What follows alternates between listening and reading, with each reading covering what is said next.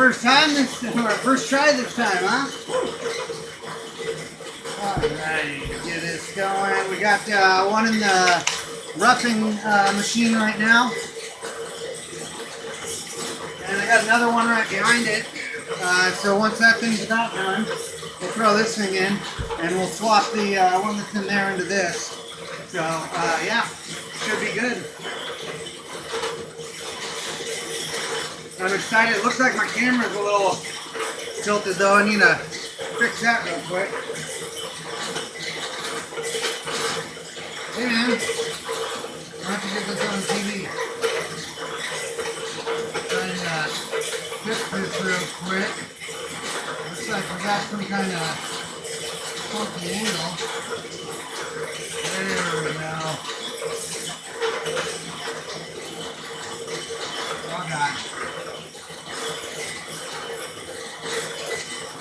There we go.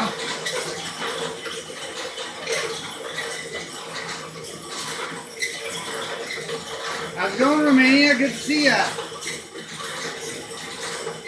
So I got the roughing machine going right now, and I got a little drip setup going too. Oh man, my camera's still. Oh, you got it on the big screen. Nice, bro.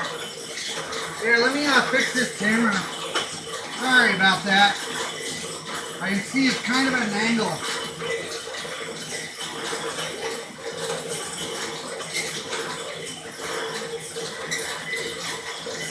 Funky. Makes me feel like I missed. Yeah, that's little stuff, you know, we'll get it dialed in. But yeah, this one's coming along real nice. I was able to set up kind of a wonky little drip system here. So, yeah, not too bad. I've had it in for about a half an hour now. I'm just trying to make sure that this one's a little bit ready, a little bit quicker than we did last time.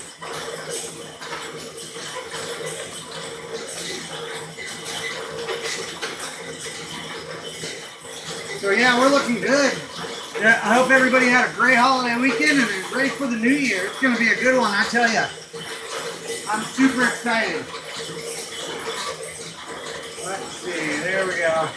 And so what I actually got going here is I took my little water setup for Frank back here, my wheels, and I just kind of have it set up and the water is just, it's actually just dripping on.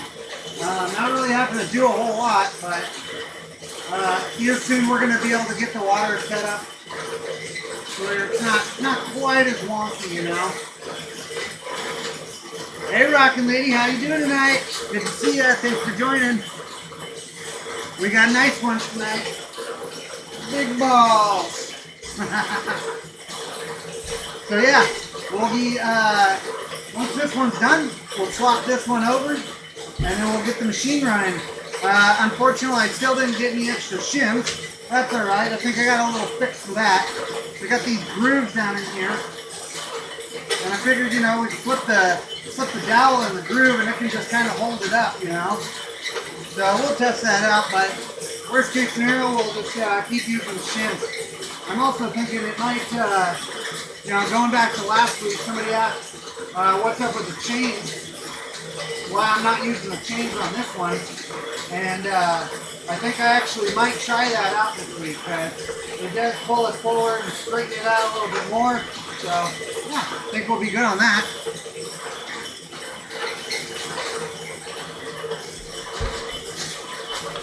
Well, we'll be busting these ones out tonight. That might actually save us from the shimming, which would be really nice. Because, you know, the shim is really inconsistent, and if I have these springs, they're just going to keep, you know, the consistency.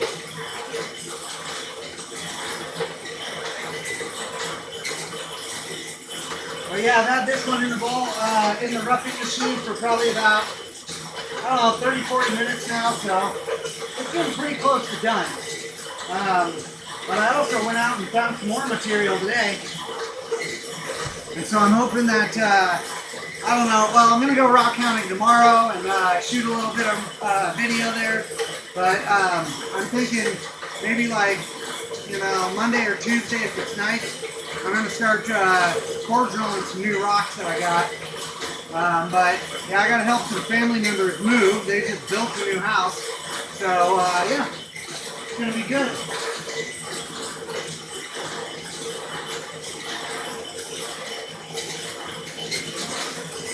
And so this one right here is actually, although it's coming along pretty nice, it does have kind of a flat spot because there was a spot that was, it looked like when I was core drilling it, it might have chipped or something.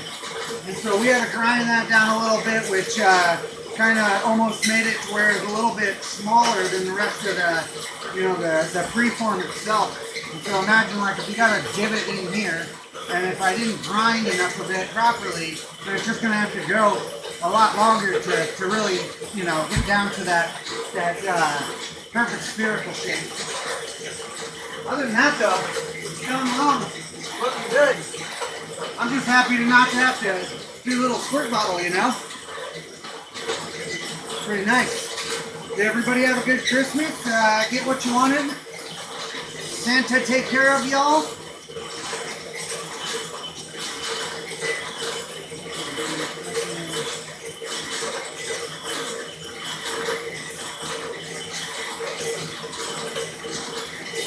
Oh yes, Epoch is here. How we doing tonight, buddy? Good to see you. Had to grab one of my patented white Red Bulls there. Man, the dogs. I took a little, ate some food before the stream and stuff, and I was like, oh, okay, I got a couple hours. I think I'm going to try to take a little nap. And right as I was like kind of dozing off, the dogs started barking and stuff. I'm like, all right, back on the caffeine. Excellent. Excellent. Glad to hear that, Romania. No Krampus for you, huh?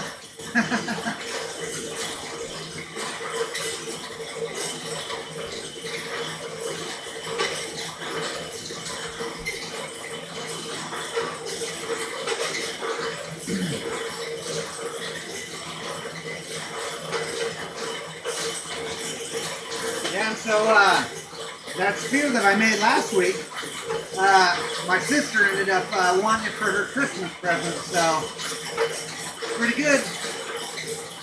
Everybody's happy. And then I was out doing some cutting today, and got some of that. That's some real nice stuff. It's a little dirty right now, but that's the stuff that it really gets me. I love it.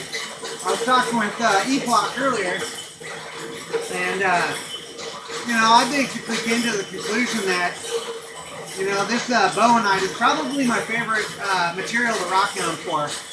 Now that's not, that's different than what I like to mine for, because I love sunstones. But I tell you, that green, when you get a really nice piece of it,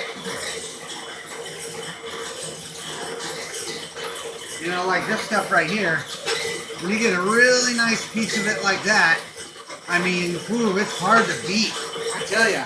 And that big piece that I just showed you a second ago, that's going to be primo stuff. Can't wait to get a polish on that. And I got another piece. This was the other chunk of it. So you can see that's a good one. Oh yeah. I thought I had, we cut 2 slabs off of it, but I guess I didn't bring those out to the shop. Thought I actually had them in my pocket, funny enough.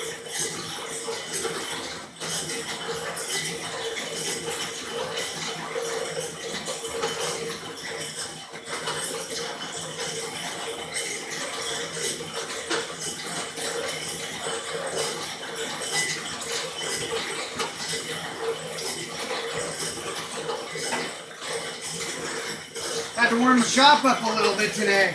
It's supposed to get cold tonight. No clouds in the sky to keep us warm, huh?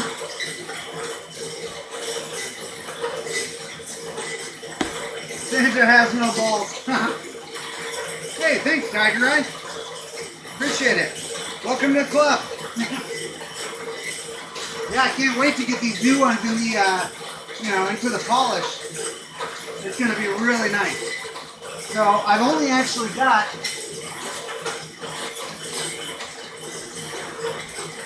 after I do these two right here, this guy and the one that's in there, I've only got this and this left. So I had to get more material. Fortunately, I went out early this morning and was able to find some really big ones. And so next what I'm going to be doing is, these have all been 4-inch. The next ones I'm actually going to be doing are 5-inch. So a little bit bigger, going to demand a little bit higher premium. And I know the material is going to be exquisite. I can tell by the rind.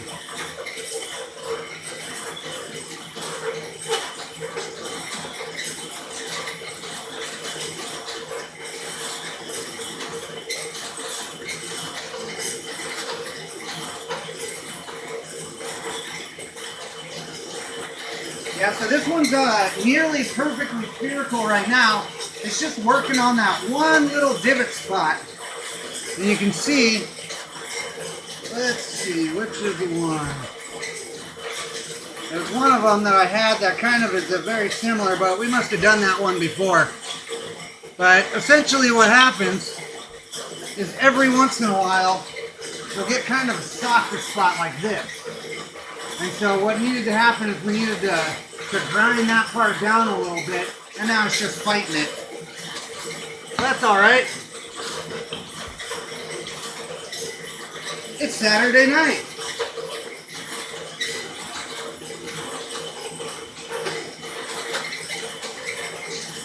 We will end up losing a little bit of diameter, but I think it will be fine.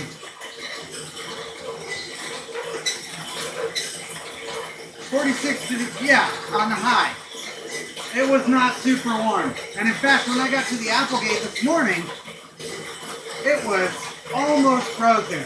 The little thermometer in the car said that it was only 33. So I was like, oh yeah, better be careful.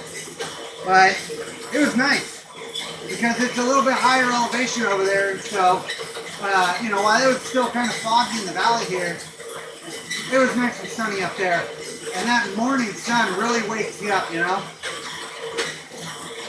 For me, it's Sunday morning. Well, see, that makes it so much easier when we have a live stream, right, Romania?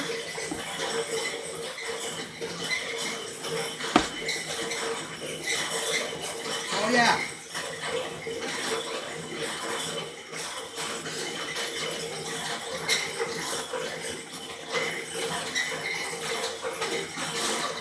I'm so happy about this little drip system. The next thing I'll have to do is figure out how I can set up a proper drip system on this one. I mean, it had a little drip system, but I wasn't too happy with the actual look of it. And I have no clue how the functionality was. When you get some home build like this, it's pretty tough to say, okay, well, is this going to actually, work? Now, this part was kind of clever right there because you can, move it around a little bit, get the up and down. So, this might actually be something we can use in the future. But we'll have to see.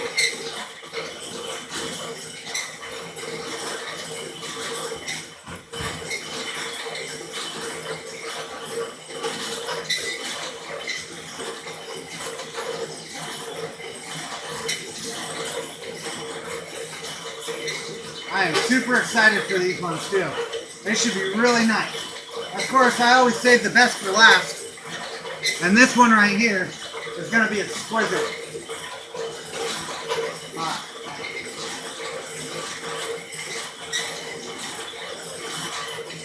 We got this twins. Oh, I don't even know if I can show you that. Yeah, so you see this band right there? It's like cat's eye or tiger's eye. And so you can see it kind of goes around it. So once I actually get this made into the sphere, it's going to be extremely unique. This is one of those ones that unfortunately I won't be able to sell. It's going to go right there. Probably at the pinnacle, you know. I'll have to try to get the little skeleton guy to hold it or something.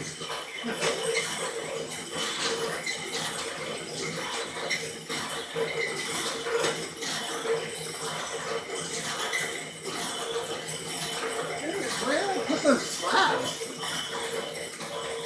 I really wanted to show you guys those slabs, but I don't know where I put them.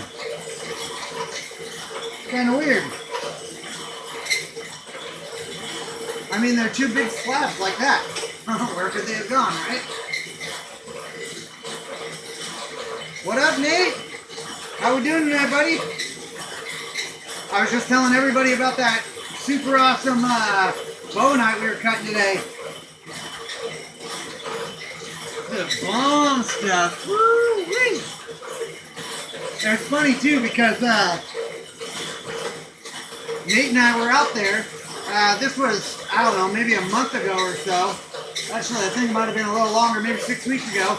And we were out there just kind of walking around and everything. And then Nate points down one. He's like, hey, isn't that one of those ones that you like? And I'm like, oh, yes, it is. Oh. And we just now got around to cutting it. And whew, good. Really good. Oh, he got that intarsia listed, huh, buddy? How much for the smaller spheres? The large darkwing green, blue ones. Yeah, that's something. Definitely, you'll have to reach out because they're all different, you know. So depending on the material, so like for instance, you know, like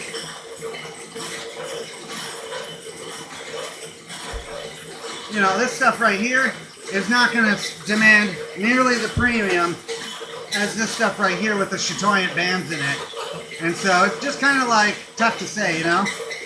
But yeah, if you send me a message on Instagram, we can figure something out for you. Make sure we're taking care of you. Because I'm definitely going to be trying to make a bunch of these things all the time. Especially since I have the tooling. Well, I got most of the tooling. I'm actually waiting to get some more roughing cups from Highland Park. And then as I build up a little bit more, you know, once I sell some of these spheres, or sell some more of them, anyway, I'm just going to start buying more cups because I really like to get the production cups from Highland Park. It's going to be a lot easier. And then eventually what we're going to do is we're going to upgrade these machines to the high-speed ones. And that's going to do a lot for us. You know, last week we did a 6-hour-long stream, but that's because we were grinding them all down, you know, from start to finish. The only thing we didn't do was core drill. This week I made sure we had all the preforms all nice and ready to go. And I started this one a little bit before the stream, so we didn't have to wait quite as long. Because I don't know about some of you guys, but I was pretty tired afterwards. It wasn't a lot of fun, but I was pretty tired. It was almost 1 o'clock in the morning.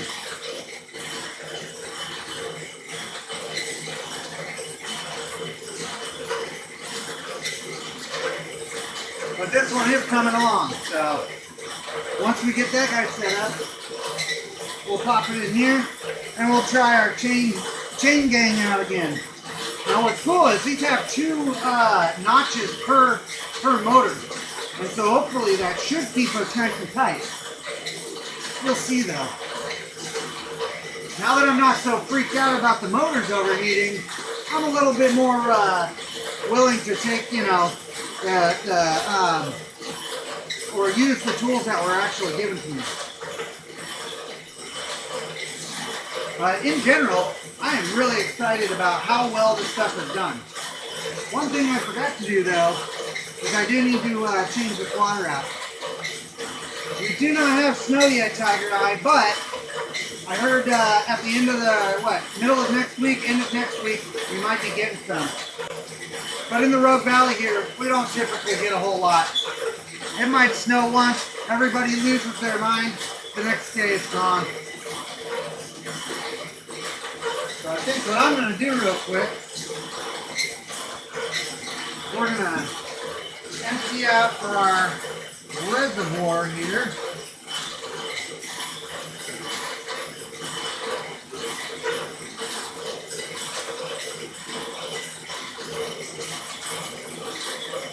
Oh, right, I moved it up underneath here. See, I was trying to be smart, but then I forgot.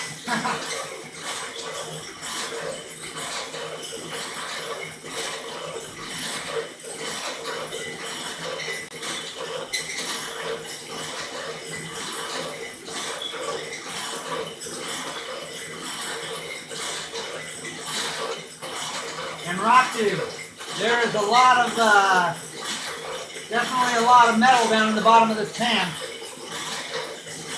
I assume it's that chromite, you know, or magnesiochromite, but eventually we're going to have to pan that stuff off. See how it looks.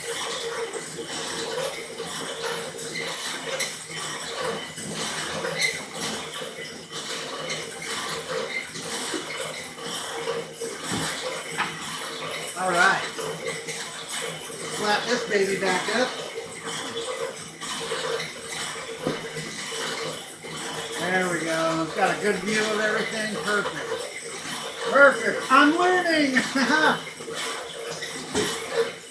Hey, you know, maybe 6 months down the line I'll actually have this stuff figured out, right? Well, hopefully before that. I'm a little slow.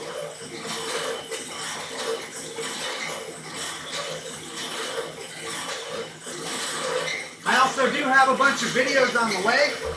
I've already got them uploaded to YouTube. We're going to be starting those up again here real soon. As some of you know, I had a little problem with my computer and then my recording codec, and so I wasn't able to put out videos for about a year. And finally got everything fixed, but it was a rough time there for a while. And now that I got everything dialed in, I'm cranking videos back out again, and I'm really excited to show you guys some of the stuff I've been finding. It's going to be good.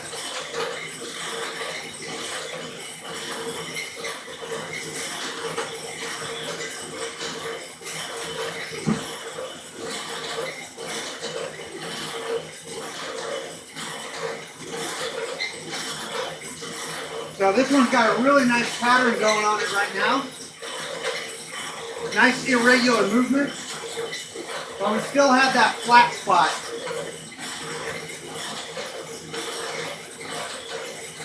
I can tell though, this is going to be a great ball. Or an orb. Orb, sphere, ball. Hey, tomato, banana, right?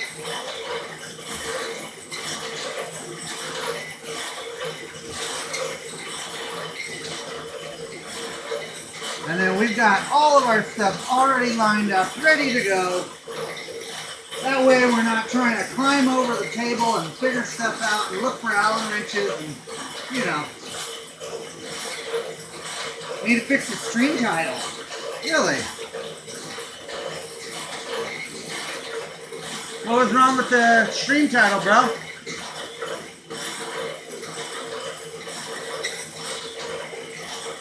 Difference between the cuts versus the core drill? Basically nothing. In fact, what I think they're doing is very similar process. They just make them much shorter. In fact, when I ordered these things, they were kind of like rusted and kind of janky looking there. And so I got onto the Sphere Machine group in Facebook land and was like, hey, is this normal? And they're like, yeah, it's from when they do the welding, the flux or whatever that they put on there, and it just didn't get cleaned off well enough. And so I bet you these cups could be made. I know you can buy the little diamond segments, you know, if one ever, like, you know, breaks off because you didn't do your preform well enough. Maybe down the line we'll have to make them. Yep, those here are turning out awesome. You have developed a great orb. Yeah. I knew you'd like that, Epoch. Send you a message on Facebook. Excellent. I'll make sure to check that once we get done with this. Definitely look forward to it. And we got a lot of new material that we'll be doing soon. So once we get done with this little, stash that we got going, we're going to be doing a bunch of new freeforms and making sure that we have something to do every Saturday night. Hopefully here soon, we'll get it to where we can actually have multiple machines running. At this point though, I'm still waiting for a lot of the extra tooling. So, because I've got 2 other machines here behind the camera that are just waiting to be fired up. I've even got the little adapters for them. But one of the things I do need to do before we get those fired up, got these in the bag so I don't lose them, is I need to get little tiny set screws for these. So that'll allow us to use the other cups as well. And we're going to put those.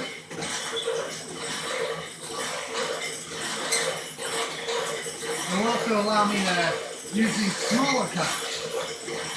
And so I think these ones can do up to like 3 inches or so. So yeah, that'll be great. Because, if I've got the machines to do it, I should be having this whole shop just singing. Your stream tiles, testing new setup, those titles. Really? Huh. I don't know how to... that's weird too, man, because like I put in a title and everything.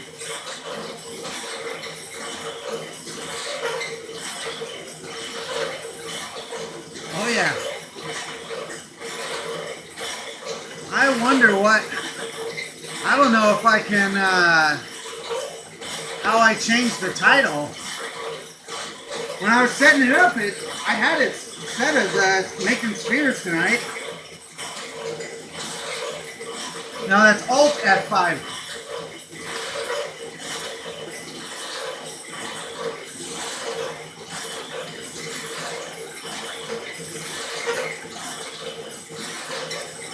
And you might see here that I've got some bungees on it this time. And really more than anything, I'm just kind of seeing if it helps. So far I'm not really sure, to be honest, but we'll get it dialed in, figure things out. Yeah, I'm going to have to get Nate over here to start helping me out with these streams, man. When you click go live on Streamlabs, does it ask you for a stream title and such? Yeah, that's what I'm saying. I put it in as like Sphere Saturday or whatever. So I'm not really sure why it's doing that. And did it have the pictures of the 3 spheres on it for my thumbnail? Hopefully. I'm still trying to figure it out though. I wonder.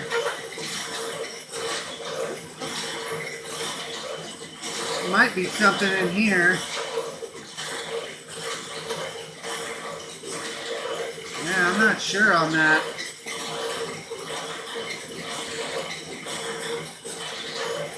Okay, so it did get the... Huh, that's weird. Yeah, I'm going to have to figure that out. When I click the title, it's different. Weird. Huh. Well, unfortunately, I don't know how to actually do it right here. It would be nice if I could go in and just kind of check things, but yeah, I'm not really sure.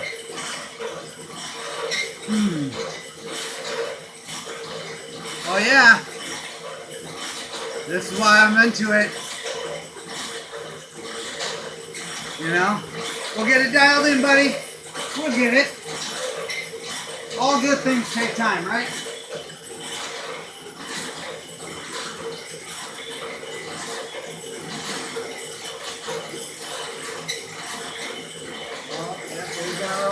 spot.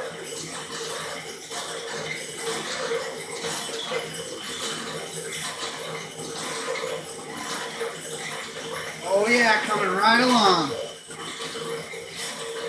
Now see, once we get the high-speed machine, this is going to be way faster. I mean, it could take something from like a 6-hour process down to maybe a 2-hour process. From what I understand, it's that much faster. Excellent, man. I really appreciate it, buddy. For all those who didn't know, Nate's basically my my channel admin or moderator, because he used to do all the live streaming and stuff. So it's like, please help me, sir.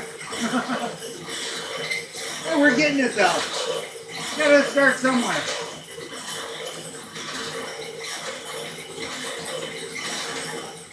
I'm just happy we're actually able to do this. And it's not like, you know, super cold. Actually, my little heater warms it up in here pretty quick. Surprising.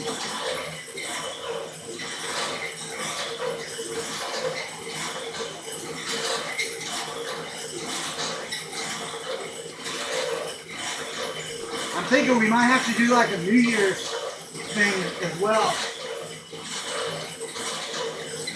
Not sure quite what yet, but I didn't really have any plans this year. I definitely would rather hang out with all of you. Oh, we'll get you some moderator privileges, bro. We'll get you there, buddy. I just have to figure out how to do it. Yeah. I mean, I think that, you know, if you got some kind of secondary program, like you said, there might be like some kind of glitchy thing in there, but maybe it will get, you know, swapped back over or something. I'm not sure. In general, though, you know, as long as we're making marginal progress, you know, each time we get just a little bit better.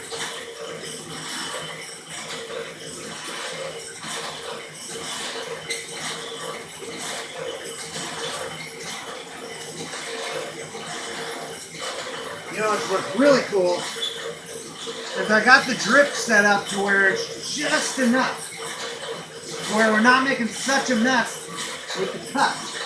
Because last time, what was happening is as it would spin, little bits of water would either come out the spear and then they'd drip down, get the machine all dirty. So I put this one in here, and it basically fixed the problem at that point. Now that I got my little tiny water system going, not a problem. We'll probably be filling this reservoir up pretty quick, but hey, better than have to squirt it.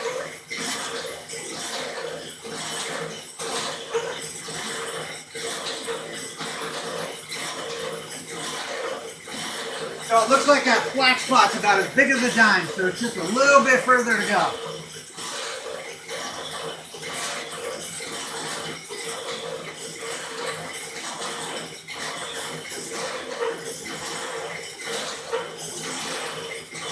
The symphony of machines. It's pretty awesome. How we doing, Devin? Thanks for joining. Hey man, every time, a little bit of progress, right? Just gotta get a little bit better every time, and by the time you know, or before you know it, it'll be awesome.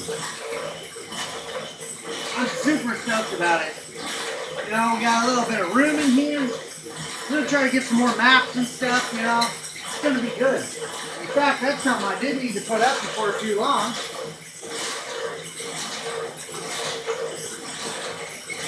Oh, yeah.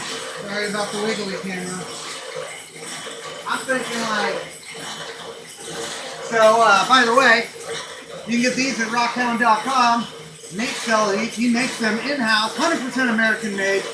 Nice material. Very good. Got a little rock hounding permits as well. Super awesome. So what I'm thinking is I'm kind of wanting to maybe up here. Oh, you guys can't even see that. But yeah, I'm thinking, you know, if we get some stuff like that going, it's gonna be pretty wicked. If I could actually get it straight, you know. And these are actually really cool too. You can see they're like in bows. You know, got that little bit of like authenticity there. And actually it's rckhnd.com. So yeah, make sure you guys check that out too. Because I mean, he'll make them custom. He's got all kinds of ideas. They got cool stuff. Really cool stuff. And before too long, they're going to have some spears.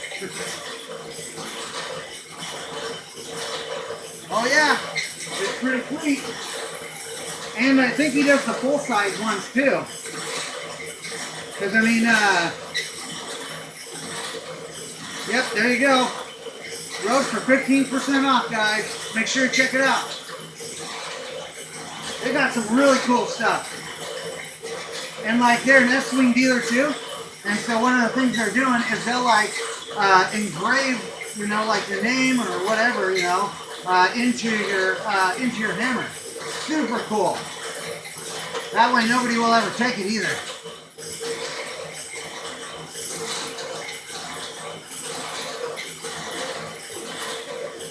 I used to just paint my stuff, you know, with that bright pink, you know, like the construction paint. So it's like, oh, no, that's mine right there. Now I can just get it engraved. Well, let me put the web address? Yeah, we definitely have to figure that out. You know, because I would like to be able to put a little thing down at the bottom or something, you know. That'd be really neat. Professional, bro. Not just some dude in his garage.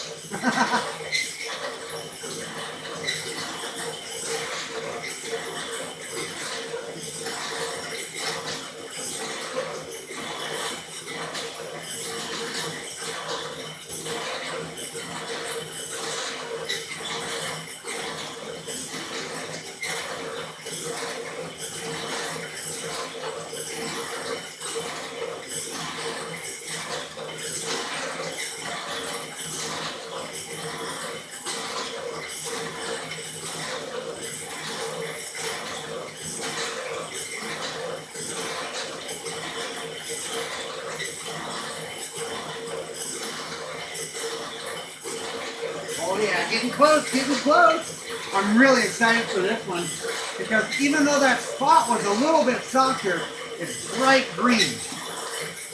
And as you can see, the rest of the ball is a little bit darker. So it's going to be super cool. Very unique.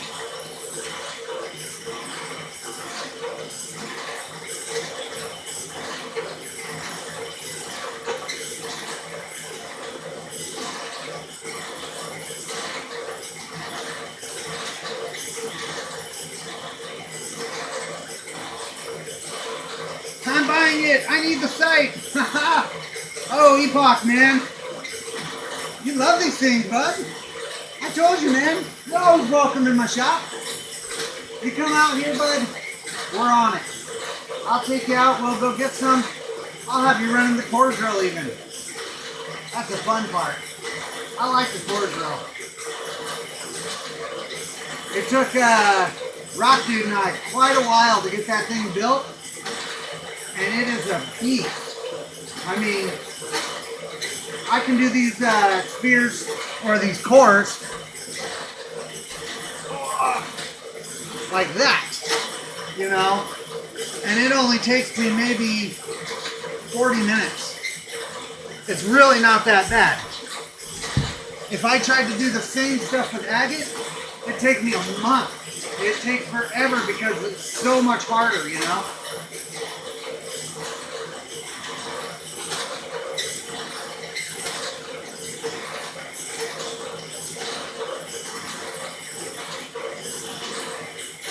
I keep trying to see how small that little spot is, and it only just barely passes by. I'm like, oh, dang it.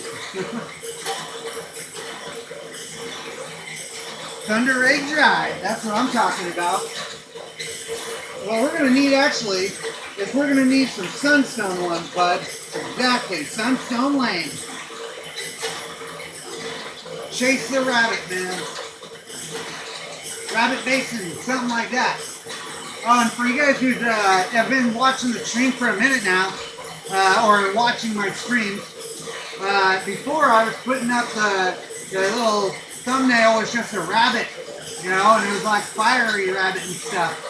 And it was just really a placeholder, but the idea came from, you know, the red from the sunstone, and then all the sunstone mines that were out in Rabbit Basin. And so, you know, I'm not the most clever guy when it comes to that kind of stuff. I leave that to my designer friends, which Nate actually is a graphic designer. So I think they're going to be, you know, able to come up with some pretty cool ideas for us soon. But I'm super excited for this season, man. 2026 is going to be the year. It's going to be great. Dude, I thought an awful thing seeing huge core drills on the construction site. Trying to steal the cores, huh? Yeah, exactly. Flaming rabbit. Exactly.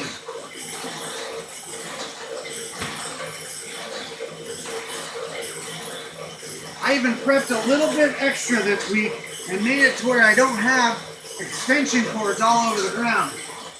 Giving myself the room to work, you know?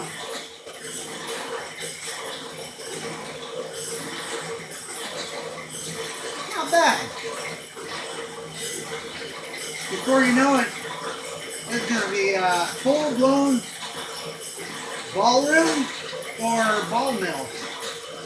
We're still trying to come up with a name for the shop.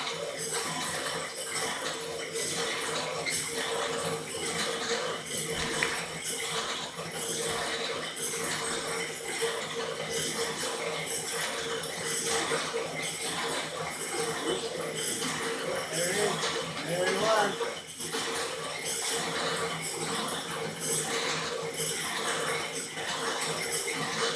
Ooh-wee. It's getting close. It's getting real close. I love the rhythm of it, you know? It's one of those things where I don't feel like I have to have earplugs in when I'm in my shop. Because in all reality, they're not that loud. Exactly. The biggest balls in the mall here soon, because with the new material I found today, I'm going to start doing 5-inch. All these, I like 4-inch, and it feels good in your hand and everything, especially when it's all finished and ultra smooth, it's silky, right? But I think the 5-inch is going to be even better. It's just really hard to find the material that's big enough to not only do the 5-inch, but also is going to be solid and stable, you know? Definitely takes a while.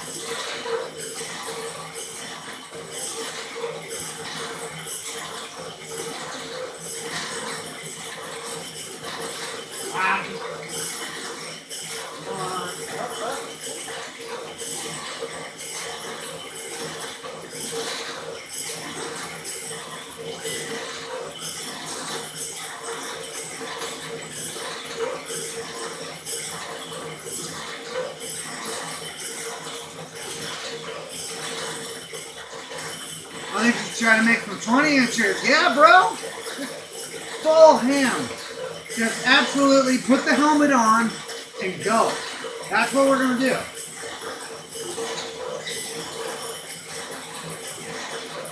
I think we're going to need some different tooling, though. We'll get it, though. We got Rock Dude. That guy can build anything. I mean, he got it all. And he's got a huge shop now. I can't wait to see that one. He's even got a chair waiting for me.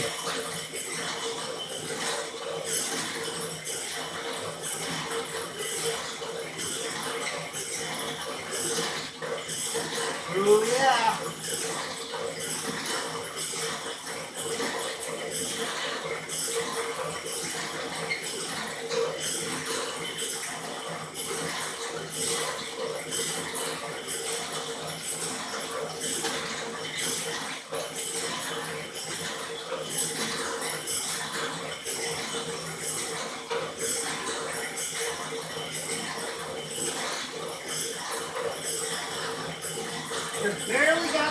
bit of flat spot. It's not very big. It's like definitely smaller than a dime. Yeah. Yeah, Rock Dude, he's got a big old shop. Big shop by the looks of it. I saw some pictures. I can't wait to go check it out, man. This guy's crazy when it comes to some of his tooling. And he's got tons of petrified wood, and I mean tons of it. I've seen some pictures, man. I'm not even sure he's an actual human. I'm pretty sure he's part machine. Because there's no way you can get that out, you know, some of these logs of petrified wood out, like, you know, if you were just a regular human. The Lapidary Dave's done some small ball on his cab tank. Oh, that's adorable. I thought about getting a marble maker at one point just because it was a cheap machine, but I'm actually kind of glad I didn't. Because the Covington stuff, I feel, is a little bit overpriced. And it was the two-headed machine. And I was just like, yeah, I think it only does up to like 1 inch. You know? When you see that, you know, some of these places over in Asia, how they're doing it, makes a machine like that seem kind of silly, you know? With birds that look like these big ones. Yeah, exactly. I have some Jewish cords that Rose made. I plan on trying to make. Dude, that would be cool, man. Gotta make some content. I'll bring the camera over. We'll do it, bro. I got time-lapse cameras and everything.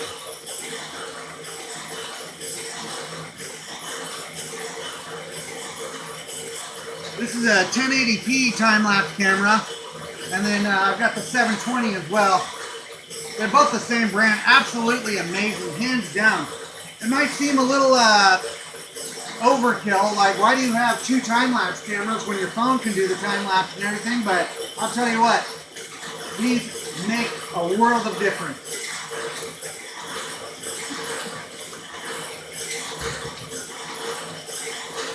Plus, I've got those in the cases there, so they're completely waterproof. I can put them on the hood of my car or something and drive through a rainstorm. And yeah, you're not going to get like very good footage, but as soon as the rain's done, you know, it just cleans it off and boom, start get that time lapse again. And when you're out in the desert, like out in Rabbit Basin doing sunstones, it's really cool to just have those things pointed up at the, you know, at the horizon there. And so you'll see like, you know, the storm going by and just dumping rain down and primo content right there. That was my eyes. And usually if I think it looks cool, I feel like usually there's somebody else who does as well. Oh. There we go. My bottle hanger.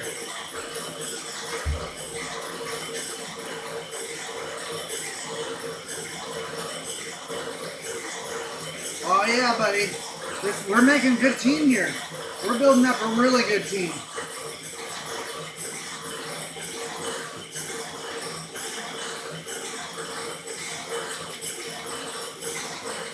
So what's going to primarily be the case is once we get everything up and running, and we got a little bit of inventory here, if you're looking for some of these spheres or the sunstones that I'll be digging, all of that stuff will be over at rockhound.com. And so that's why I make sure you guys know. Plus, Nate is really good at all this stuff, and so he makes sure that you get your stuff on time. Which, unfortunately, is not always the case with other people. But hey, you know, that's why we're cultivating a group here, you know? We're making our own community. And I'm glad you guys are all part of it.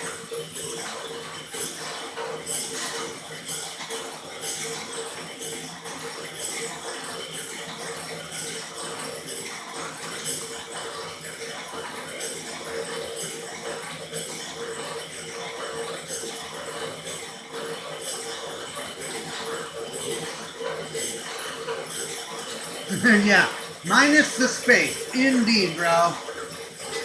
Well, and we're going to have to meet up with, like, Rock Dude and Rockin' Lady there and hit McDermott this year. Because You know, that's one of the only places around that you can get big enough material to make some really nice spears. Plus, Nate went out there before and wasn't able to actually find this spot, or the loop I should say, and so we got to make sure to take him out there and show him what's up, because there's everything.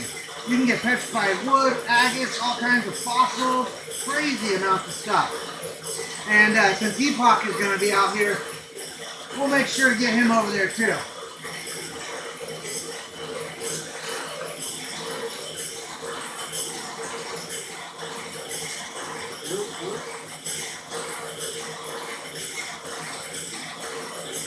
Oh, I think we're there. Oh, it's so hard to see though.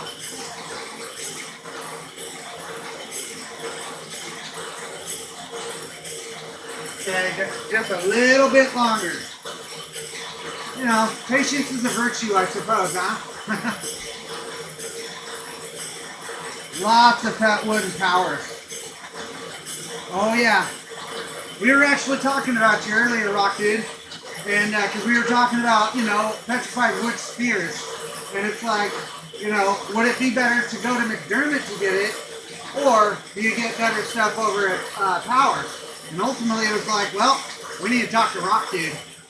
He's the petrified wood guy. He'll tell us exactly where to go. Absolutely, Debbie. We plan on it here soon. So, right now, really, the reason why I'm doing all this serpentine, well, it's a type of serpentine, it's antigerite, specifically bowenite. But the reason why we're starting out with this material is because it's a lot softer than something like petrified wood. That, and to be honest, I don't really have a whole lot of petrified wood right now. And I don't buy rocks. I only find it. Fortunately for all of us, we've got Rock Dude, and he's the man. He knows where to get it. If you want petrified wood, he's our guy. He's got a lot. Powers. Huh. We have lots here in salmon. Oh yeah.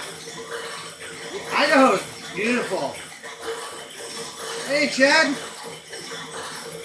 Thanks for joining us tonight, Chad. Appreciate it. Amazing Petwood Spear is going to be amazing. Yeah, I can't wait. I can't wait. You know, this is just the beginning, everyone. It's going to get only going up from here.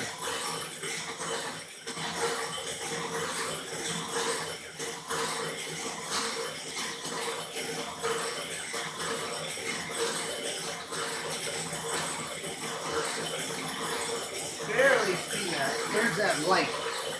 Let's see if I can get a better reflection on this thing.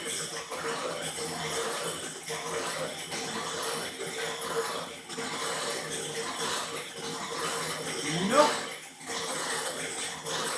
That just, the light of Gondor is a little bit too much.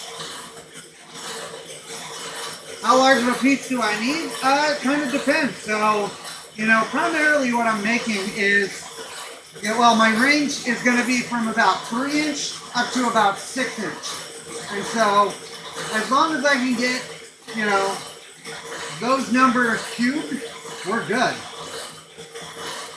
Thing is, when you get a harder material like that, it takes a lot longer. Fortunately, we'll be able to get this set up to where I can basically go in, have it set up like this, come out maybe every 10 minutes or so, just give it a look-see, and you're like, all right, moving on. And then once we get into the pre-polish and polish stage, you know, it'll take a little bit more like hands-on, but we'll eventually get a drip system going for these as well. Welcome to Pebble Pup. Oh yeah, there we go. Oh, we got our first member, everybody. Excellent. There we go. Thanks for joining, Nate. Appreciate that, buddy. They're looking really good. Oh, man. It's coming right along there, Epoch. Coming right along. And I don't know if you noticed there, Epoch, but we had some up on the shelf last time. And, you know, our sister, she took one for Christmas, which, you know, I can't really blame her. It was actually the one that we did last stream. But here soon, we're going to make sure you got one. I know how much you love them, buddy.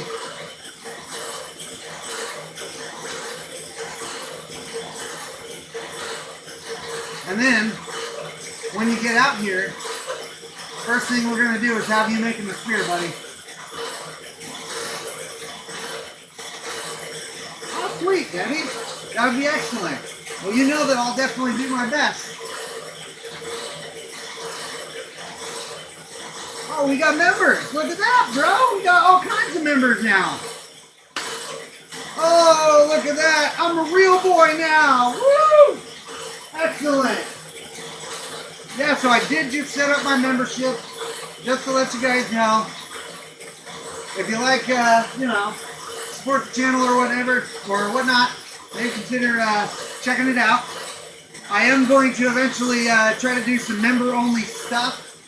What are we going to do with that? Not quite sure yet. But we've got, you know, a pretty good community here working to figure out what we're going to do there. Because I know that everybody likes these spears, and I want you all to have some, you know.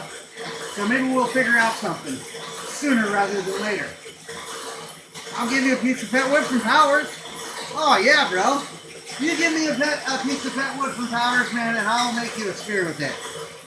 That's for sure. Because remember, man, I couldn't really have done any of this without you. And so, I owe you, buddy. I owe you big.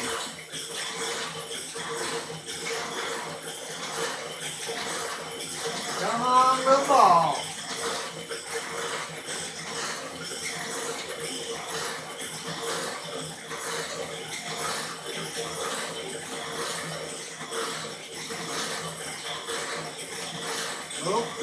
Oh, I think we're close. We might be there. Okay, let me get a let you squirt.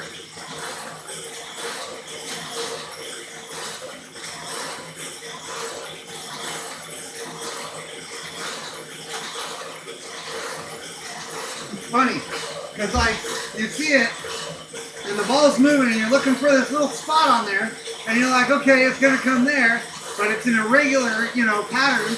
And so you think it's going to come here, and it actually shows up over there. You're like, oh no, I missed it.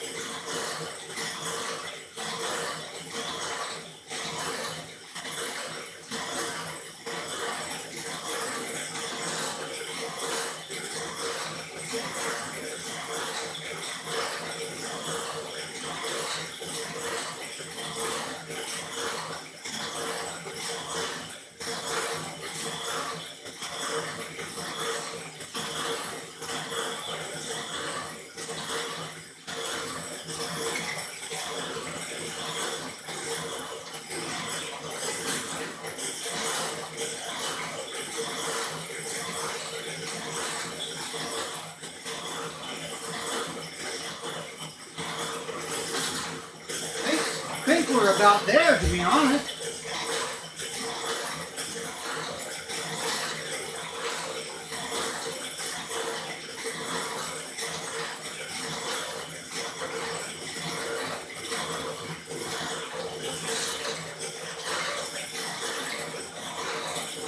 All right. I think we're good.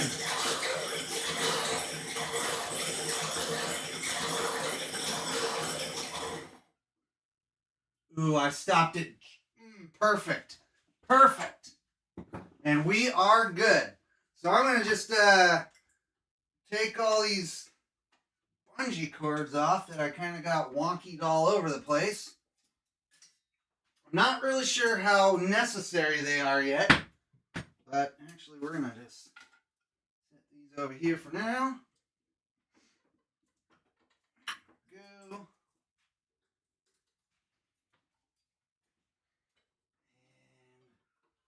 Yeah, I do kind of think the cords down low actually do help. Up top, not really so sure yet. But yeah, feel like just that little bit of extra support down low is helpful. Now that might be because I need to tighten up my bases here, but I shouldn't. Maybe I did. That one was just a little bit, and actually, I'm going to get smart this time. Make sure. 1, 2, 3, 4, 5, 6, 7, 8, 9, 10. Okay, I did get it in 10. So I'm going to actually mark 10 because it feels like that's what I'm typically using. And I marked 5 earlier because that's about where I can, if I take it out, or if I want to take the ball out, I can put it on 5. 5 links, that is. 5, 6, 7, 8, 9, 10. It is on 10. That's good. Do a little mark.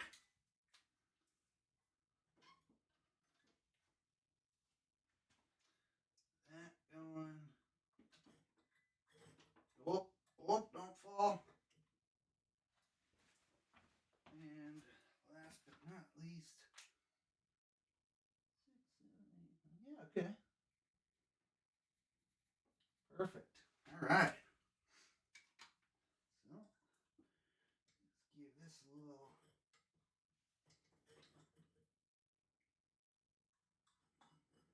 There we go. Okay. Yeah, so let's get this just a little rinse.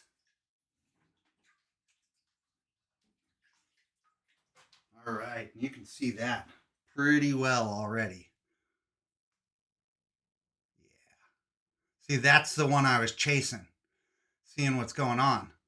But you see that? That's pretty cool right there. I do like that line. So what we're going to do is we're actually going to toss this one in first, and then we'll set this guy up and get that running because we know that this is going to actually take a while. We'll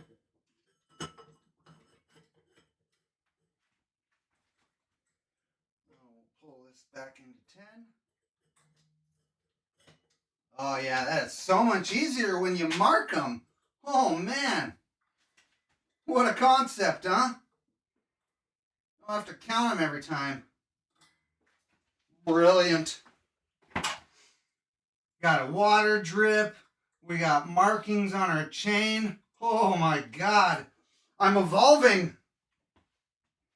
All right. Put our rock down. Good.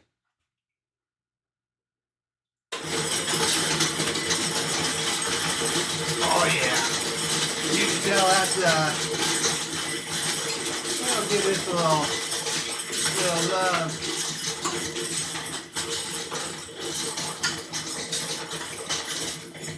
Ah yeah, that's right. That's why this one was a pain in the butt.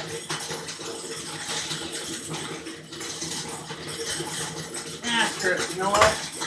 We got it about where we wanted it. And I think what we'll do is we'll bungee up our base again. Because I feel like that did help. At least somewhat. It might all be in my head, but hey.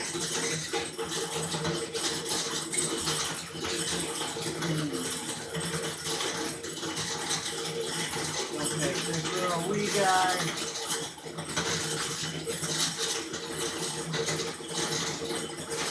Go around.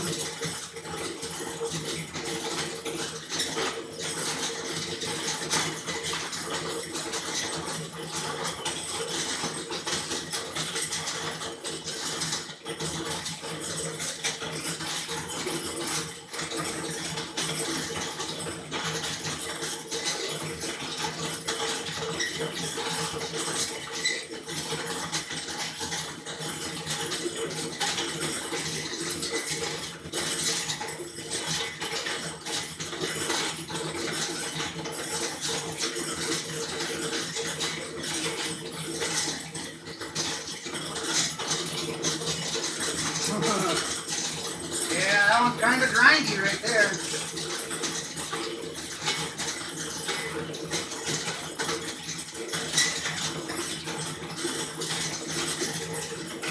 You know what I'm thinking? I have these dowels.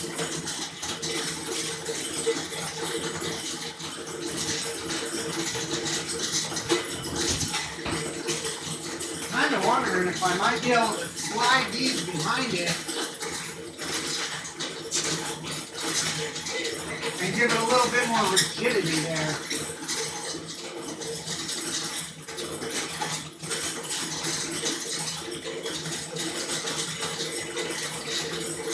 Then I got this guy right here. So let's give that a little what for.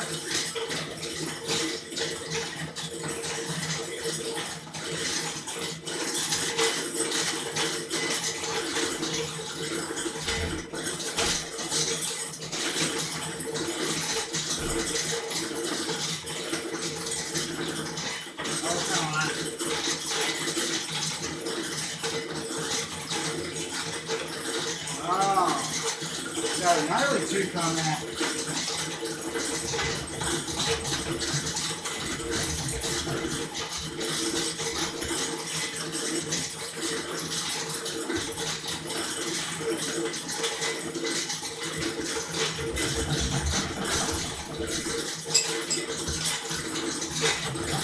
This should provide us with just a little bit more rigidity. Really, I think that helps. Get yourself a couple of those airbags. Not yet, buddy, not yet. But it is great to see you, man. Definitely good to see you.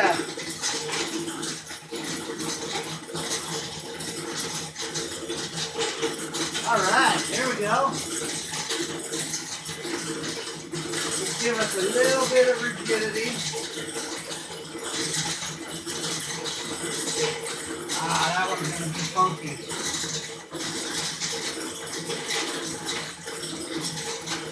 There we go. I think that should help. We'll find out.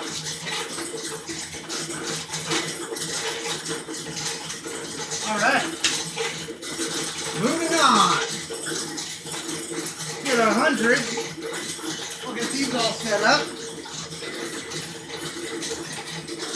What kind of handsaw are you using? So that's just a little Japanese handsaw that I found at one of the places I was cleaning up a few years back. I figured it was really lightweight and it might be something to take with me when I go out rock counting. But I found that it was just a little bit too big, and so I ended up opting for a small folding saw that's really lightweight. And looks like I made the right decision too, because that one right there looks like it's got some funky teeth that I need to address. So we'll get these 100s on here. And yeah, I think this time, we're just going to try these chains out and see if they actually help us out. Because having to, shim it up every time, kind of annoying.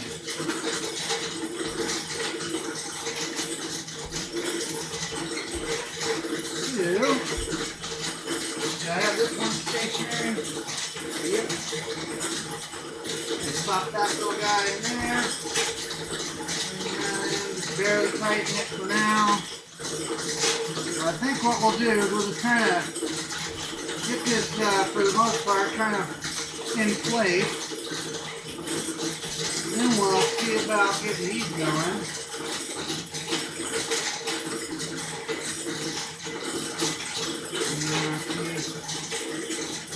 Not so sure,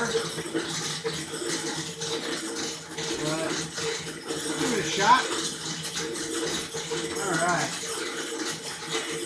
This one's still over here.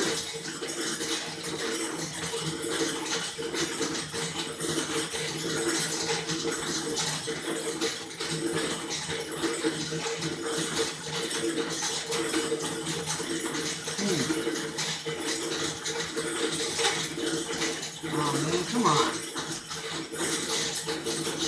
There we go.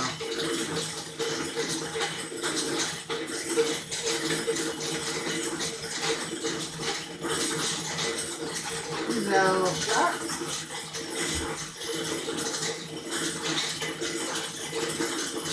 And if anything else, we'll just go back to shimming everything.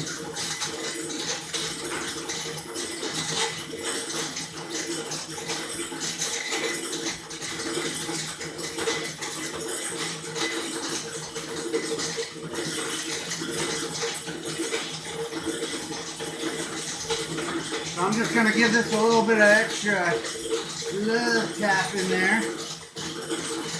Make sure that it's got as much contact as possible.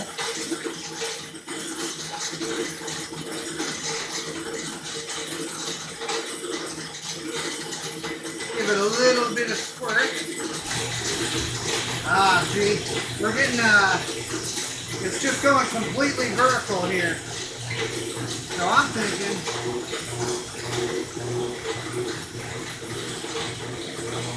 there we go. We're going to need a little bit of shimming. Not nearly as much as last time though.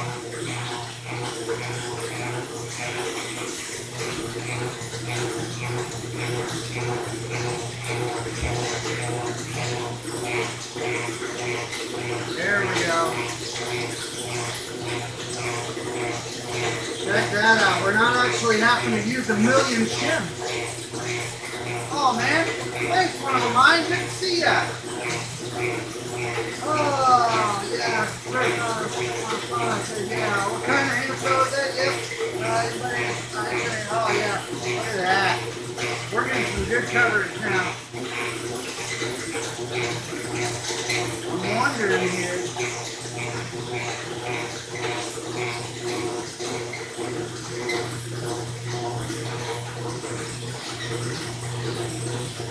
There we go. That's a little bit better. It's nice that I can just focus on this now, you know. Wondering, that might be a little too much. Might have to give this just a touch back.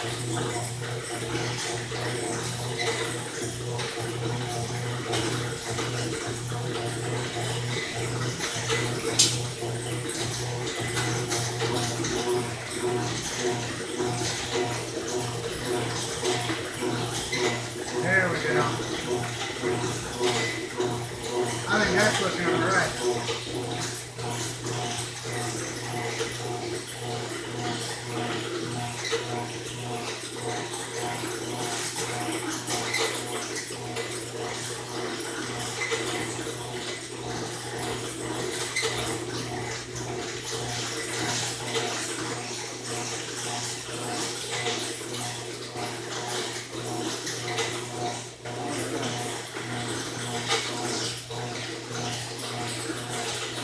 Woo!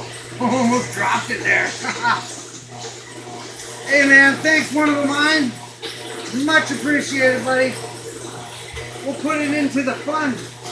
Try to get some airbags. Working smarter, not harder, right? Oh yeah, that is looking good. So it's just barely, you know, it is doing like a little bit more of like a sideways rotation, but then it catches it and does it again.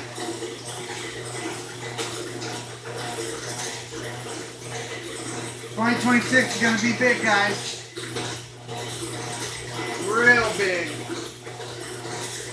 Oh yeah, I'm stoked.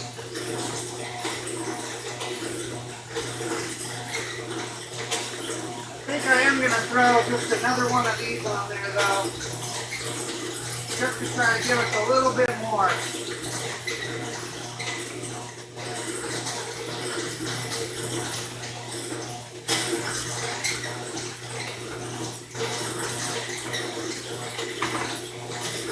Yeah, that's looking good. Oh yeah. So you can see how it's kind of getting that idea, or that, you know, kind of that wobble, I should say. If I could help, I'd get the airbag tips, yeah. Oh man, low on funds is the name of the game around here, buddy. That's why we play with rocks.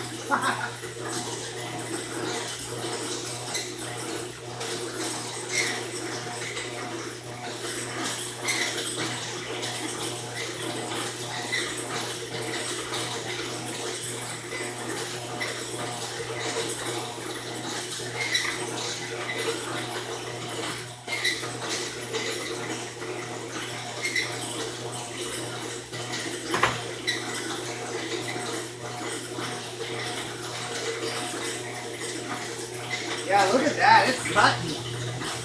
That's what I like. Once I get the drip piston set up for that one, we're really going to be in the game.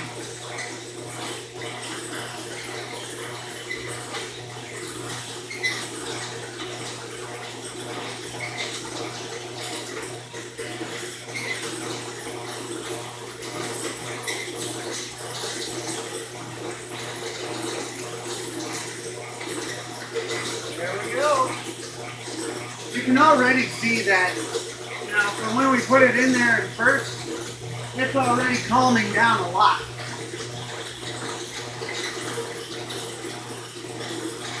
Ah, that's right. I did want to, like, maybe from this angle.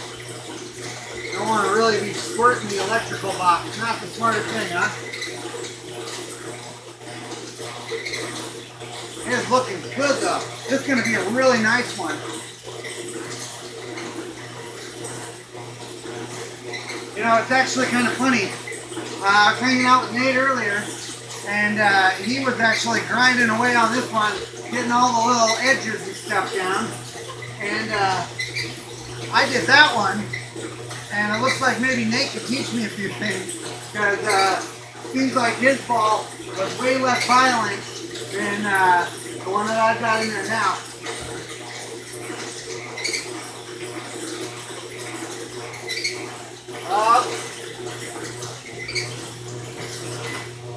We got an edge building up.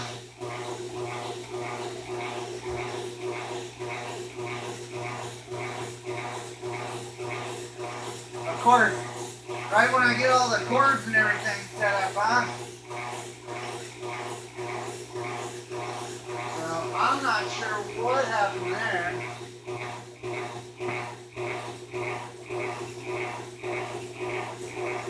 But all of a sudden, this one's catching. It got stuck.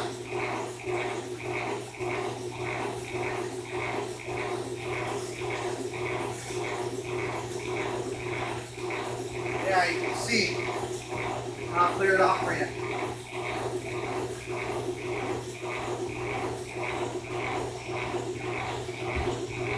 Yeah. See, it's got that right there. See that little edge? Right up on there. So, we're going to grind that down real quick, plop that back in the machine. So it's again nice. Yeah, and actually, if we're doing it right, next week we're going to have 2 cameras. Because I already got the second camera here, and we just need to make sure it's all set up. Well, let me plug this in real quick. Of course. You know what? Screw it. Here's what we're going to do.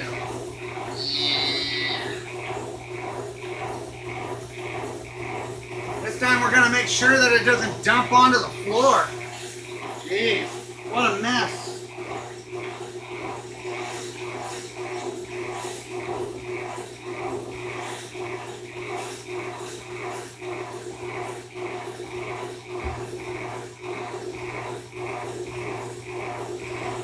Alright, we got our 60 on there real quick. We're just going to do this since we got our water system already set up somewhere else.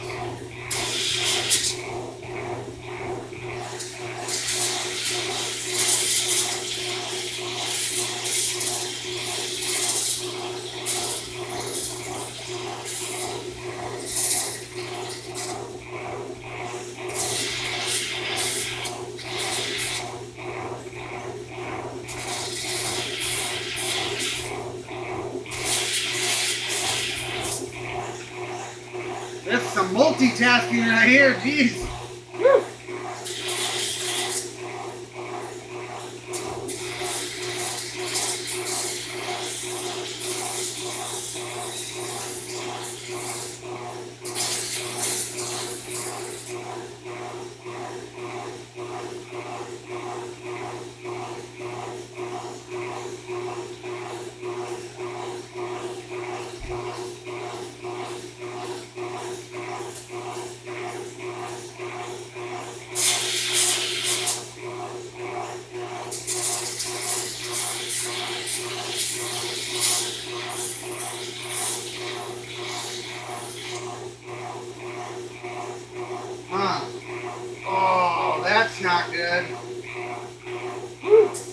right.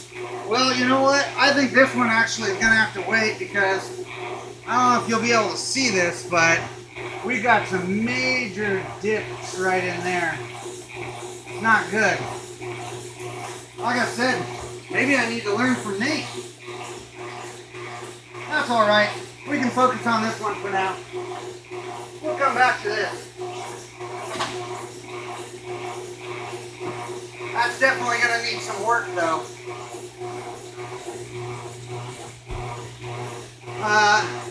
OSB. Let's do the same large stickler. More gas strips.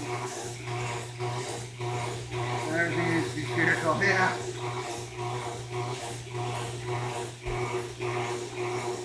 Man, that kind of funky. I'm curious what actually caused that. You know? Because, I mean, it looks like all it did was just rotate just like that the whole time. And so it ground a hole in that. I mean, can you see? Yeah, see? You can see that right there on that edge. Just really cut it bad. So, you know, mistakes happen though. We'll get it sorted.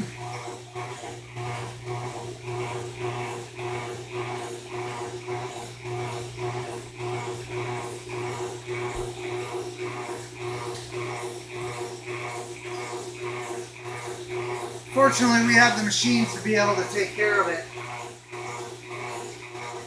We just don't have multiple water setups, you know? One step at a time.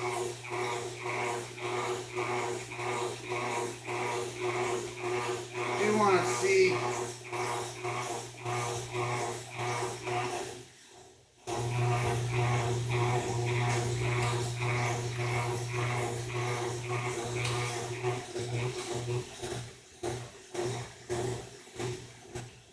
There we go. Not nearly as vibrating now. Oh yeah, you hear that? Smooth. Got that flat out, put it back on. I will. The only problem is like, I use my watering system on this for my drip there, and I don't really want to like swap it over and everything, so I think we'll just wait on it, you know? Focus on this one so we don't, you know,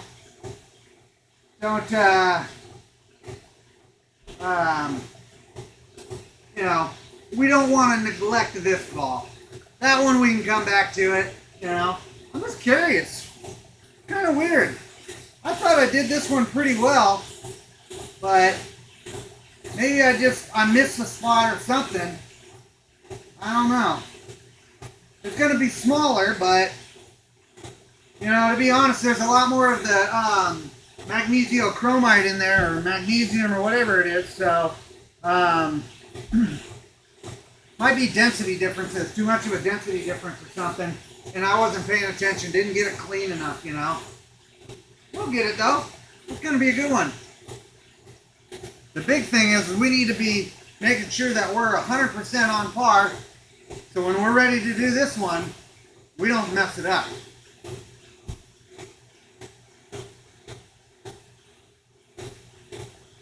Yeah, that manifold system's wonky though, dude.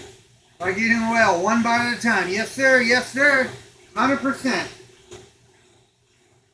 And, you know, for me, I'm just still learning all this. And so there's going to be mistakes that are going to happen, you know. But that's how you learn. And it's like I was telling Epoch not too long ago. This is why I wanted to do all this live, because it's like you can see the mistakes that I make. You know, so if you guys want to make spheres, you'll be able to, you know, learn off of some of the stuff I learned. That one, I'm wondering, should I lift this up just a, there we go.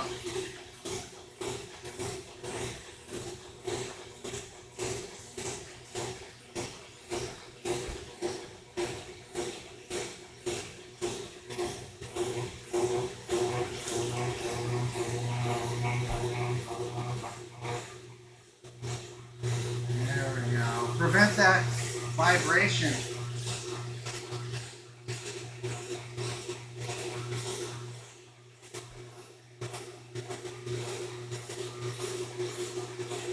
Art Safe, nice to meet you, man. Good to have you tuning in with us. Hey, you know, even 4 are mistakes, right? This one's coming along though.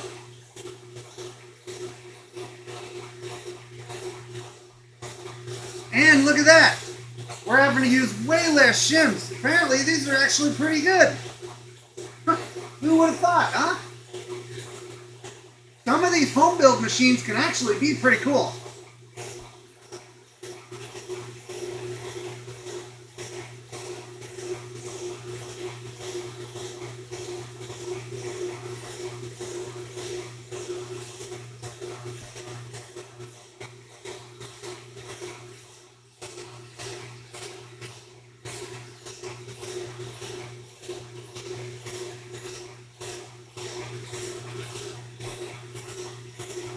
Got a run editing a segment for the channel.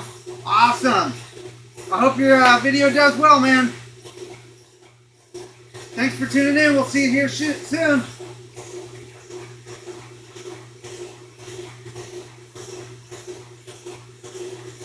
Yeah. You know, this is the cool part too, is when you get a little bit of that slurry buildup, you know, it leaves the lines, you know, from the segments in the pad. And that actually helps you actually, you know, it really does help you see like you know, the pattern that's going on, or the route that it's kind of taking. So it's not, you know, your lines aren't, you know, they shouldn't be super consistent. They should be all like, you know, kind of all over the place. Oh yeah. We'll see you soon, buddy.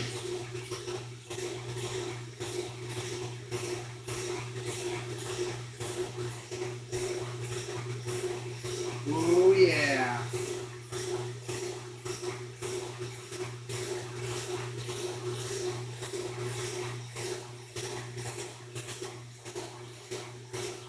And so for these, I'm definitely making sure that I'm doing my early stages a little bit longer than before. Because one of the things I did notice is I got a little hot-handed there for a minute and tried to go too quickly, and I skipped a stage, or I didn't let it go for long enough on one of them. And even though it looked like it had a really nice polish in the end, if you look real close, you could see that there actually were some parts that had, you know, scratches that just didn't get polished out. So, you know, definitely better to take the time. Oh yeah.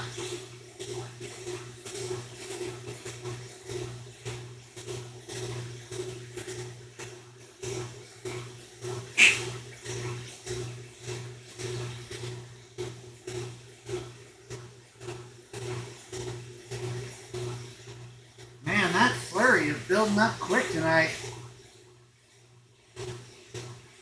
Maybe I just got spoiled by having that little drip system. Definitely gonna have to get something going.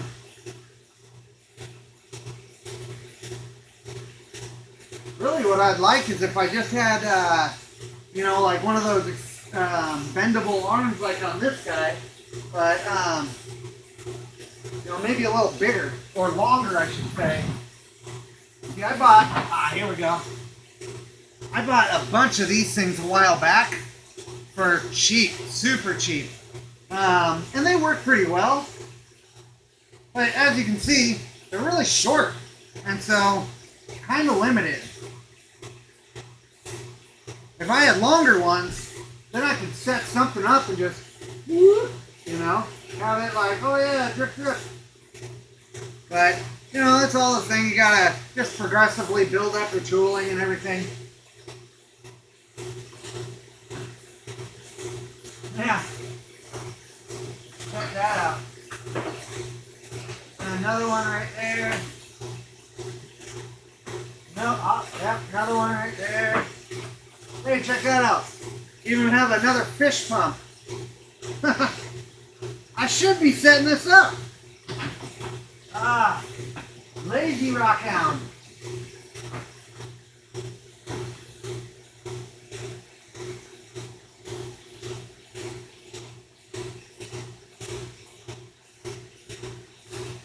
Ooh, this one's gonna be really cool.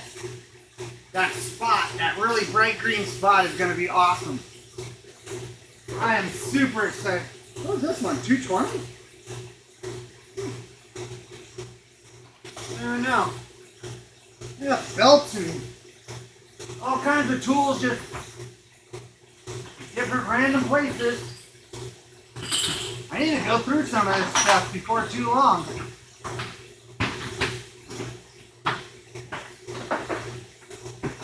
There we go. Little particle accelerator. Oh, come on. There we go. Good enough. I'm going to set this thing aside so that I don't forget that I have it again. Probably had that thing for a couple of years now. Going, oh, I wonder where that other fish pump's at. It's like I'll see a really good deal on something, and it's like, oh yeah, I'll pick that up. And then I like stash it away because I'm like, yep, I'll need this eventually. And then when I actually do need it, it's like, I could have swore I had that. Wonder where that went. Well, anyway, I'll just get another one. Set it up right now. I got another bucket, I'm sure. Yeah, well, this one's actually all I got at the moment, and what I'd like to do is I really want to get a stronger pump, to be honest, because this, you know, this says it's the 90 gallon a minute, which is the same pump as that, but it's just super weak. You know, this one's saying that it's supposed to be able to, you know, at 2 foot, do 0.32 gallons per hour. I don't know. I'd really like to have just one stronger pump that I could, like, have kind of like a manifold on, but we'll get it figured out. Really what I need to do is just take a weekend and do nothing but just work in the shop and, like, dial in all the little stuff, you know? Because, you know, it's always the little stuff that gets you. You know, like not knowing where your squirt bottle is. Fortunately, I've been able to figure that one out.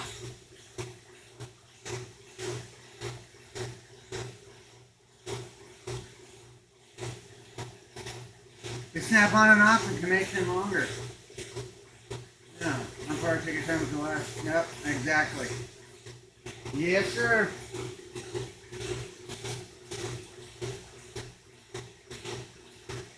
Oh yeah, this one's coming along. You know, so I was watching a video a while back, trying to, you know, just get some tips and ideas of what I should be doing. And they were saying that, you know, when you're using these polishing pads, what you do is you watch your drip that's coming off of your cups. And once there's, you know, no more slurry being built up, well then it's not cutting anymore. To be honest, I don't really know how accurate that is. I feel like you just keep going, you know? I saw several weeks ago where someone had a lazy Susan with a rock on top of it and a spear on a saw. Fortunately, I have not found the video again. I'll have to dig in, see if I can find something like that. How close is the nearest hose bib? It's not close, that's for sure. But yeah, I think what I want to do is I'd really like to get some water back in here, you know, just piped in. I think eventually, though, we're going to be converting the barn into an actual workshop, though, because we got like some big 30-foot trusses and everything like that, and so that's also why I'm kind of like, you know, not really going super ham on all this yet, because eventually we'll be like, okay, now I'll have to move everything over there, and we'll have the proper setup, you know. I'll even have a wood stove over there to keep my bones warm in the winter.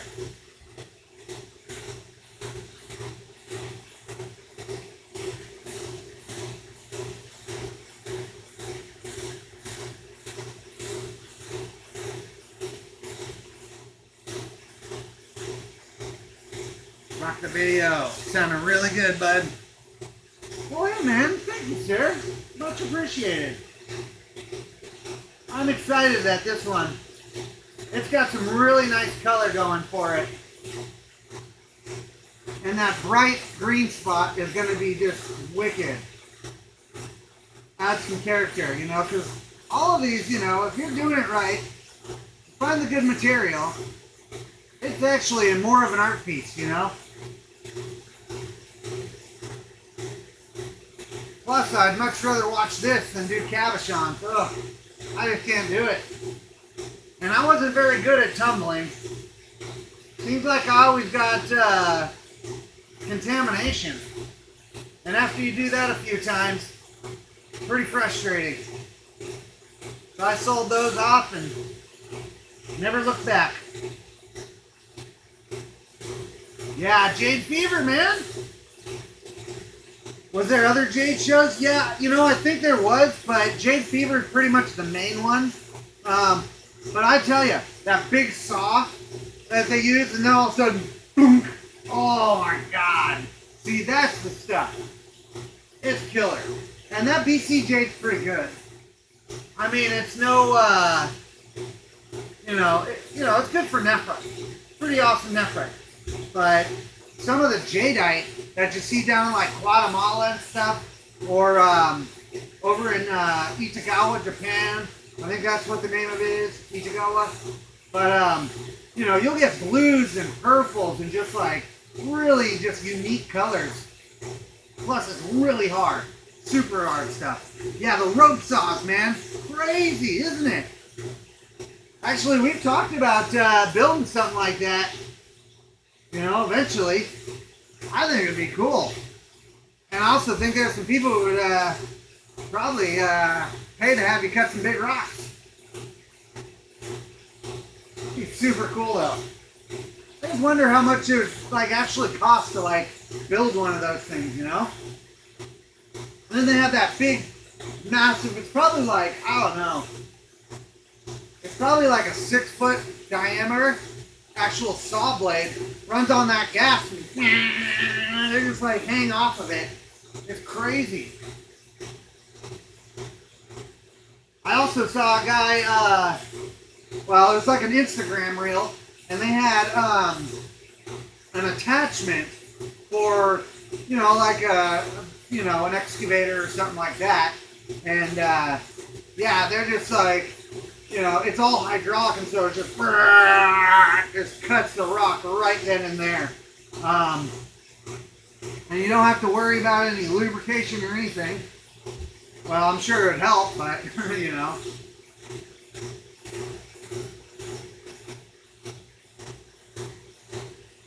I'm thinking we'll be able to go on to the next stage here shortly.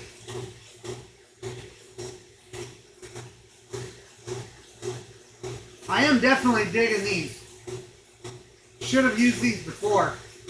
Seems like they're pretty good. Pretty good indeed. Unfortunately, it does kind of look like these ones are a little blown out. So I might have to get some new springs. As you can see, they're a little worse for wear.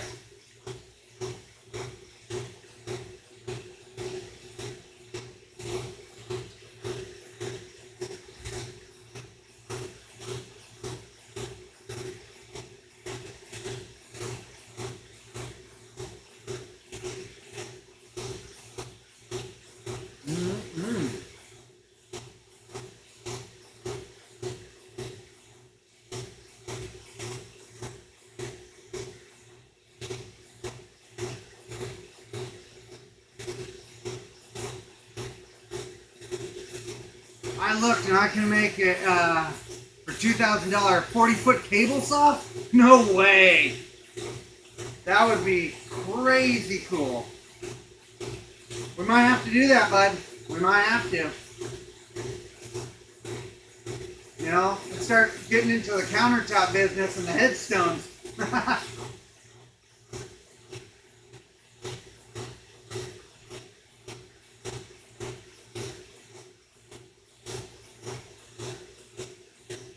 Alright, I think we're about ready to swap this on to the next one. We'll just, that loose. Bring these guys back a wee bit.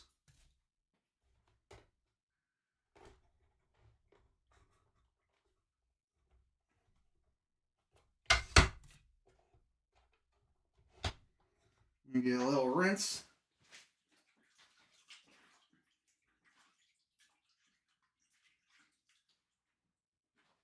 All right.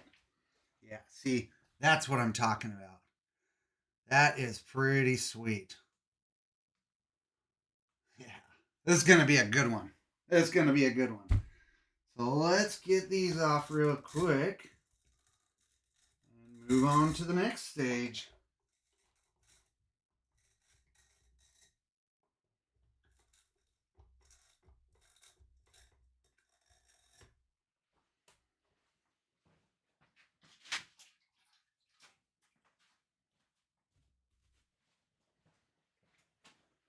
Onwards to 200.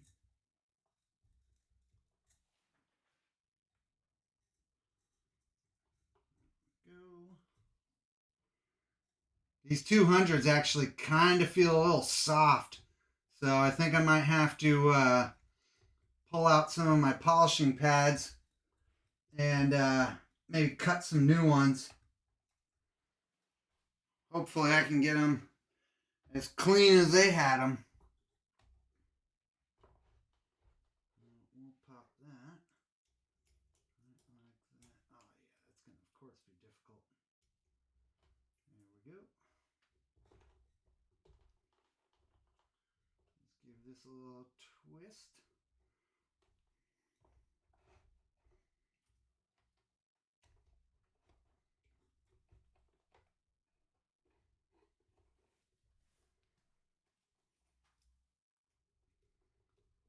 Like that. And we'll put that guy on there. Feeling good. Oh yeah, and look at that. Didn't even really have to do a whole lot.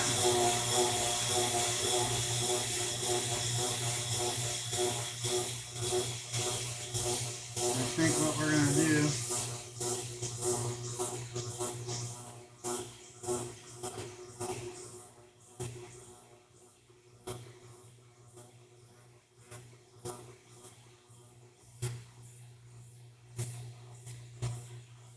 There we go.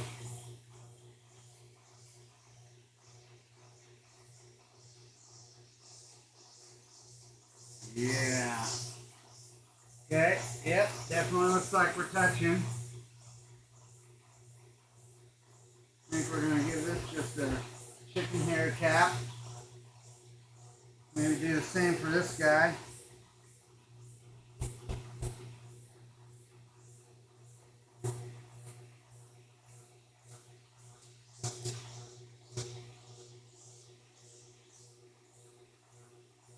We're gonna give this just a little bump.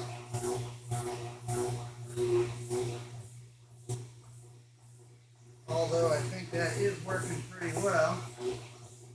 Yeah, just double it up.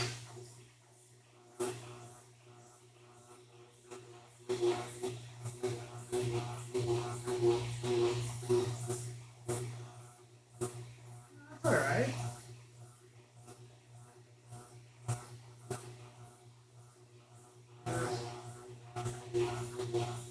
There we go. And really now what's nice is like the shimming that I'm doing is only just to pretty much remove the vibration. You can see got a lot of vibration sound there. And then once I put these into place,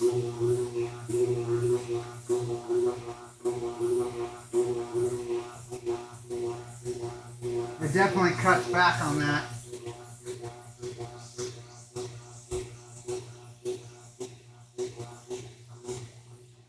There we go. Oh yeah.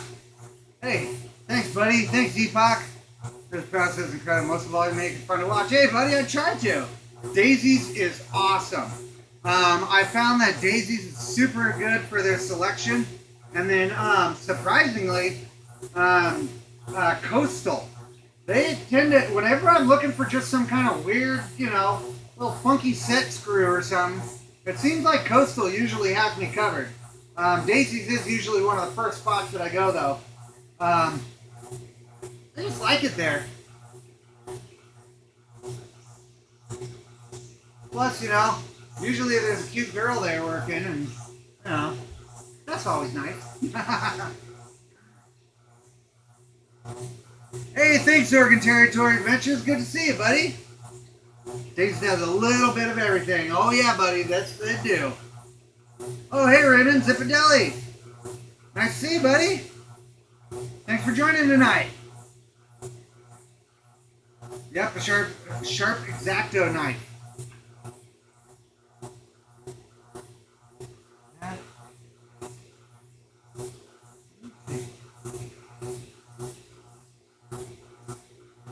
That one?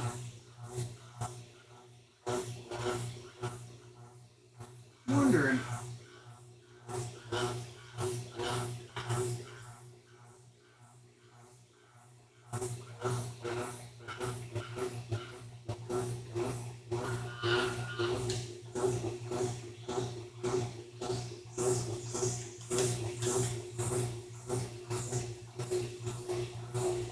There we go.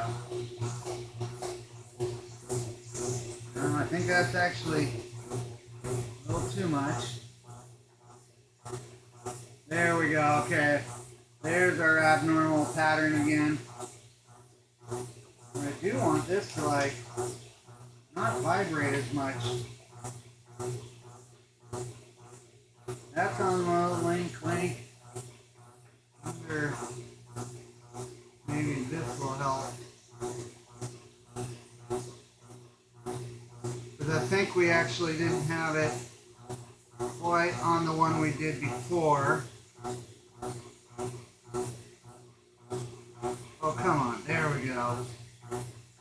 There we go. That's helping. Oh, hey. What's up with that, though? Why is that coming loose? That shouldn't be coming loose.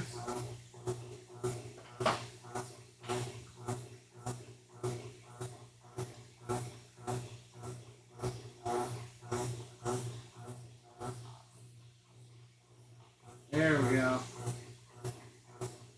That'll probably help with that vibration a little bit too, huh? Yeah. There we go. That cleaned it right up.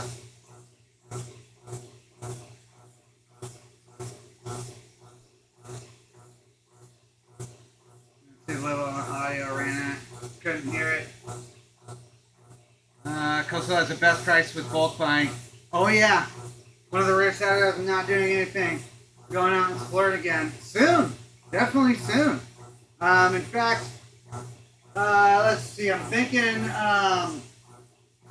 well, it's about, weather dependent right now because the real estate industry is about as slow as it possibly gets, and we're waiting on mining season, so I take advantage of the lack of poison oak around here and get out there.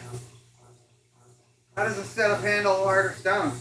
Yeah, this is doing bowenite, and yeah, I definitely, I can do a harder material. We're gonna definitely be doing some petrified wood before too long, but since I'm learning, I wanted to make sure that I'm learning with a softer material. Plus, I haven't really seen too many bowenite spheres out there, so of course I had to do it. And since I have a bunch of the bowenite, had a bunch of the bowenite, I should say, it's like, yep, better get on that one.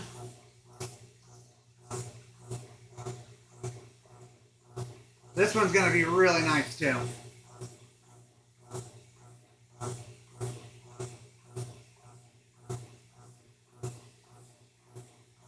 Yeah, we got some massive ones that we're going to be doing next. Because, like I said earlier, I went out there and was able to find some big ones today. And so all we've been doing is 4-inch. But now that I got some bigger material, even bigger material, I should say, next we're going to be doing 5-inch. These cups actually can go up a little bit more, and as you can see, there's not a whole lot of gap between those. And so we're really actually running at the bottom of the, the size chart here for these ones, because these are 3-inch cups. And so here soon, we'll be running more appropriately sized.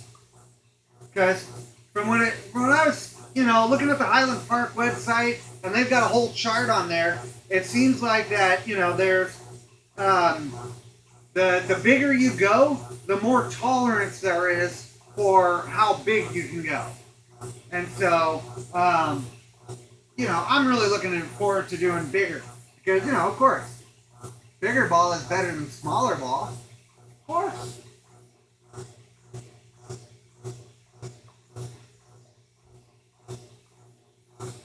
Yeah, I figured, bro.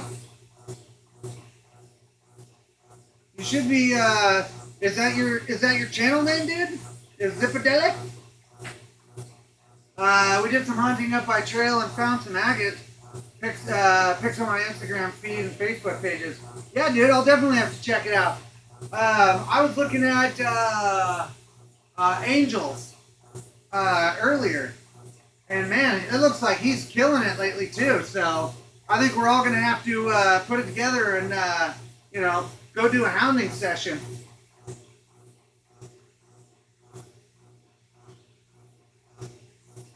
And thanks for joining there, Caleb. Or this is Zipadilly. Glad to have you, buddy. And this time we're not doing an ultra long marathon stream like last weekend. 6 hours, bro. But we did the whole thing. We were grinding off the edges and everything like that, and it was it was a lot of fun actually. So check this out. See how it's dry now? And you can see that? Yeah, we're gonna have to fix that one. So I think it's gonna take a little bit more work than I'm actually ready to put into it tonight, but we'll have this one ready for next time. We'll keep our focus on this bad boy for now. It's looking clean. It's looking clean. And then, actually, check this out. That didn't catch you before. Look at that one there, Caleb. Ooh, look how deep green that one is. Funny thing is Nate's the one who found that. He's like, hey, bro, isn't that one of those ones you like? I'm like, oh, yes, it is. Woo. I was stoked. And then I just had it like laying around for weeks. And then went down to the shop today to grind, the preforms and get them all ready for tonight. And, he's like, oh, you going to cut it? And I'm like, yep. Before I even said yep, Nate already had that thing in the saw and was like, yep, yeah, oh, we're just going to cut the butt off, right? And then once we actually dropped the butt, because here, we dropped that butt, and he's like, oh yeah, let's cut a slab off of that thing and see how the light penetrates on it. And oh yeah, it's good. I'll make sure to post some pictures later. I thought I had them in my pocket, but apparently, I must have set them down somewhere. Yeah, I wonder. Kind of makes you wonder sometimes. Oh yeah, buddy. Yeah, so I left the shop and I was like, all right, I'm gonna go home, get ready for the stream. I definitely have to eat something, and then I was just exhausted, and I didn't want to drink another Red Bull, so I was like, all right, I'm gonna just go home, eat something real quick, and just try to take a quick power nap, Ate some delicious dinner, chatted with my brother real quick, and I was like, all right, it's like, about 5 o'clock. I think I can, just do a quick 1 hour power nap. And so I'm watching a YouTube video just in my computer chair, like, okay, yeah, it's all right. Had my alarm set, you know, for like an hour.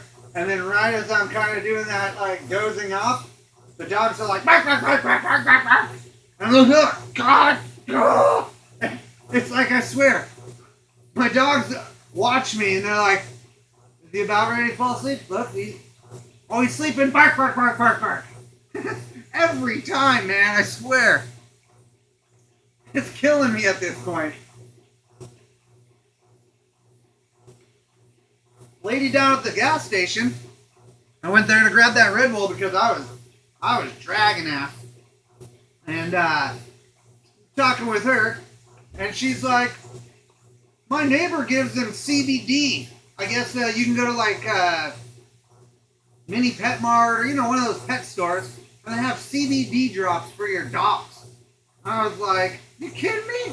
Like, weed? She's like, yeah, but, you know, it's not like weed.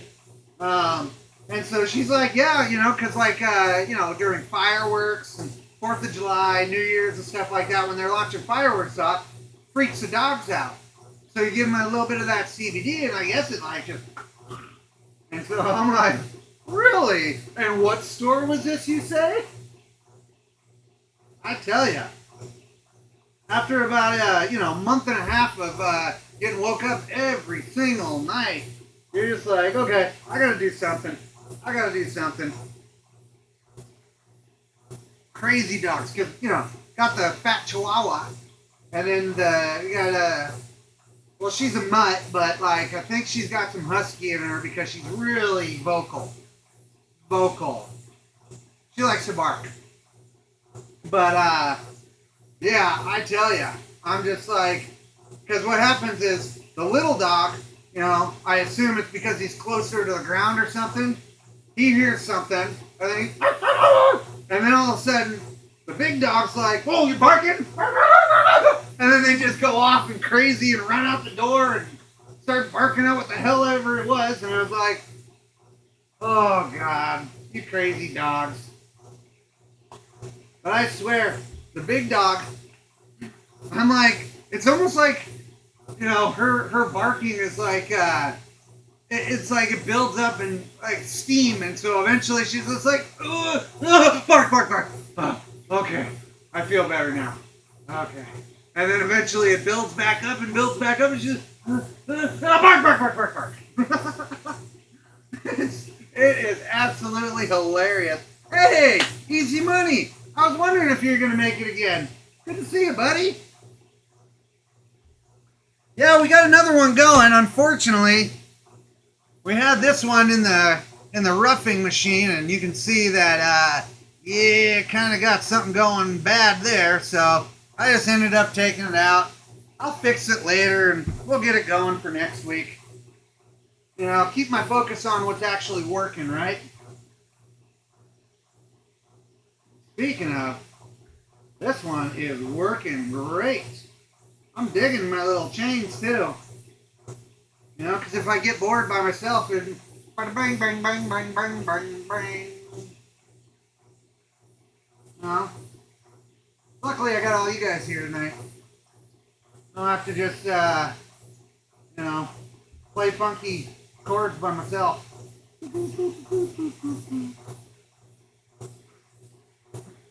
Oh yeah, man. It's coming right along, buddy. Oh yeah, forgot. Since you weren't here, check these ones out. Oh, how do you like that, dude? Metal, yeah. All professional grade. Super nice. And we got some rock hounding permits. And actually, if you look on that embossing or embossing or whatever it is, here, let me see if I can show you. It actually says Rock Hound or RCKHND, and then it's got the little rock hammer in between. Pretty sweet. And my buddy Nate's making those. So we're going to get you guys a link to their website, so if you guys are interested with that, he does custom everything. American made, right here in the good old state of Oregon.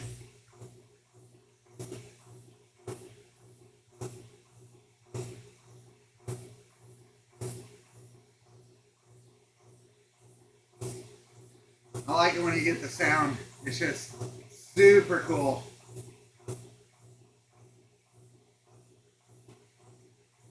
It was funny, so like the first time I actually had this all going, you know, I was pretty stoked about it, and we made that second preform and just kind of waiting there. Well, I come out the next day, and I'm just like, oh man, I gotta do it. And so I fired it up, and you hear that rhythm, and it's just like,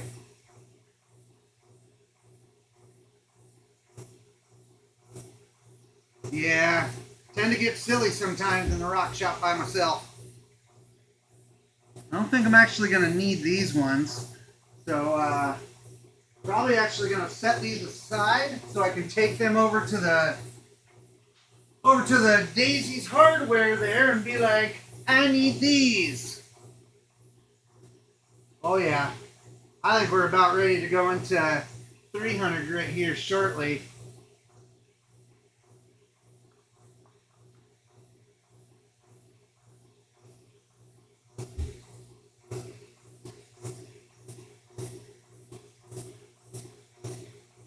Oh yeah, Epoch!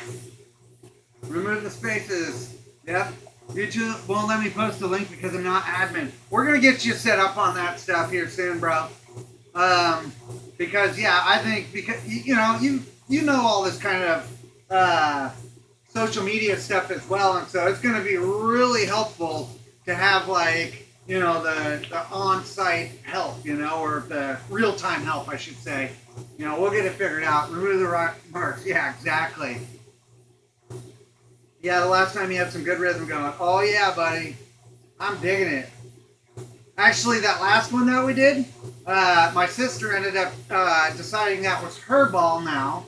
And she's like, oh yeah, thanks for the Christmas present. I'm like, all right. You get it. I told her not to tell Epoch though, because Epoch is like, I want all the balls. You should bust out the guitar when polishing. Oh yeah, then I'd make it sound even worse, bro. You gotta get a bass. That's what we got these for. Well, we'll have to get better ones, but yeah. Before you know it, man. Ooh, yeah. That gloss. Ooh, wee. Give Nate the admin privileges. Oh, we will. We're going to get it. We're going to get him. It's a team building exercise, bro.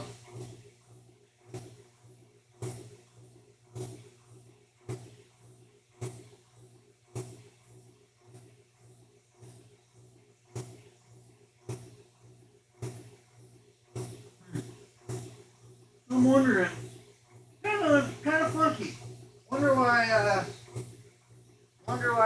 You know what? Maybe it was a Styx. Maybe they need to have more float on that. Tough to tell. It's all a learning process. I'll figure it out.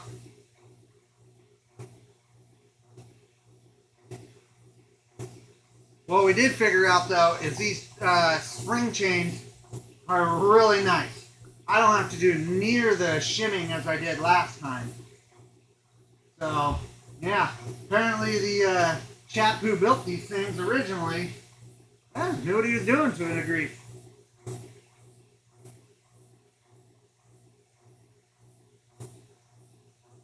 Ooh yeah.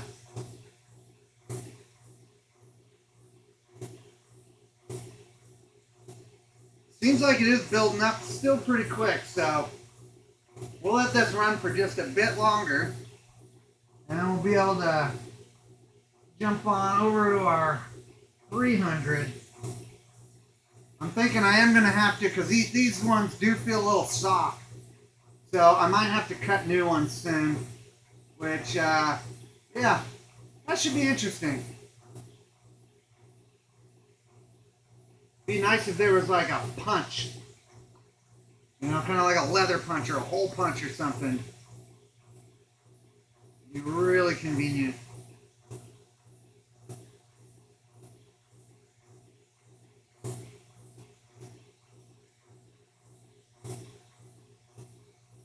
It's so cool looking at the reflection there, because it kind of has like almost like a vibration, but what it is it's all the lines from the the polishing pad segments. It's super cool. Oh yeah, much better Easy Money, I tell you, way better. It's not nearly the struggle, because last time it was like, oh, okay, well, I gotta jimmy this one up. Oh, yeah, okay. Oh, well, that seems like it's, almost there.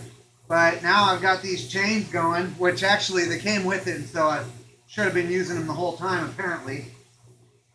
But, hey, apparently I like to learn the hard way.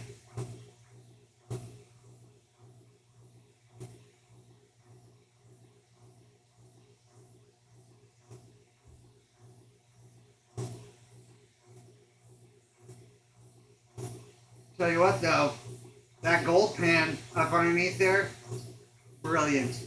Works perfectly. Surprisingly well, actually. It's good. What I need to do, though, is I want to get some more of these, like these cups. Because then I can have multiple machines running simultaneously. I mean, they'll even pigtail. So I can't really see it, but they got a little the flip switch right here. It also has a receptacle on it, and so I can plug one into another, and really get to work and get the symphony going. Which, by the way, we got to figure out a name for the the sphere shop here. And so far, Epoch and I are. Epoch was thinking the ballroom, like Dancey Dance. But hey, I'll do it. But then I was kind of thinking ball mill, because we're cranking out balls. Plus, got the gold thing there. But yeah, we're gonna have to figure something out. Not always the best when it comes to names. I mean, hell. Even the Rogue Rockhound, I was like, well, everybody around here is like, Rogue this, Rogue that. And I was like, Rogue Rockhound sounds good.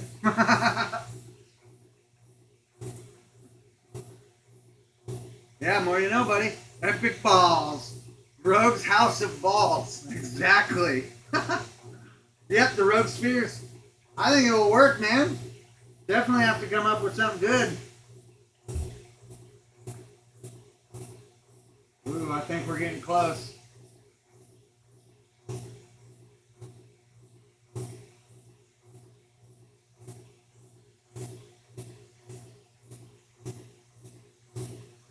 Yeah, it's not building up quite as quick, and it really does seem like that is kind of like the determining factor there. But I think eventually what I'm going to have to do is just test it. It's like that old timer said, wait until it's not really cutting anymore, like the slurry isn't building up. I don't know how much I believe that, but when an old timer tells you, usually it's right. So eventually I think that, we'll just have to see what happens, Let it run for a while and maybe it will stop. But then again, might be just overkill,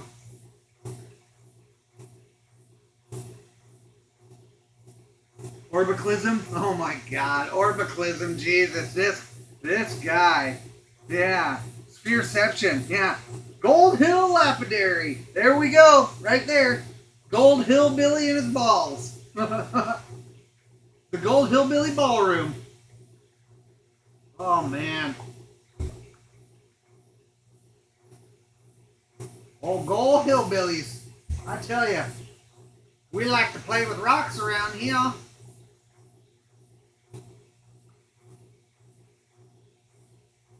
It's funny, even going down to the gas station, I'll be like, hey, check this one out. And they're like, oh, that's so awesome. It's like everybody out here is just into rocks, you know? And I love it. I think it's sweet.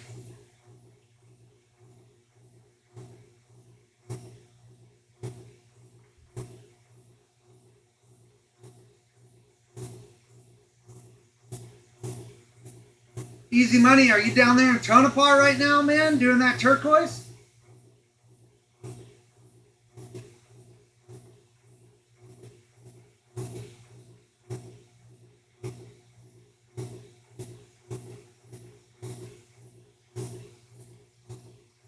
All right, I think that's good. Let's swap this one out. Give this boy a little rinse. Oh, see? There we go, Nate. Now you're talking, bud. You got your thinking cap on, buddy. Sphereworks is cool. I can dig on that one.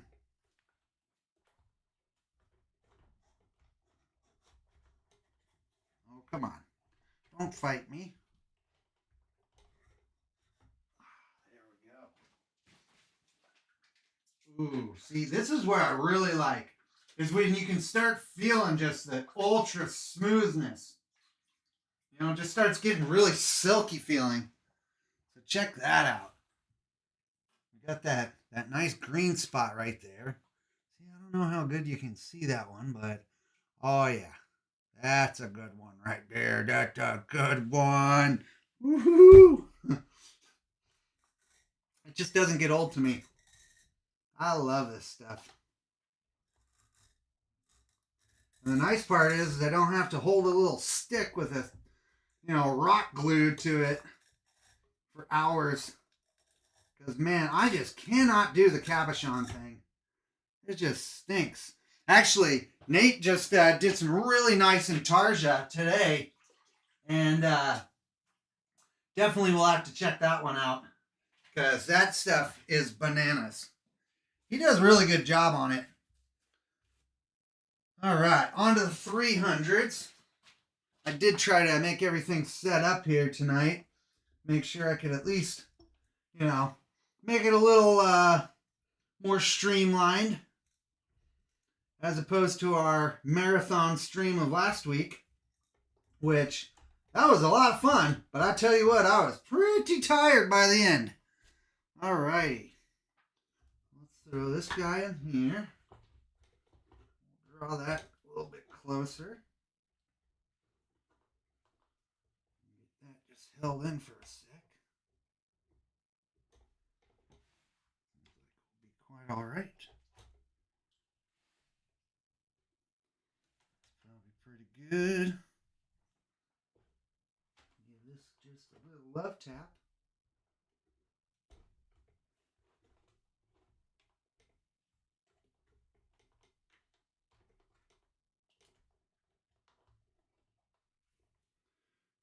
Chains back on.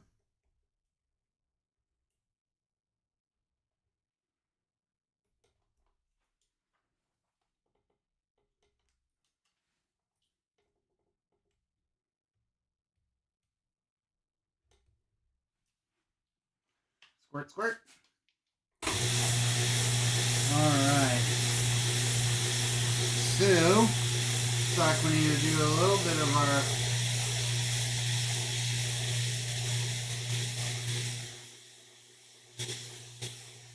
definitely making contact, but I feel like something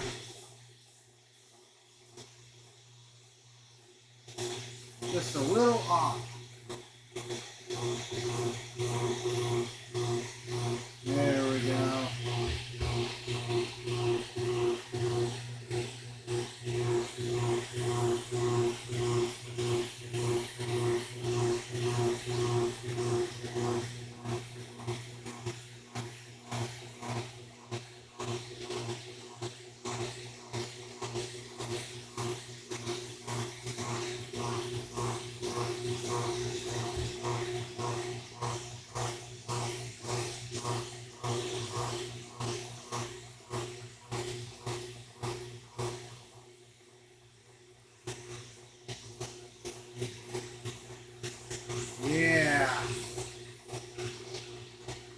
she goes.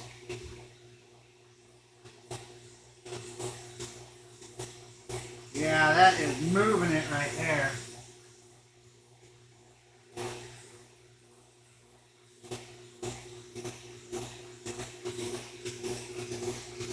I think that actually might be part of what needs to happen there.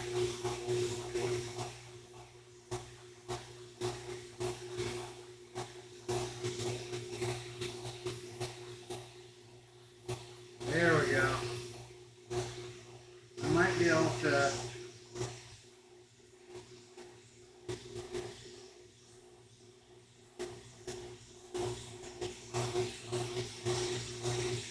I feel like when I have it up a little bit, that does a little better.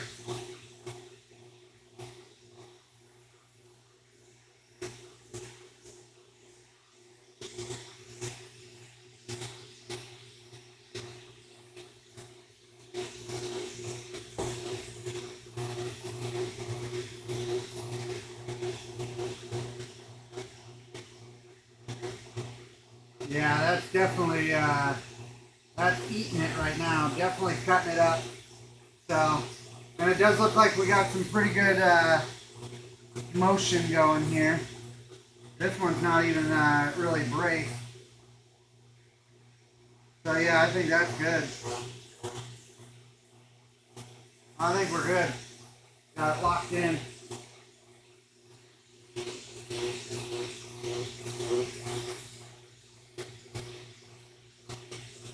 Where's my ring?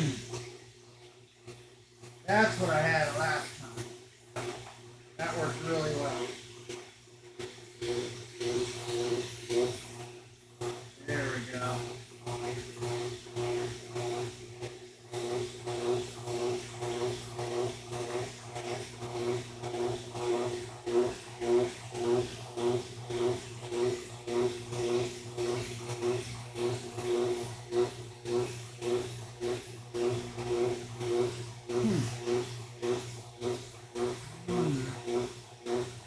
What's going on here? Because I know.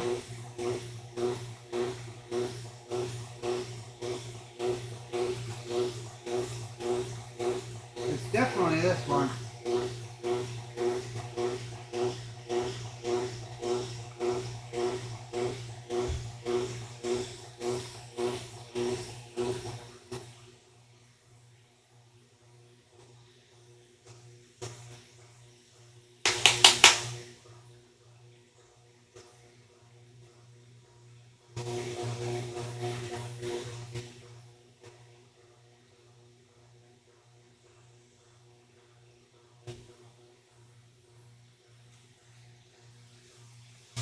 Yeah, you can see that's building up quick on there.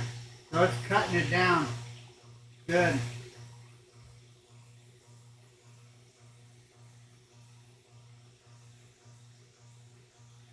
Might be a little much on this side though.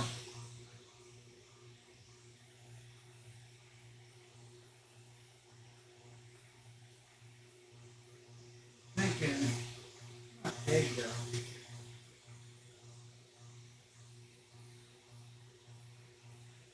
There we go. That's what I want to see right there.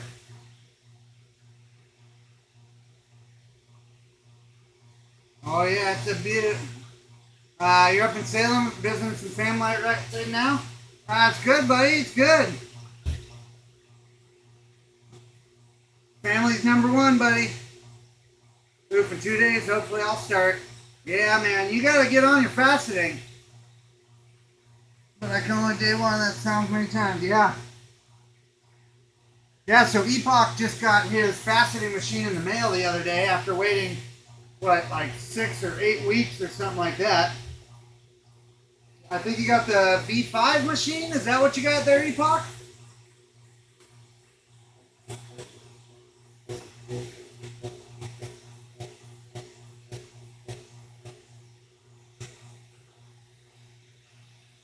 Yeah, we finished just one length.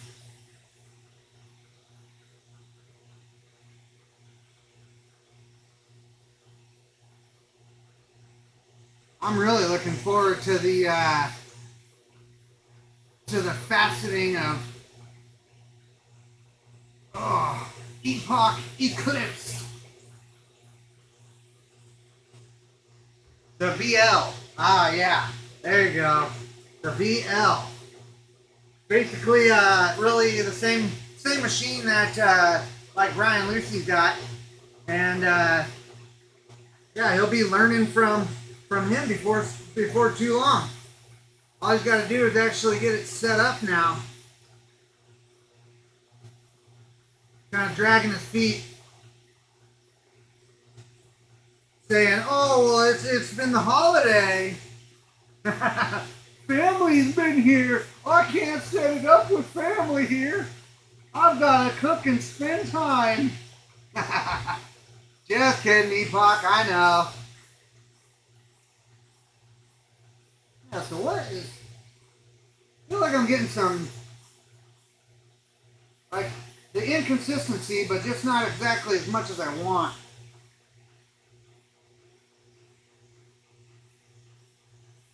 Well, maybe.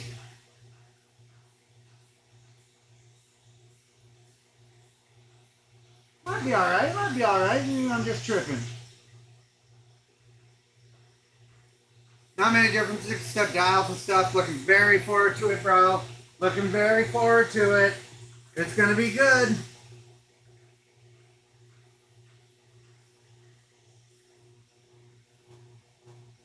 Well, definitely feels like it should be. Definitely feels like that should be there. Like I'm getting a inconsistent pattern, but not quite the inconsistent pattern that I'm looking for. I'm wondering. I know I had this one.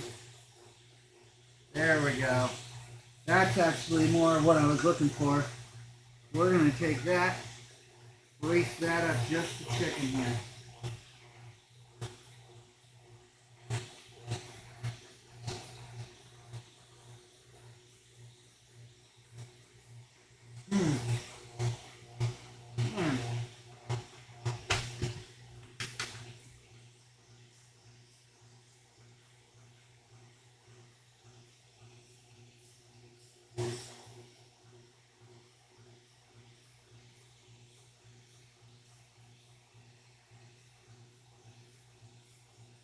Yeah, I feel like it's being kind of funky right now.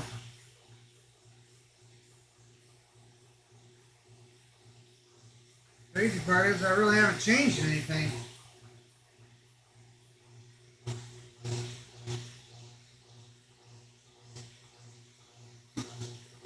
Maybe I should take this down by one.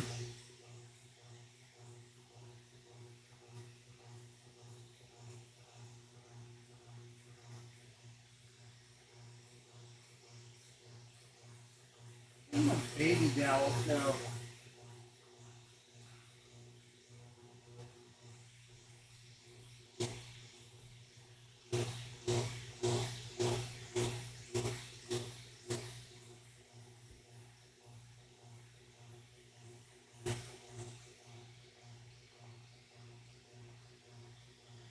Yeah, you can see how long it's staying, that clean spot that I spray off, it's staying there a little bit longer instead of like really moving the ball around.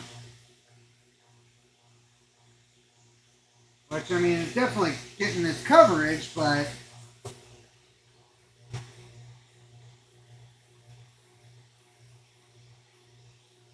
I definitely need to get those, you know, the airbags.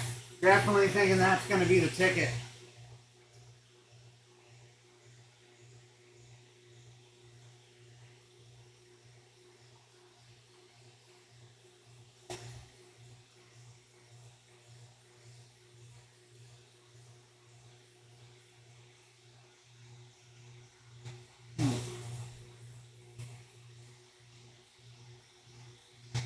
There we go. That looks like a little bit more action.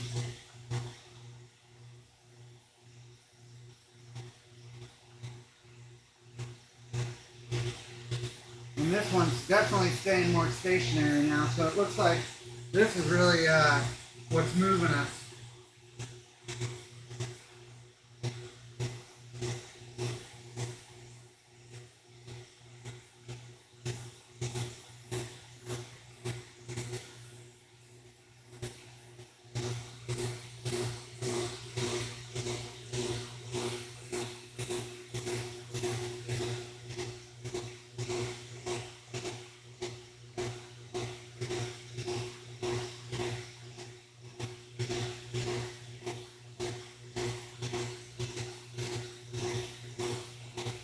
Spot. I'm gonna be spinning. Yes, sir. Might be able to get a set for you using the Amazon cart from playing these games. Yeah, I was working out to get some gardening stuff. Hey man, we'll get them. Step by step, dude. I've got the link saved.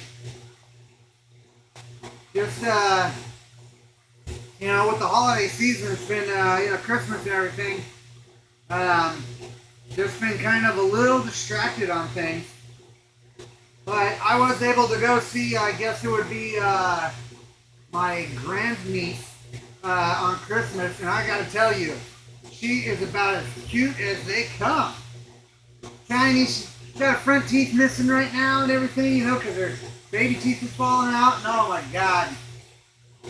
She, you know, after everybody ate and everything, and we're all just kind of hanging out, she had her tablet there, and it was just like doing one of these things. And then I go out, and I'm talking with my sister in the garage and everything. Come back in, and she just like face planted on the tablet, like the corner of the tablet. I was just like, oh my God, that is adorable. Sent a picture to all the family over on the East Coast. Oh man, it was pretty cute.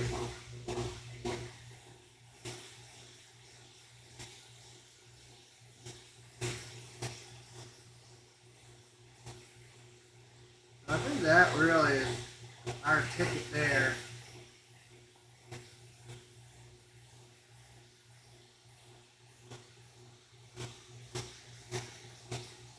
Man, this is like the weakest freaking.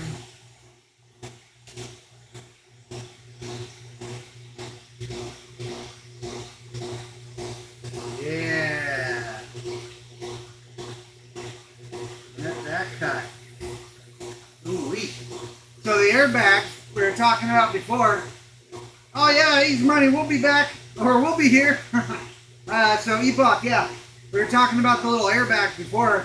So then that way you could just, and then that way I could, you know, adjust the heights and everything of the motors as need be. You know, make it for easy adjustments. I don't think it's so much as a bad bearing as what it is like vibration. Oh crap, that's right. I forgot it's balancing on something because you'll notice that there's gaps on all these where your motors can slide, and that's where it's like you're getting these funky sounds from the vibration. Ah, come on. So that's why I have like this shim right here and these two over here, is because they're actually cutting down on that vibration.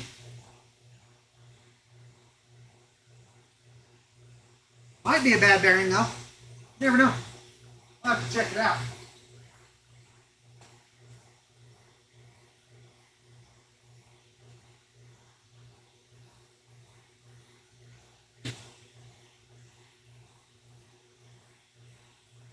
Yeah, that slurry is building up quick. That's good. He's cutting hard.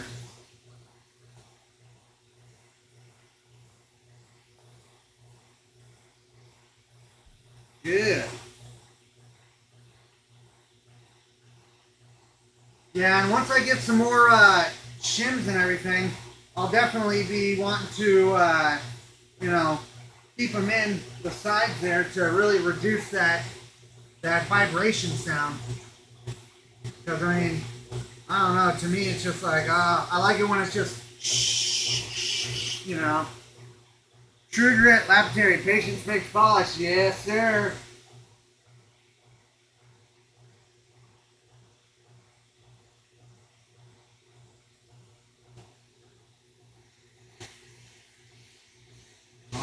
see right there.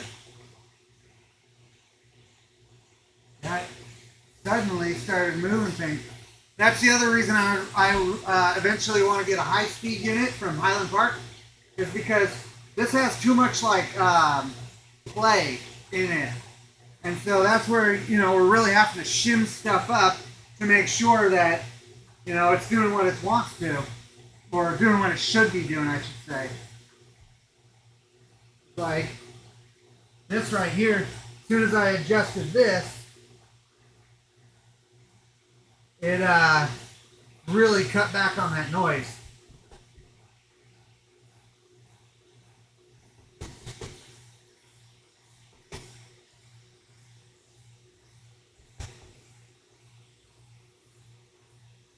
So you can hear it gets a lot quieter once I get those little gaps shimmed up.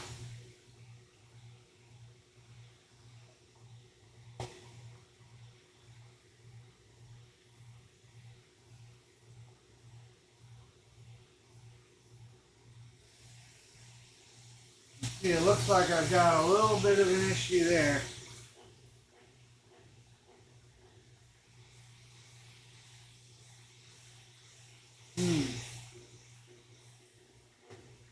Yeah, something's going on there. Because I'm having it's like staying in position.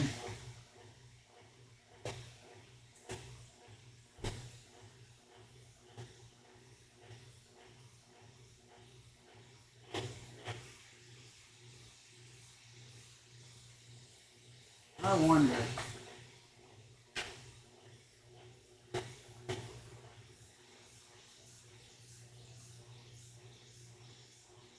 Might not have had that exactly where I needed it. A lot of variables with these.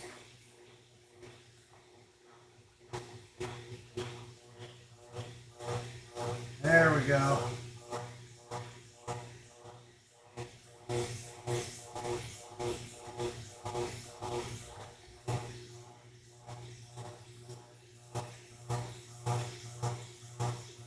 See how much better that's moving now?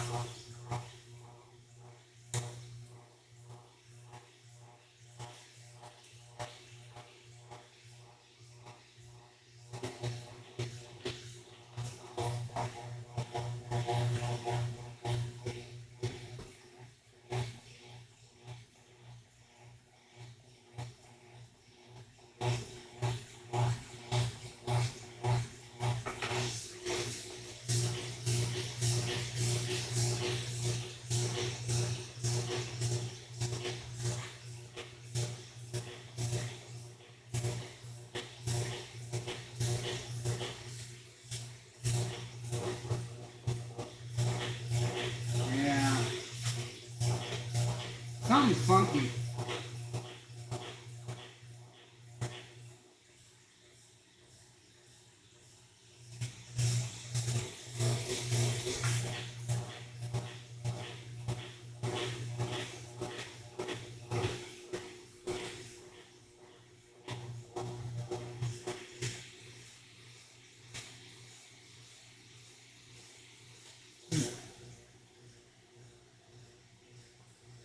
Yeah, something's definitely being kind of wonky right now.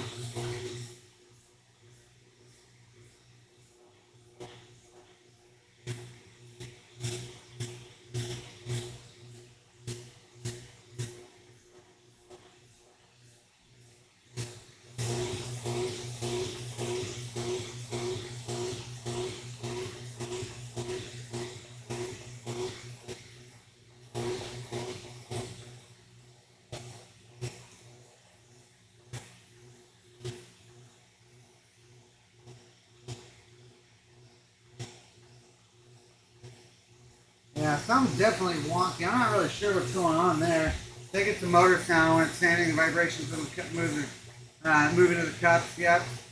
And then into here the motor, yep. The noise kind of lets you know it's working, but also the cups are staying flat. If cause wave, yeah.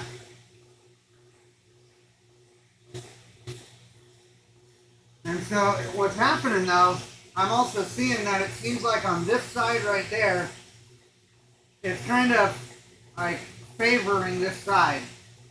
I'm not really sure entirely what's up with that. Constant adjustments on these, you know. It'd be nice, you know, like with the Highland Park machine, you know, it's like you set it up and it's go. But hey, I'd rather have this than nothing. That's for sure. And what's a little bit of troubleshooting?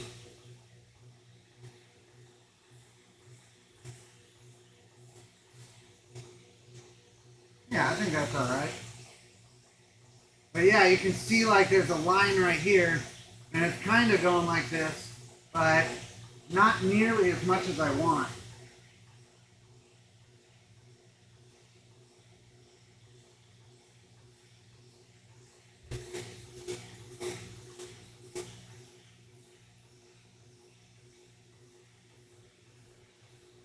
Interesting.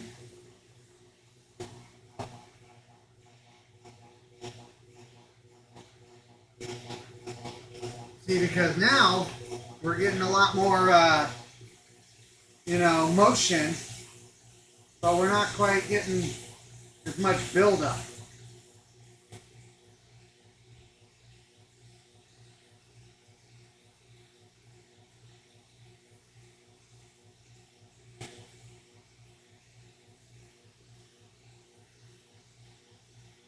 See, that's definitely moving more.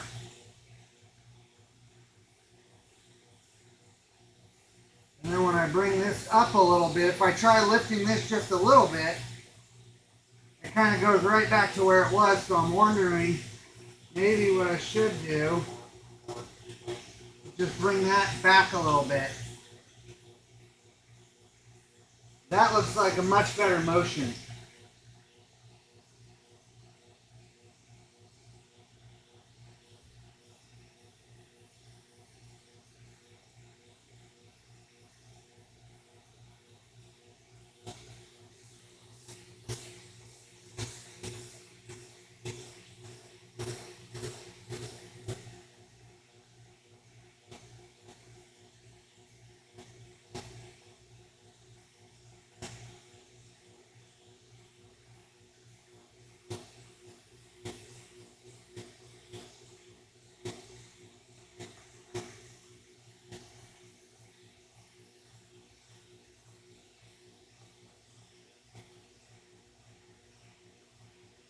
The struggle can definitely be real, that's for sure. Hey, Air 413. Could be caused by axial play. Yeah, you're very much correct. That's why I keep, you know, trying to figure out, like, okay, what are we actually looking at here? That's why I'm like, okay, well, what about, you know, if we dial these chains in a little bit, does that help?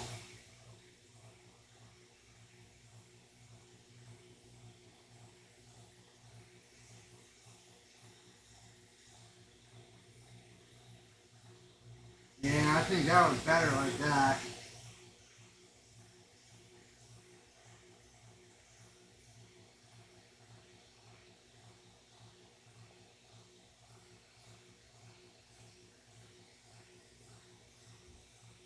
I mean, it's definitely getting a better motion though now, and that's really what I was most concerned about.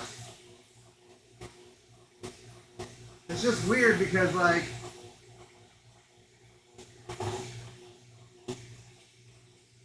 I feel like this has been stationary the whole time.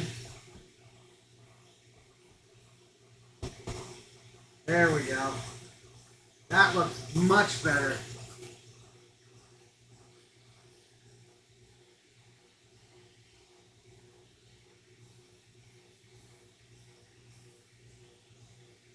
Polish off different things and always get a noise or different feel when it's really cutting material. Yeah. Yeah, and it's just the only thing is like it seems like on this one right here, what's happening is like I'm seeing more of a buildup there, and so it's like it's not rotating quite enough. And that's where it's like, okay, it definitely looks like it's moving around a lot more. You know, because I don't want to get any kind of like funky asymmetries or anything going.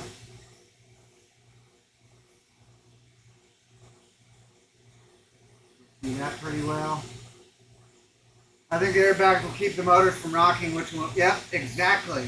And that's really one of the things I was noticing too, is with these gaps, you know, as soon as I put these shims here to kind of brace the motors a little bit and fill those gaps in the, you know, in the slide, I feel like it just does way better. It's quieter too. But, you know, I don't think these guys were really building these on precision, you know. Pull this one.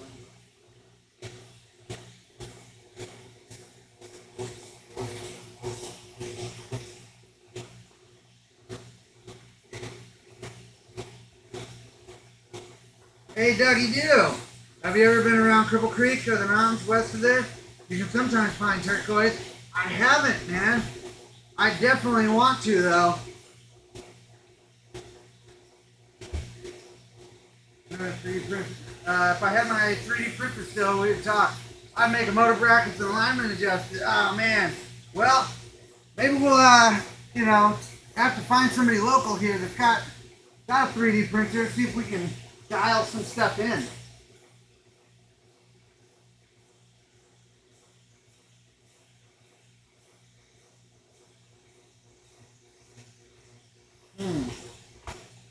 Yeah, maybe we'll try it on this one again. Because, yeah, I can see this motor going, you know.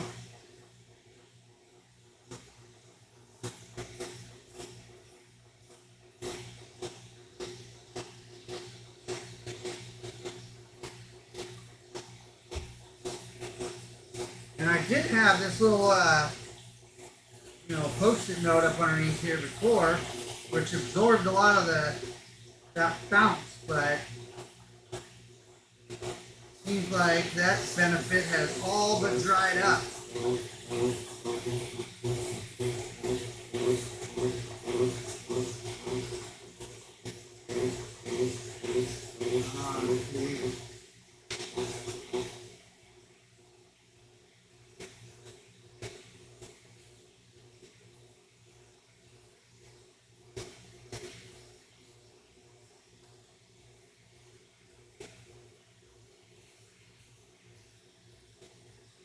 Hey, there we go. Pac Northwest Explorer. Hey, buddy, how you doing? Thanks for joining tonight. Okay, now I need a tape measure and a little geometry. Yeah, a little bit of geometry, bro. That's all it takes, huh? If I know somebody with a printer, I can make the brackets. Just need the measurements and millimeters for the motor mounting. Sweet, dude. Yeah, we'll definitely look into it. See if we can figure something out. I'd use ABS and stronger plastics, but over-engineer them, flash, and cheap to replace. Yeah, for sure. 100%, man. I would definitely be appreciative. We'll have to figure something out. You know, get some measurements and everything.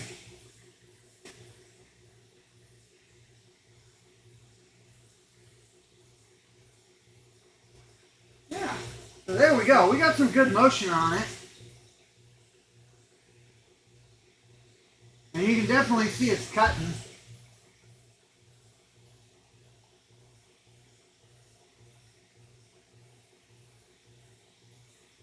This kind of makes me wonder. Yeah.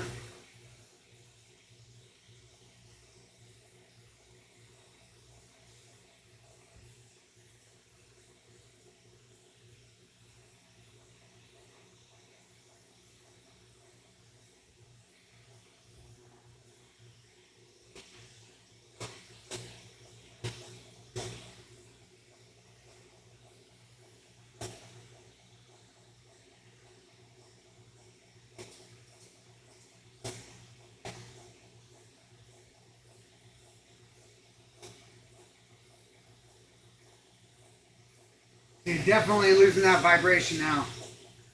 I can do a conversion from inches to millimeter if all had to measure with, but we need the exact point in 16th. No problem, dude. We've got a rock dude. He can help us out. Make sure we don't get the wrong measurement for you.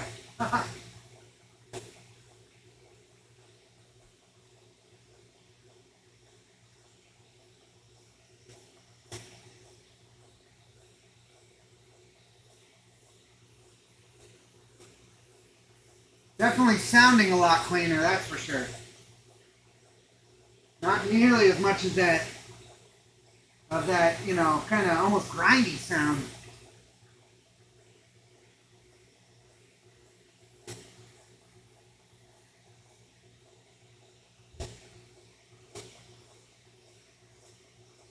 I just feel like this side is still kind of wonky.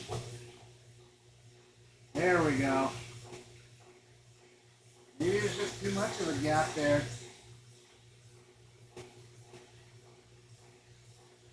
Just need a little something to just catch that.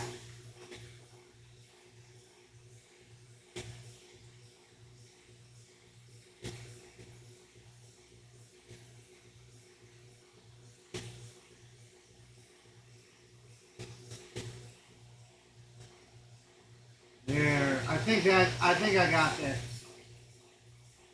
Because it was definitely favoring this side, that's for sure. Now I'm actually getting really good motion though. You can actually see it moving a lot more sporadically instead of kind of doing this and then this and then this and then this, you know. Now we're actually getting it to where it will catch in different spots and boom, boom, boom, boom. Yeah, in fact, you can see right over here where those lines are starting to form. Well, kind of. Really hard to see on that.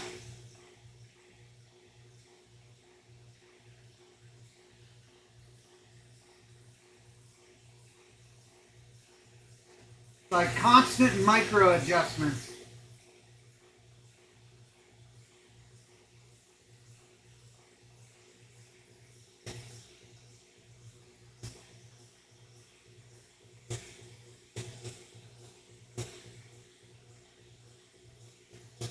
Yeah, that looks good.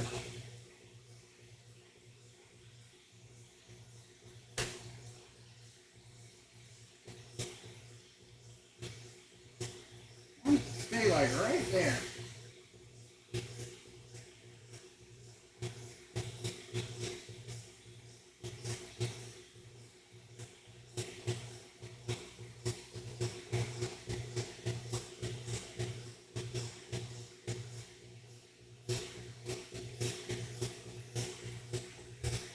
Yeah, fortunately you can see kind of that white line that will hit every once in a while.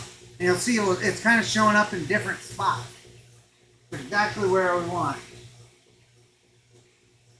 I don't want it to be, you know, favored in one spot or another.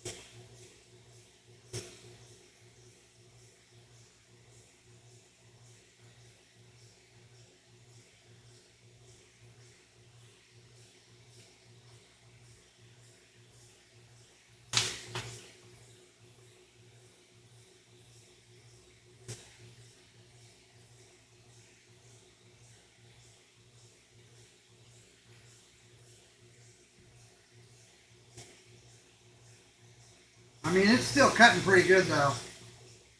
A lot of buildup, real fast.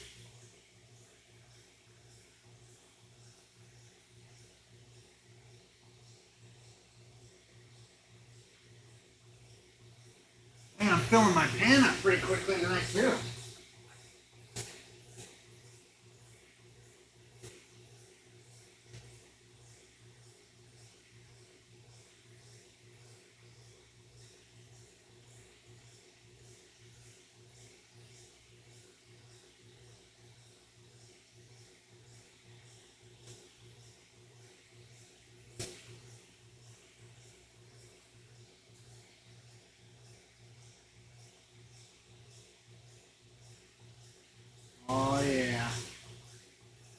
is going to be a good one.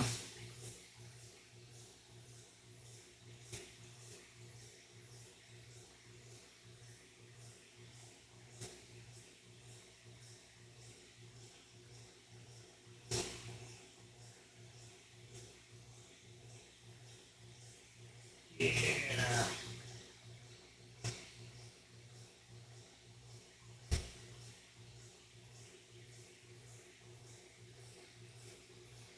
Yeah, before too long, we're going to have all these machines running. And, man, I tell you what, we're going to be cranking balls out like nobody's business. And we got a little drippy drip going. Get some of these.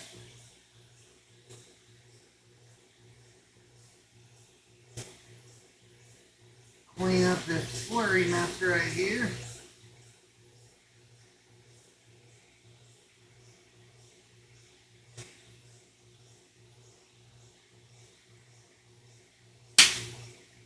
Ah, gotcha. No mosquito shall survive.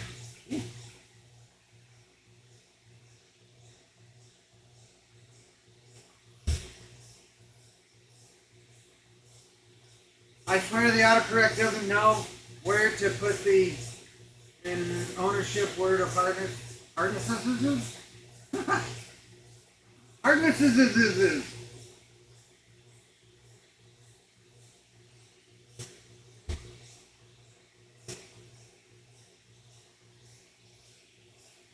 It is moving pretty good though. Shouldn't be much longer in this stage, I'm thinking.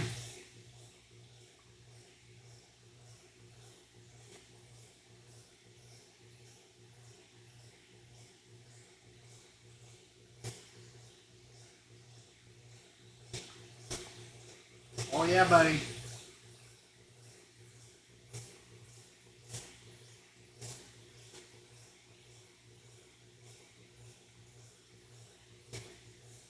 Yeah, I'm really interested to see how it's going to be once we get a little bit bigger ball in here because, you know, these are, well, the core drill is a 4-inch. But then, of course, the more we have to wear down in the roughing stages, you know, the little smaller and smaller it gets. So I'd say there's at least a 3.75 at, you know, definitely at minimum. But when we're using the 5-inch, I think it's going to be, you know, a little bit easier, to be honest. Because, like I was saying before, there's not much of a gap here. I mean, these cups are getting pretty close together. We're definitely at the bottom end of what we should be cutting here. But, hey, it works, and it works well, so. Yeah, buddy. Man, a pot of coffee.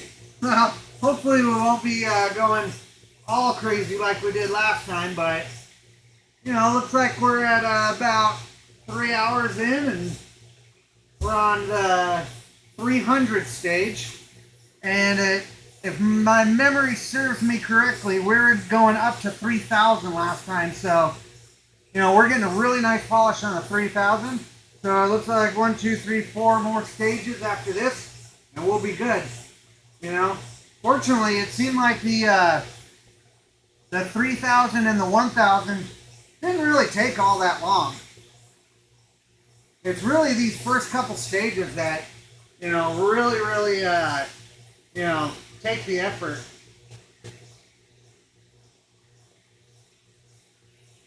And of course, you made a pot of coffee, man. You live on that stuff. I got a blood coffee content instead of a blood alcohol content. Got the BCC.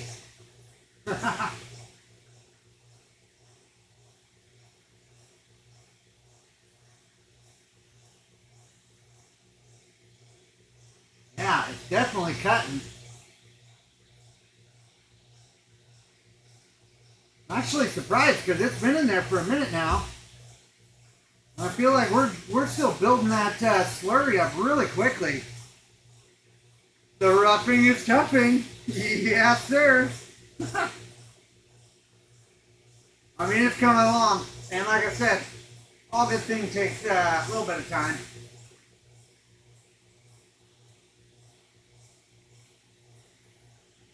Big black what? Oh, exactly.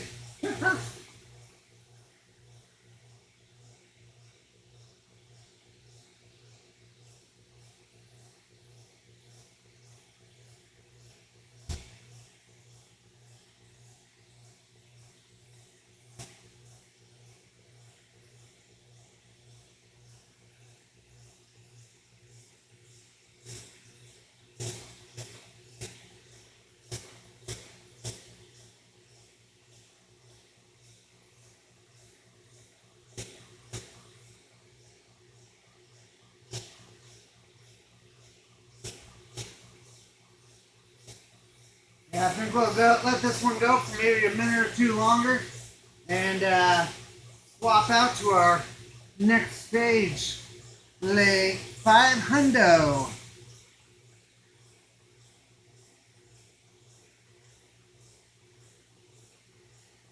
And this is kind of, this is exactly why I kind of like question what that old timer said on that video I watched. Because it's like, I feel like we could just let this thing keep going and it's just going to keep cutting, you know? But maybe I'm wrong. It's just something we're going to have to test before too long.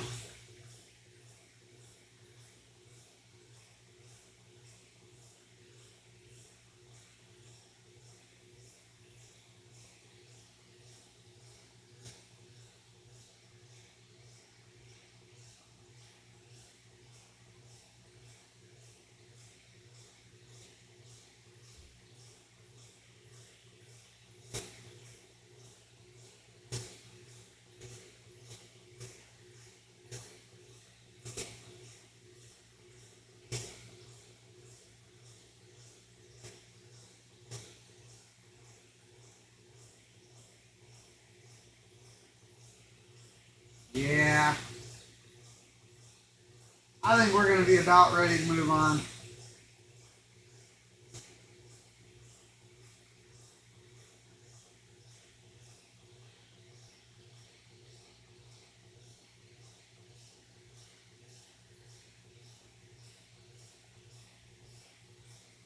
Let's see how this cuts a little bit more. Perfect clean.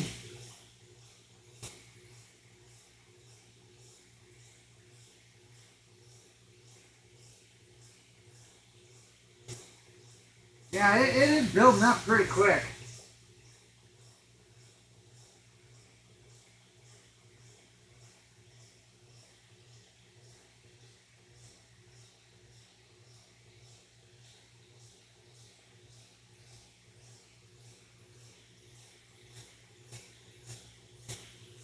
I mean, it's looking good though.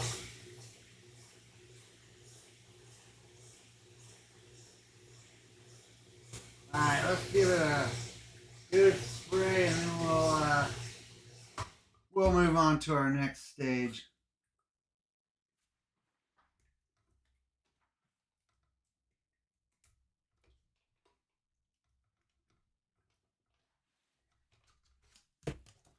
Remove all of our braces and everything. Crazy. Get ready for our next time. Yeah, see that definitely seems like the braces are pretty much necessary. Yeah.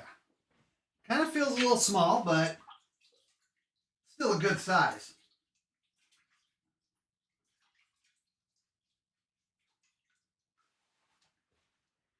And yeah, it's coming along real nicely.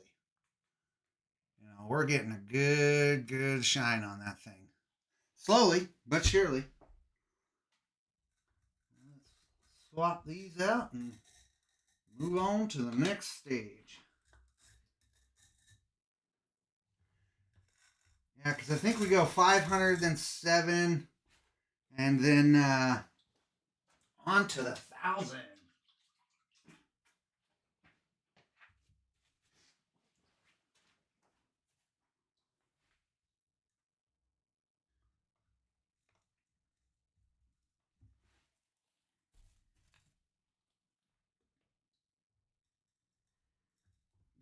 tight.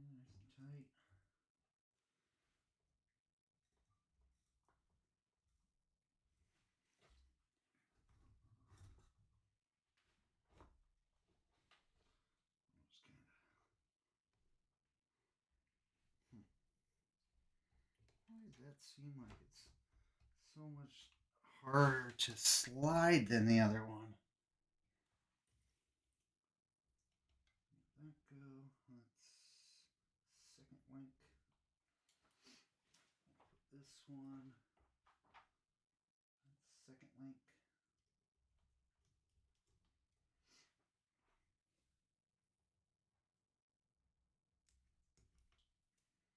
All right. Love squirt.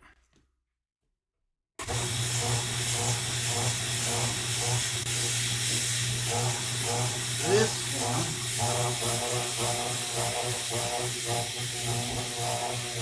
Yeah, it's doing that same thing as before.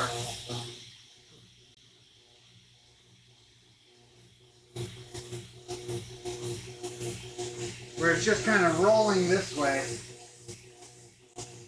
Where we'll build these up just a bit. Do this one first. There we go. That looks like it's working. Maybe just flip the old. You know, actually what I'm going to do, go a little bit lighter on these guys. And go. Actually seems like it's alright.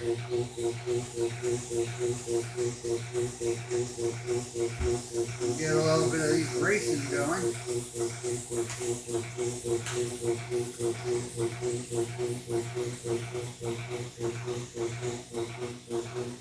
Yeah, this is a loud boy over here.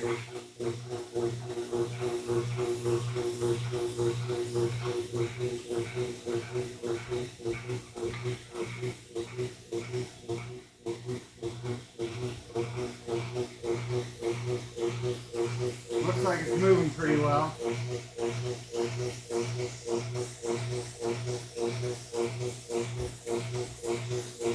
if we can brace this guy. Get rid of some of that vibratory noise.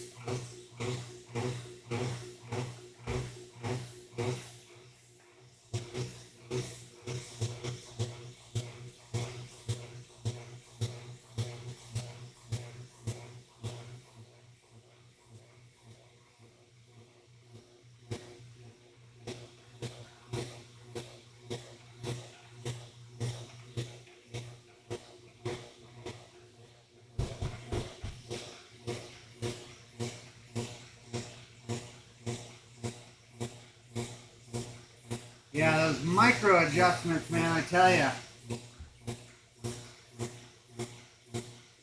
So I gotta be on it.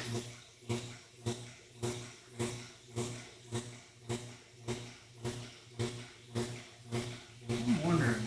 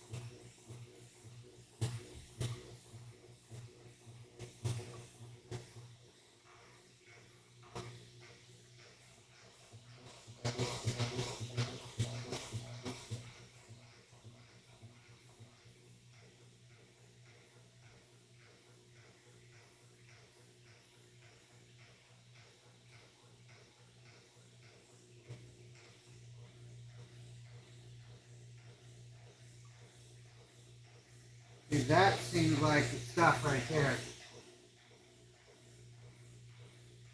In a lot of ways, I do think it is because we're getting too much movement on the actual motors themselves. As soon as I grip this, I feel like it actually, I'm keeping that motor in place. And I feel like it's actually doing what it should be doing.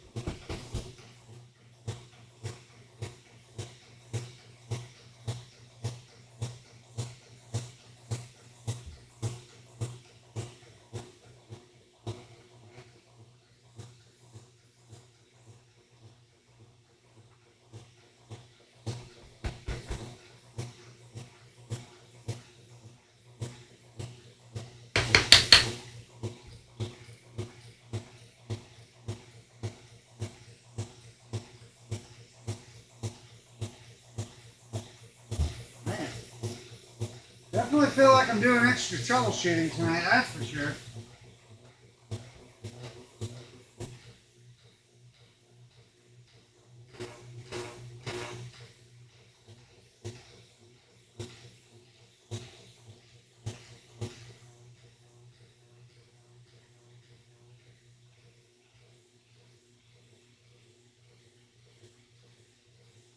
Too much use on one motor? Yeah, possibly, dude.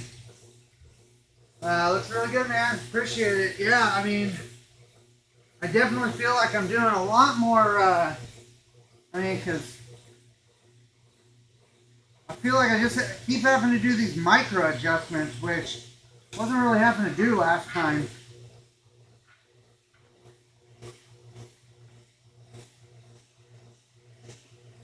But hey, this is kind of what I expected.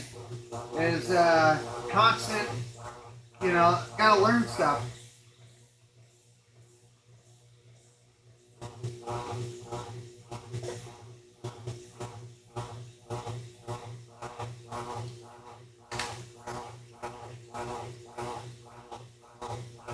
Wow, what is going on now?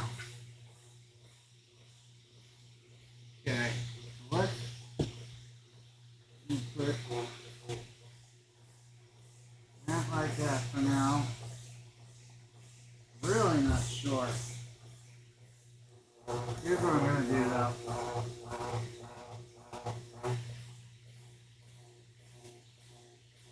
So it looks like when I've got that up, that's good. Yeah, I mean, perfection, let's work on functional first.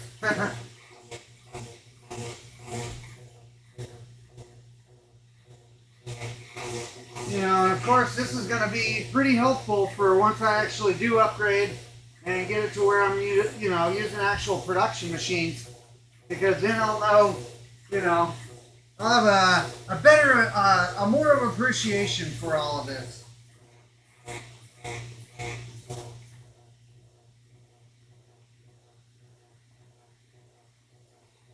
Much greater appreciation, yeah. So that's for sure. Screwing something up right there.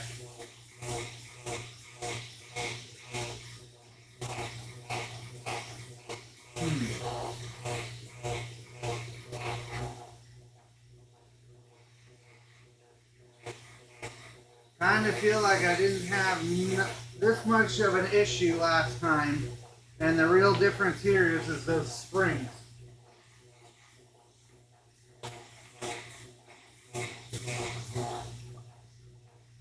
What is actually going on here? See, look at that. Now this one,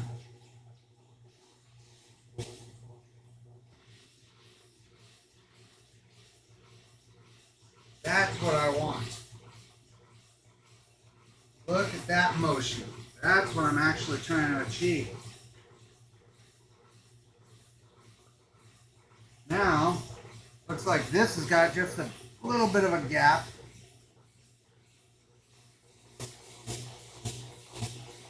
There we go. Much better.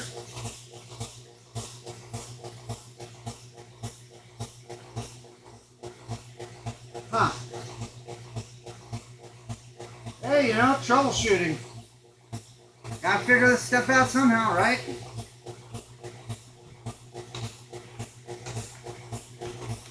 Good thing to have that Red Bull.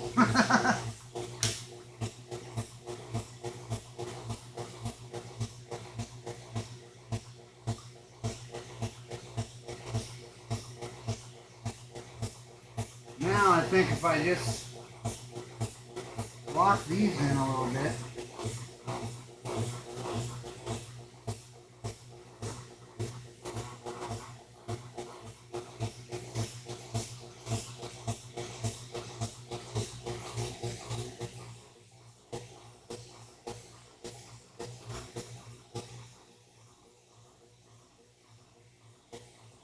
Huge appreciation. 3,000 miles away, bro. I definitely appreciate you joining, man. Thanks for all the support. You know, can't wait until we're out there mining the stones, man.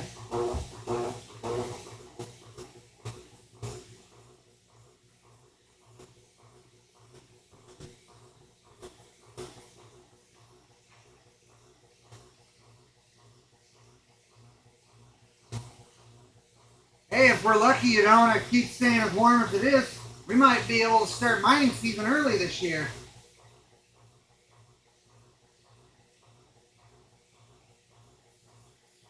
Yeah, see, there we go. That's the motion. Now just don't touch it.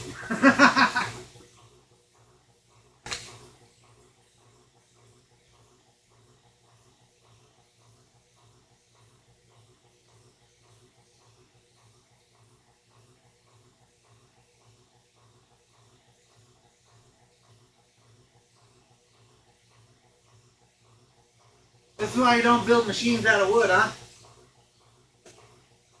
Not if you're looking for precision. I mean, it's moving though now. You can definitely see it.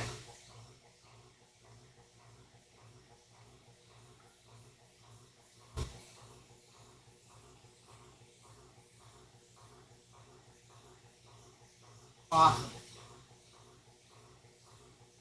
So it looks like what I need to do when I set it up for the next stage is I'll preset these in, just get them going, dial my chains in, and then bring it in and adjust them a little bit more, you know, until I get exactly where I want. Because now it's really doing what I want, which means I can do my obligatory, whoa, throw my phone on the ground almost.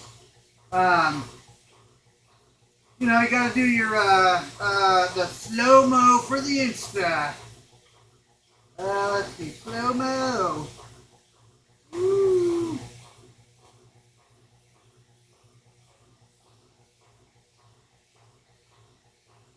Oh, yeah. That will be a good one.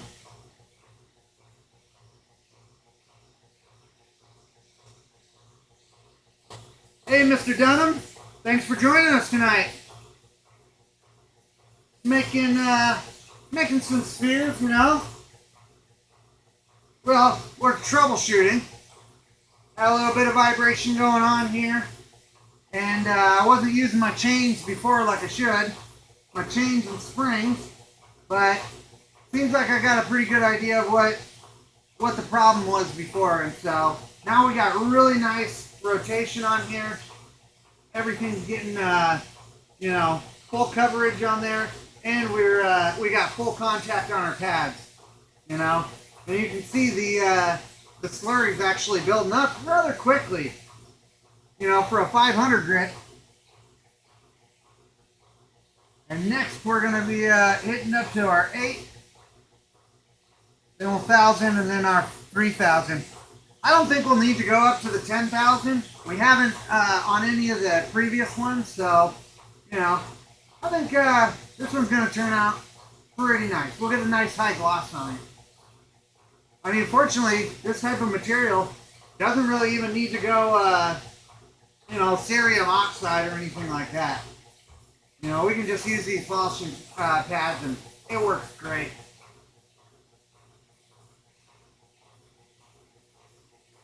Hey, appreciate it.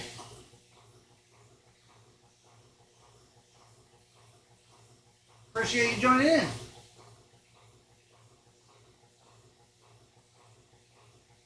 We're trying to do these every week, you know. And, well, we had 2 going tonight, but, you know, kind of screwed this one up a little bit. And so I'll have to dial it in a little bit better. You know, just do a little bit more grinding on it. It will reduce the overall circumference, but yeah, and so you can see right there, that was a nub as well that I was trying to grind down on. Oh, how I screwed the pooch on this one so bad, but I'll get her fixed. We'll have that one ready for next week.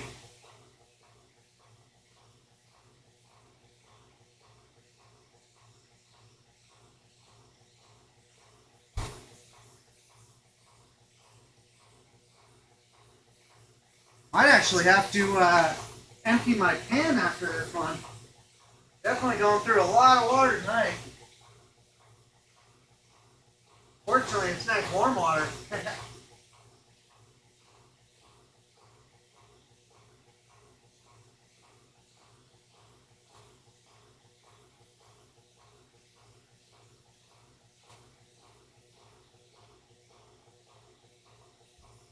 Oh yeah. Looking good. You think I'm gonna get this bad boy back on now? I can feel it getting cool again outside. And I don't have a whole lot of insulation in this one.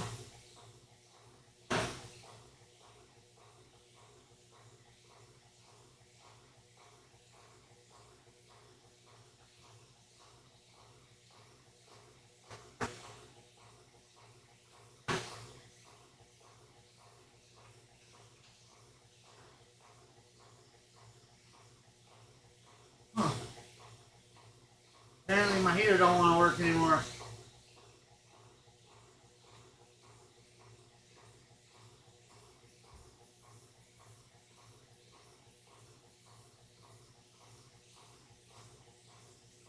Well, I guess it's kind of working. Yeah. Getting great movement on this thing. Like exactly how it should be. Excellent.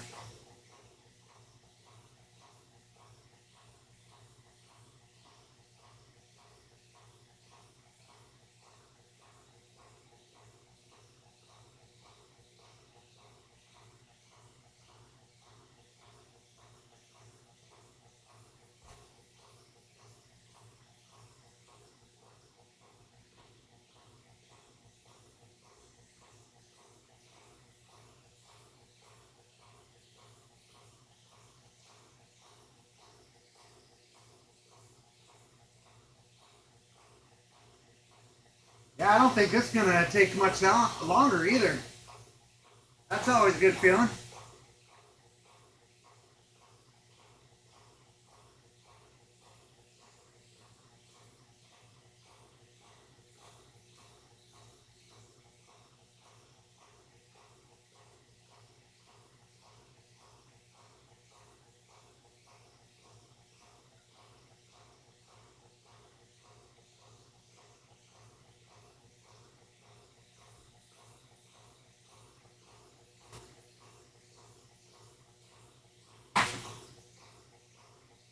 Yeah, you can see that slurry's not building up nearly as fast as it was in the other stages.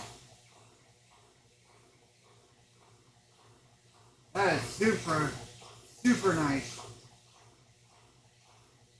Means that it's really doing some work on those previous stages. And I mean, we got full contact and everything now. You know, it's got great motion. It's looking good.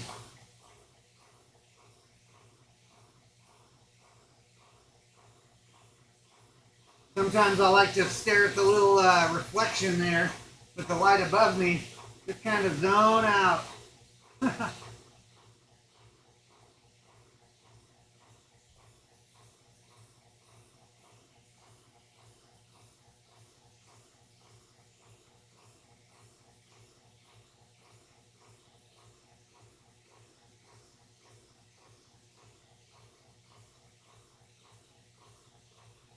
Yeah, I think eventually what I would like to do is maybe set up like a little timer and just kind of, a stopwatch or something and see like, okay, if I'm doing this stage, how long approximately does that take me before I'm like satisfied, and ready to move on to the next stage.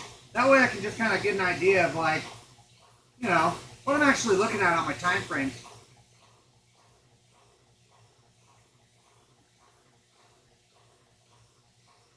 When the mud gets thin, you're going to win.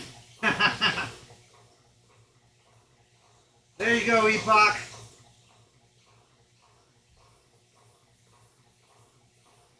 This one's got your name all over it, buddy.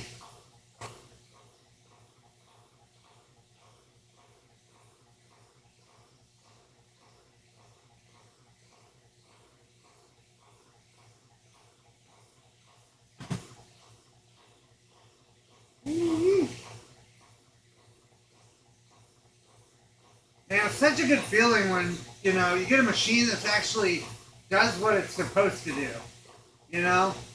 I mean, yes, there's always going to be like user error, especially with me.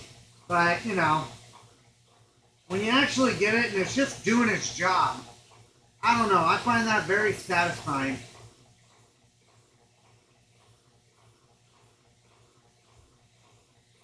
It's going to be even better once I get a drip system figured out.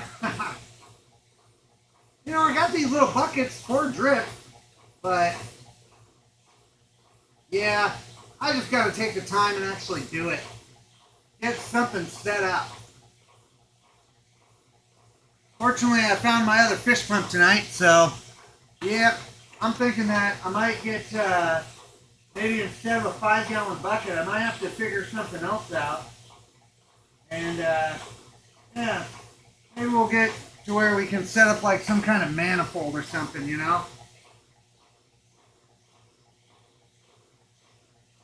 Yeah, here we're gonna get one of those obligatories again.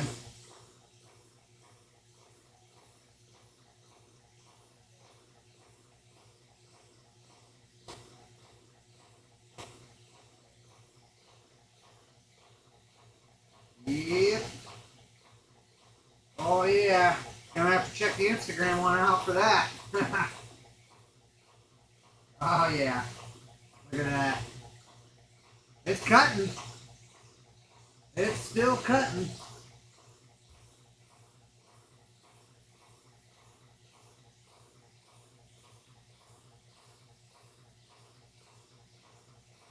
Yeah, and so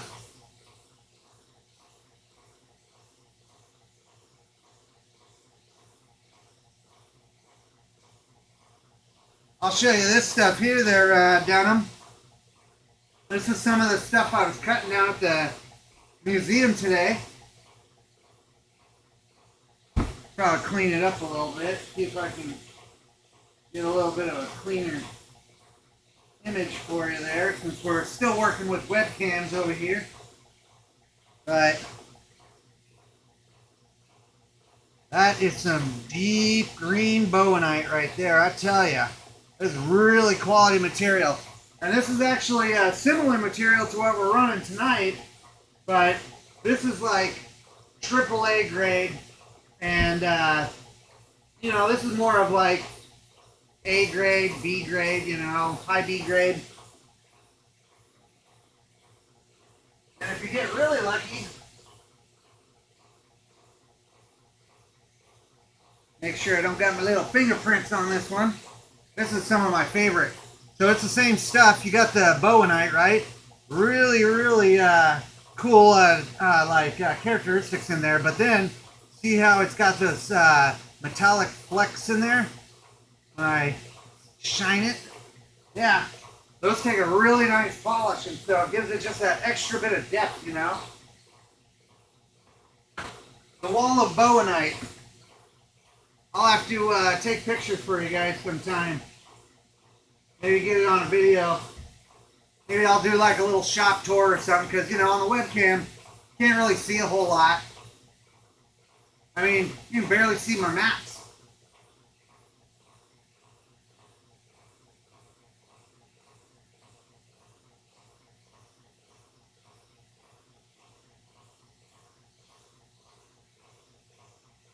I'm hoping before too long we'll have a proper workspace. Well, this ain't bad for now. Definitely works. Better than nothing. That's for dang sure. And we're getting some good stuff, you know? Doing a good job. Gotta do a little bit of fiddling every once in a while, but for the most part, we're getting it done. I just wish I would have had this guy, you know, running this whole time. Every week is better, buddy. Every week. Not the same, but if the dough doesn't rise, it won't be bread. Time is what it takes. Yes, sir. You're not wrong, buddy. Every week we're getting better. You know? What is this? This our 7th week now? 6th week, maybe? I don't know. I'm just having fun. I'm glad you guys are all here to join me. You know? A lot funner than just sitting by myself watching a ball roll around. I mean, I do get a little silly sometimes, but, you know, much better to have people around. Chat with, you know. Plus, we got some great characters in here. Especially Epoch there. He's our number one, or our very first member of the channel. And then we also had Nate join us on our membership as well tonight. So, you know, pretty awesome. I'm really happy. Hopefully we'll get, you know, keep our community growing.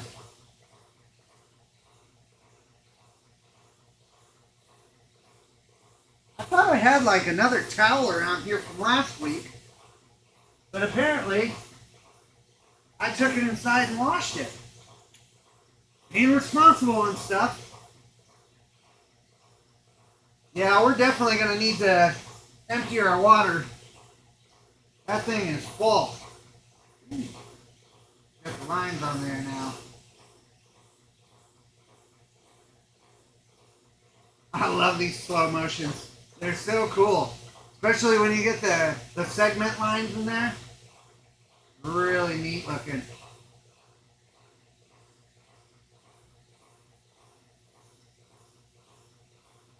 We'll see how quickly it builds up here, our slurry. And then if we're not getting too build up, or once it's not building up super quickly, we'll swap over to our next cup or our next grit. So we'll be going up to the 800 next. It seems like once we get about to that 1,000, that's when you really start getting the gloss on there. And, you know, for how soft this material is, I am surprised how glossy it gets. It is nice.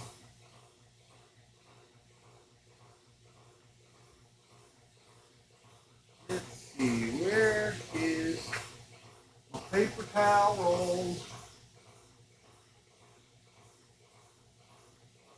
What's that here? Not what I want. I think I'm gonna have to do some shop time sometime this week. Just get this place organized. Ah, piles of rock everywhere. Oh, I did find this one though the other day. I had been looking for this piece for days. But look at that thing. It's just it's a big old chunk of agate, right? But you do see that it's got some fortification lines in there. I think this one's gonna be a cool one. Maybe make, you know, because I like to keep them in, you know, for the most part, their natural shape. And so, you know, cutting out little triangles is pretty wicked. And the place that I found that is, I usually find a pretty good amount of parallax agate up there, so Maybe I'll get real lucky. That parallax stuff is awesome. Actually, if I was real lucky, I'd get some iris, but I don't think that's iris.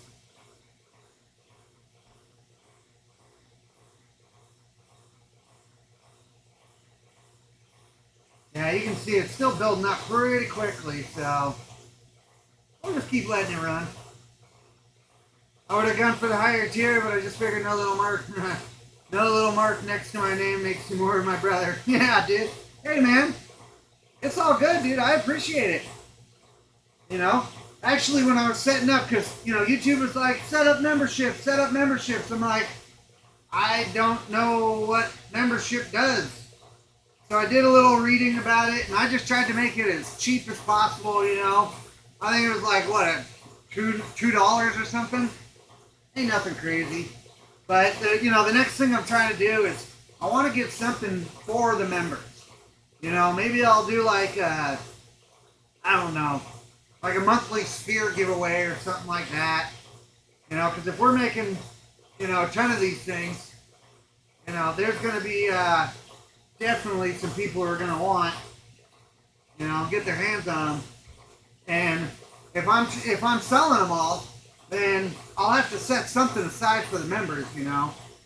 That way it's like we're not leaving anybody out. You know, that's the big thing. I'm trying to create a community.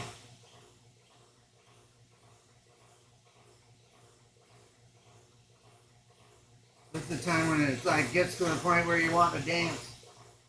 You're like, yeah, look at it go. Woo!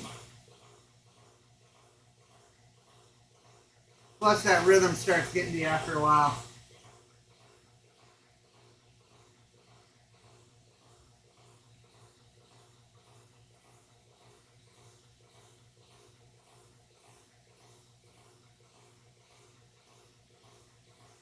Doesn't seem like it's building up too fast, but it's still building up pretty quick. I think this one's going to take a really nice polish.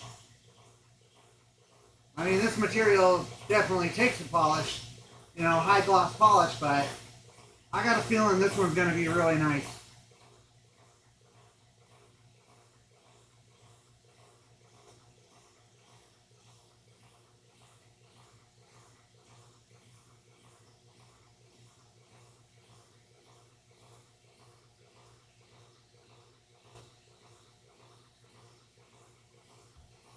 And eventually we're gonna get the second camera set up to where it'll be like, oh yeah, here you can I can talk with you guys like this, but then we'll be able to switch over to the second camera, or maybe we'll even be able to have this in like maybe the corner or something, you know, or suppose it would be down there. But yeah, because then yeah, we'll be able to get a lot better view on it.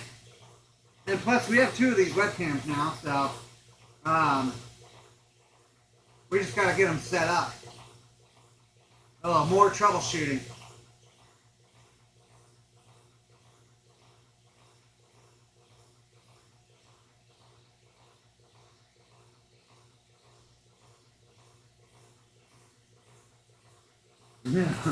That water's getting full.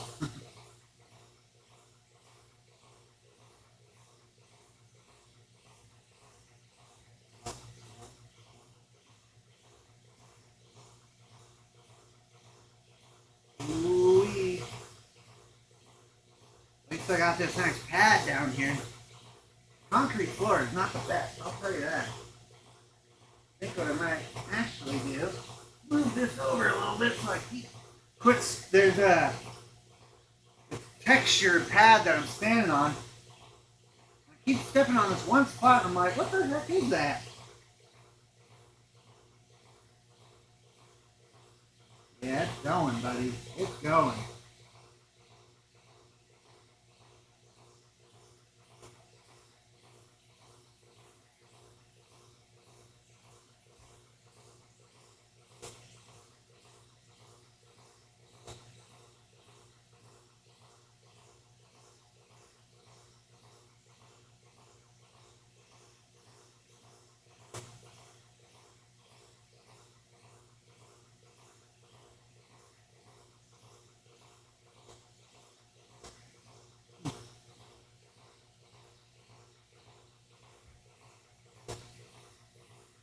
The high gloss.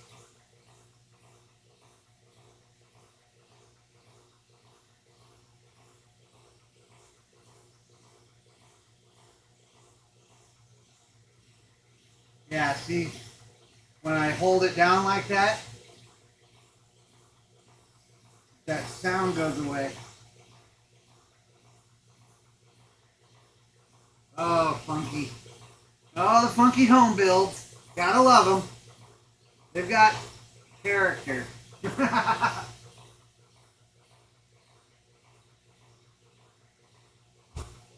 Orb giveaways. Nah, man, you can't have them all. You know, sharing's caring, bro.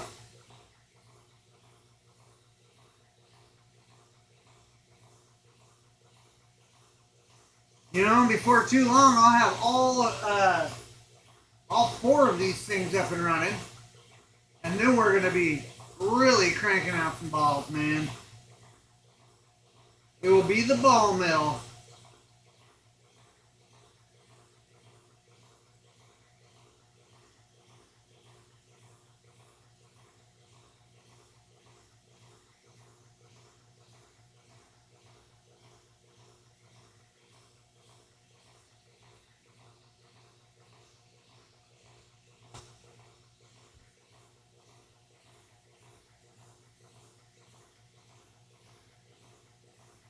I think we're getting pretty close to moving on. But you know, it's like since this is still the pre-polish, I'm really making sure that we give it a little bit extra time if needed, just because I want to make sure all those scratches are out. You know, I made the mistake once and I do not want to make it again. Orbitarium. Yeah, see? There you go. Now you're thinking, Epoch.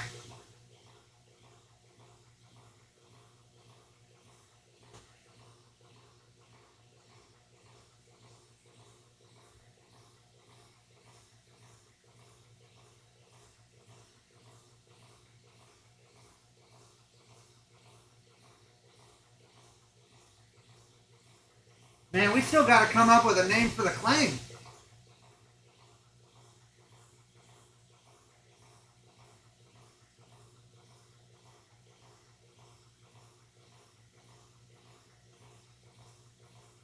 Yeah, I think this one's just about ready.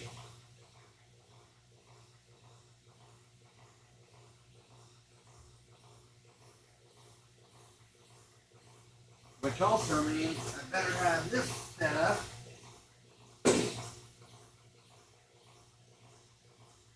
That way I'll be able to empty my pan out real quick.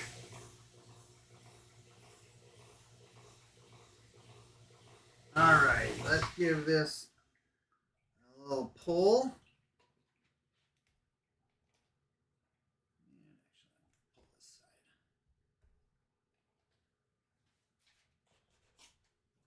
Shimmies, shimmies.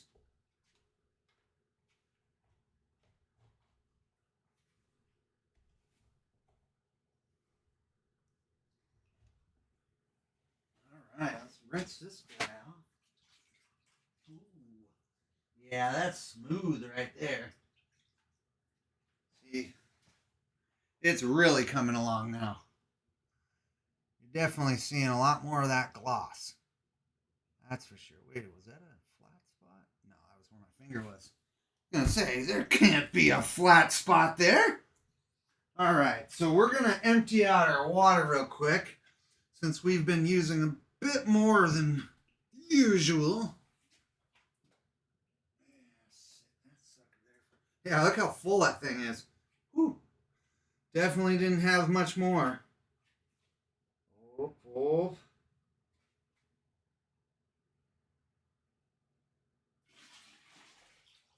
There we go. Suppose we can give that a little squirt too. We're not making all kinds of mess.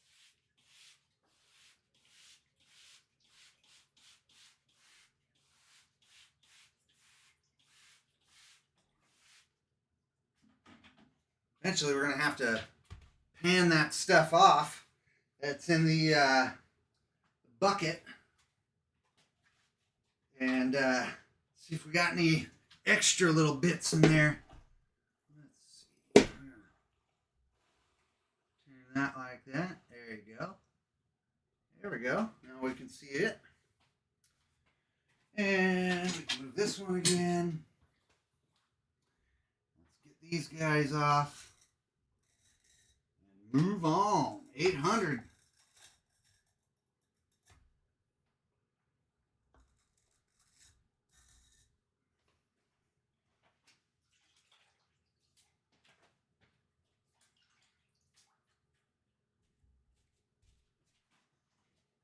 Getting close, getting close.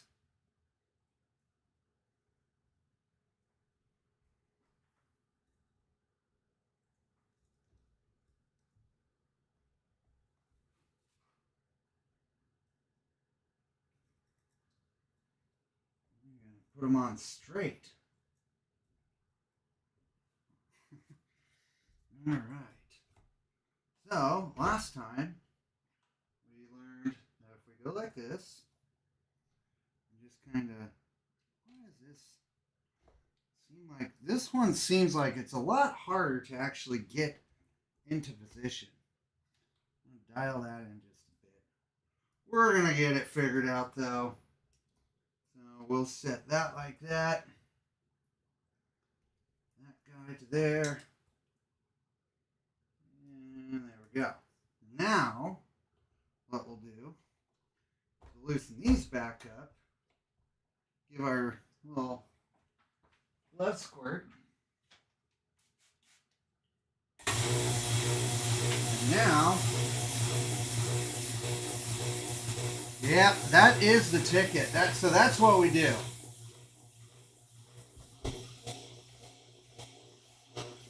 I think this one might go a little bit.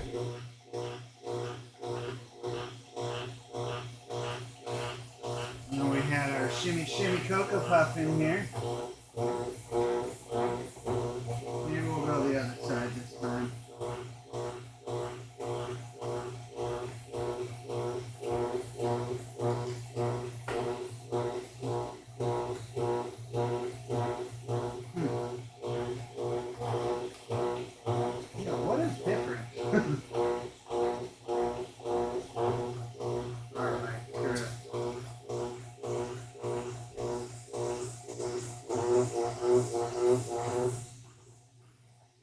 Ah, of course. This one. Everything's connected. So you adjust one side and all of a sudden it vibrates over here. There we go. That's looking pretty good though. Good rotation. I think we might pull this guy in.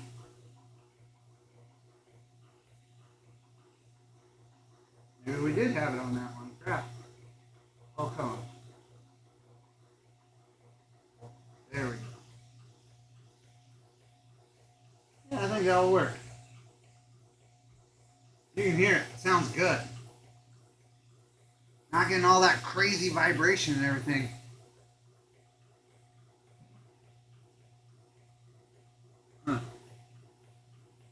Nope, not the work 'em hard. No, we're going to, well, we're still trying to kind of figure out a name. It's, well, I'll give you the details soon.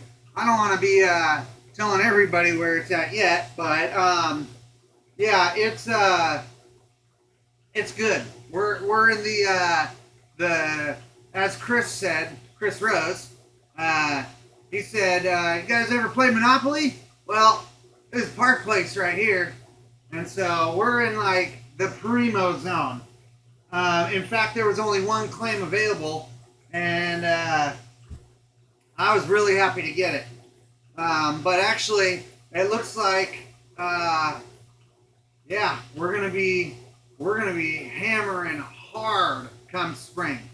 Epoch out here, he's gonna be coming out for, well, by the sounds of it, it sounds like months. and just dig, dig, dig, dig, dig. And I think I'm going to be out there as much as I possibly can. So I'm hoping that I can spend maybe at least a solid month out there, just going crazy. Dig, dig, dig, dig, dig, man. All about it. I've been wanting a sunstone claim though since the first time I ever dug. Sunstones was actually like the first gemstone or crystal, I should say, that I really actually got into. Like I was finding quartz crystals and stuff around here, but sunstone's just a whole other game, you know. And like you get just a lot of variety in the color and everything, man. It just drives me crazy. It's like between this bowenite and sunstones, I'm good. I don't really need a whole lot more, you know.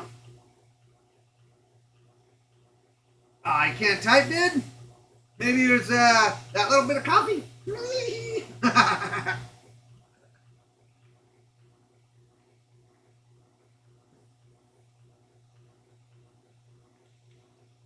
You know, we were talking about the name though, and the original name that I kind of came up with, I thought it was neat, but I don't know. I was thinking about calling it the Crimson Grin because, number one, they're really nice reds that you find out there. Those are crimson colored, right? And then, of course, what happens when you find a really nice red? You just puts a fat smile on your face, man. Hence, Crimson Grin. But, I don't know. I don't think my partners were quite as excited about the name as I was. Can ID Rocks? Oh, bro, we got you. We can help you out on that stuff, buddy. Not a problem. You know? How do I ID different rocks? Oh, yeah. That would be a good one for sure. And since I'm working on, you know, putting out a lot more content this year, you better believe I'll be doing that. That's for dang sure, man. That, and I want to, you know, show people about how to do some testing. You know, because there's like, one of the things that I learned the most about rocks, man, was a tile saw.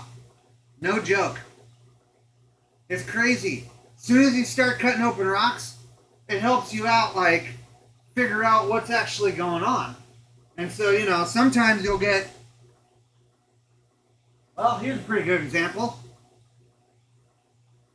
If you found that, what would you think? Yeah, crazy, huh? But then, well, yeah, let me get it wet. This will be kind of difficult to see because the deep green. Yeah, I don't even know if I can do it, man. Kind of see the green in there. Yeah, it's a little too dark, but super, super deep green. But if you just looked at the outside, you're walking around, you know, you'd never know. You'd never know. Tennessee, huh? Yeah, man. Do you ever have you ever jumped on Mindat?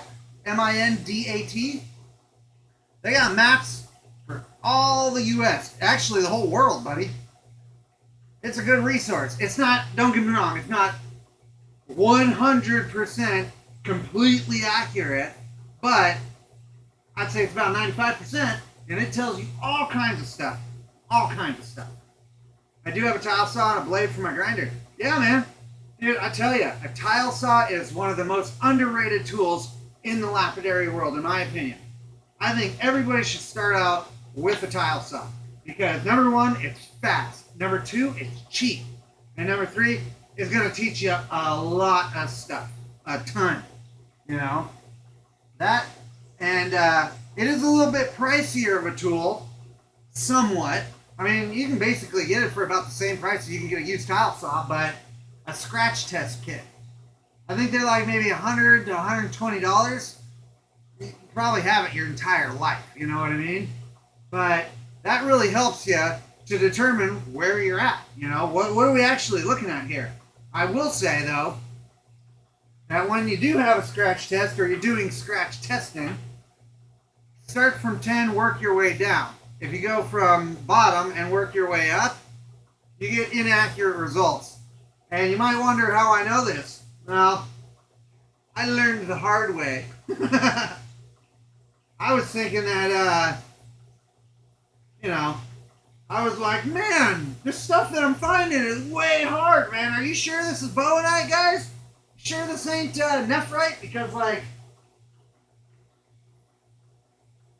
I think it's, might be able to see this one. So, like, this stuff right here, that looks like nephrite, bro. But what it actually is I think it's a little bit of both. You know? Because, yes, they can be like a soup, that just kind of solidified. And so I was like, man, this looks like nephrite. And it's scratching hard, harder than bowenite. And, yeah, I mean, they're technically nephrite around here. And then I took it into the museum, and I was like, bro, because, I took it to the boss down there, and I was like, hey, Ian, check it out, man. I'm pretty sure I finally found some nephrite out there. And he's like, well, how hard was it? And I'm like, man, I'm pretty sure it was like a 6.5. And he's like, let me see. And he's like, nah, man, this is like a 5.5. It's bowenite. And I'm like, are you sure, dude? And he's like, I scratched it. And he's like, how'd you scratch it? And so I told him, and he's like, no, dude. You need to flip your action. Go from, start from 10 and work your way down. So, yeah, I'll definitely be making a video before too long on identification and everything, man. Yeah. Love the tile saw. Mine was free. 100%, buddy. I have a small tile saw, $60 saw from Amazon. Well, yeah, 4-inch blade. 4 inches, kind of small, but it's better than nothing, man. Like the last tile saw I had, I think I got it on Marketplace for like, I don't know, 100 or 150 or something like that. And it was one of those big Cobalt ones that has a stand overhead, has a sliding table, and the blade comes down on top like that. And it was a 10-inch, dude. And I got it for under $200.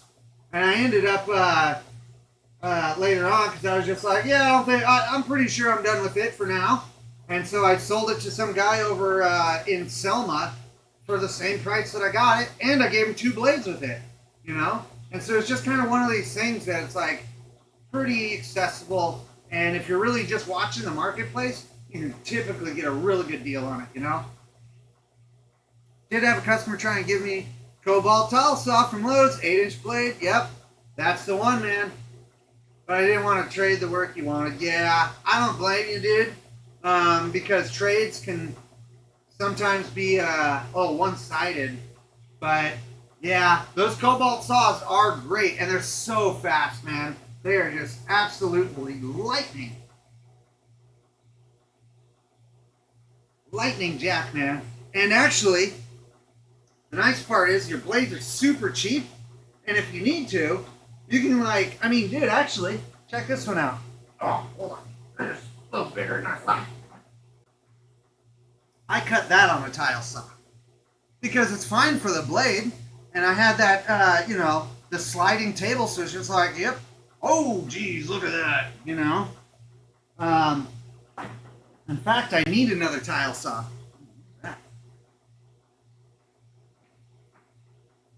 Oh, yeah. I've got the AAA grade for bowenite bucket down there, and sometimes I forget what I've got in there. I'm like, hey, wait a minute. Ooh. I was like, yeah, I don't know, use $600 saw. Yeah, buddy. That's why I say Facebook Marketplace all day long, man. But the thing is like, just like anything else when it comes to especially lapidary, I found, have the money ready and then just wait. Watch the market, checking it, pretty frequently. Maybe I think Facebook, they have like notifications that they can send you or whatnot. And yeah, just keep an eye on the market. I mean, I've got a nice core drill right now, one of the big Milwaukees. And even right now, I still, once a week, will check to see if there's core drills on the marketplace, just in case.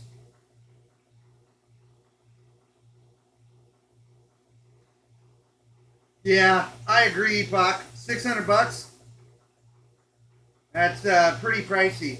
And you know, here's the thing about tile saws. A lot of times, what happens is you get these DIY typers, you know, who will they'll buy a tile saw from like Home Depot or something, use it for one project, and then get rid of it. You know, and so if you can find those guys, bang, you're in the money.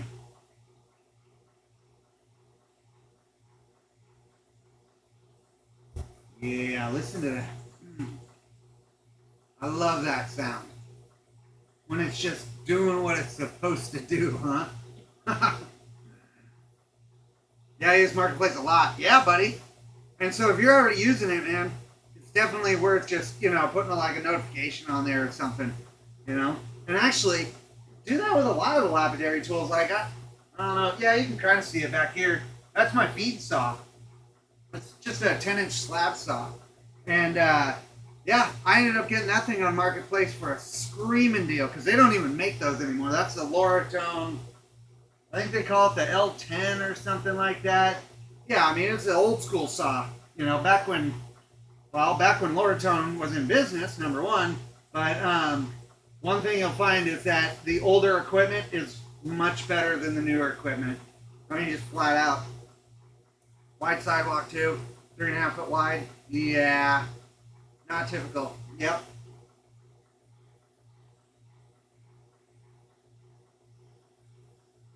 I tell you though, you know, even my core drill. I got two Milwaukee core drills for $200 over in Bend, and the only thing was is they didn't have the stand, and so Rock Dude and I had to build one. Honestly, people in my area all overpricing. Yeah, I hate that. Sewing machine I bought when I lived in Ohio was $15 all over. Yeah, exactly. LS10. There you go, buddy. Yep. See, Rock Dude's on it. I wouldn't expect anything else, huh? But yeah, those LS10s, man. Like Rock Dude. Have you seen an LS10 on the market in the past year? Because I never see them, man. In fact, I had to go down to the Rock Museum and talk to Shannon because they got some new, they got some custom saws down there. And I was like, "What's up? You want to sell me these or what?" But I mean, as you guys can see, kind of don't have a whole lot of room. But man, I tell you what, I'd love to have something like a 24-inch. Ooh, that would be just sweet. I love my LS18. Yeah, I bet you do, man. That thing is awesome. One day, man, I'll be a big boy and I'll be able to get a little bit bigger saw. People selling the sewing machines for 150 bucks. Jeez. Sounds like you need to get the sewing machines from Ohio and then bring them over there and undercut all the competition there and, in the new spot.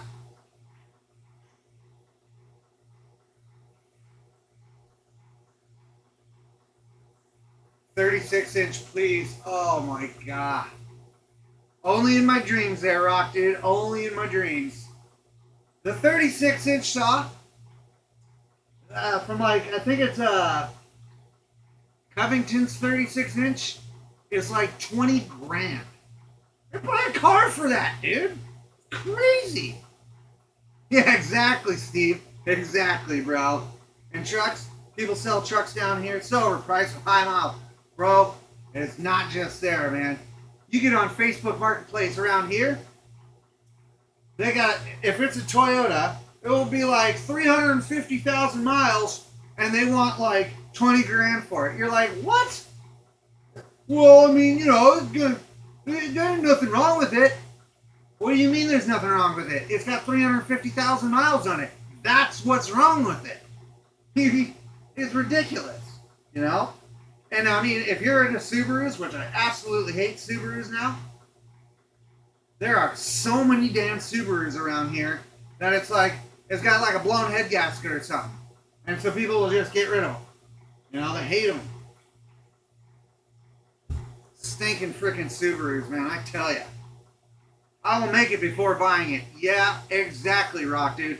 That's one of my biggest problems with the lapidary field in general, is that they want like $20,000 for essentially a steel box with a 1 or 2 horsepower motor on it, if that, you know. And they're like, yeah, 20 grand, bro. And you're like, what do you mean? That cost you maybe $1,000, including labor. The hell? You know, we got so many fabrication shops out there in White City. Bro, I bet you for a couple grand, you can have some dude, you know, weld together a box and have a little pulley system on it. It's ridiculous, dude. Absolutely ridiculous. Yeah, exactly. Yeah, 6,500. Absurd, bro. 2010 F4, F-150, yeah. You know, that's not a bad price. That is not a bad price. I gotta be honest. You know, especially if you're, you know, because there's a lot of F-150s out there. I've got a, well, it's a 2005 F-250, and yeah, we just had to dump like 10 grand into it because it freaking blew the head again. And, yeah, the first time we had all the work done, everything like that, you know, and that was like, I don't know, 15 years ago or something like that. I don't know. It was a long time ago. And then we had to do it again. And this time, though, we actually had a real shop do it, like an actual diesel shop. So, you know, hopefully it'll be the last truck that I'll ever have to purchase. Got brand new tires, all sensors all over, engine, full tune-up. Yeah, exactly, bro. Sounds like you had it. Tons of new parts. Oh, you're a mechanic. Bro, we'll come out here, bro. We could use people like you, man. I tell you.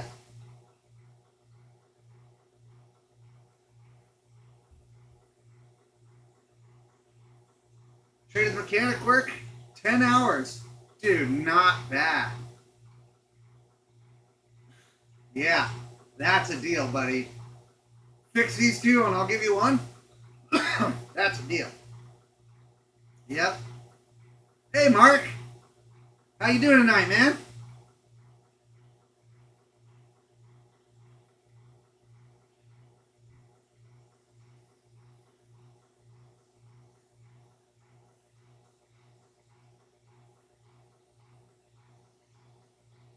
Oh, bro. Oh, not too bad, man. Appreciate you joining us tonight. And yeah, Steve, you say that, dude, but then you get around here and you can go down to a dispensary and pick up like an ounce for $30. You know, and it's all like, you know, pretty good weed or whatever. And I don't smoke it anymore, but I see their little billboard signs out there all the time on the sidewalks. You know, I mean, hell, this year during harvest season, my buddy calls me up and he's like, "Hey, bro, you want a plant? Like a weed plant?" And he's like, "Yeah, I just don't have any more space." I'm like, "Geez, dude, I guess, you know." And so because, you know, I got family and stuff that smokes and buddy and stuff. And so I was like, sure. Thinking it was going to be like a little scrub plant or something. Thing was like 7 feet tall. I'm like, what am I supposed to do with all this? Like, bro, I don't even smoke, you know? And so I ended up drying it out and giving it to friends and whatnot. But I was just like, this is ridiculous, man. I mean, it's straight got to the point now, especially in Southern Oregon, weed is like, man, it's dime a dozen, straight up.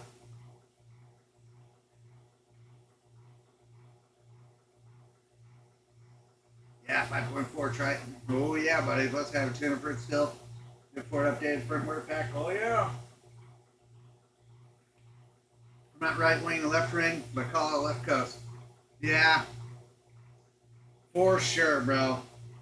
It's not the best, and we've got some wonky stuff, but I found that out in the desert, all that stuff is gone.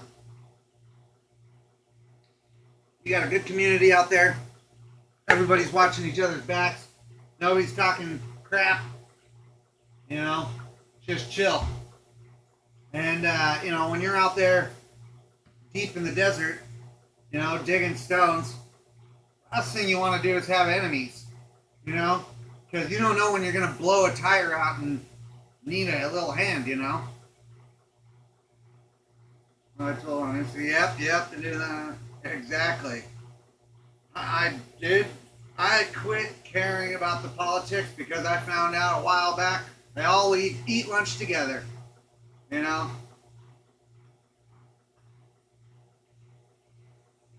For the most part, I've actually been in Oregon pretty much all my life. I spent a little time in out there in the Shire, where Epoch is. You know, that's my brother. Epoch Eclipsed.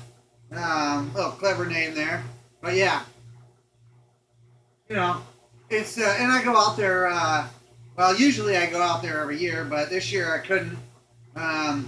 Just didn't really have the funding for it. And also, my dad needed me to stick around because he went to Thailand for 3 months. Must be nice, huh? Oh man, I tell ya. Yeah, look at this baby just cruising right along,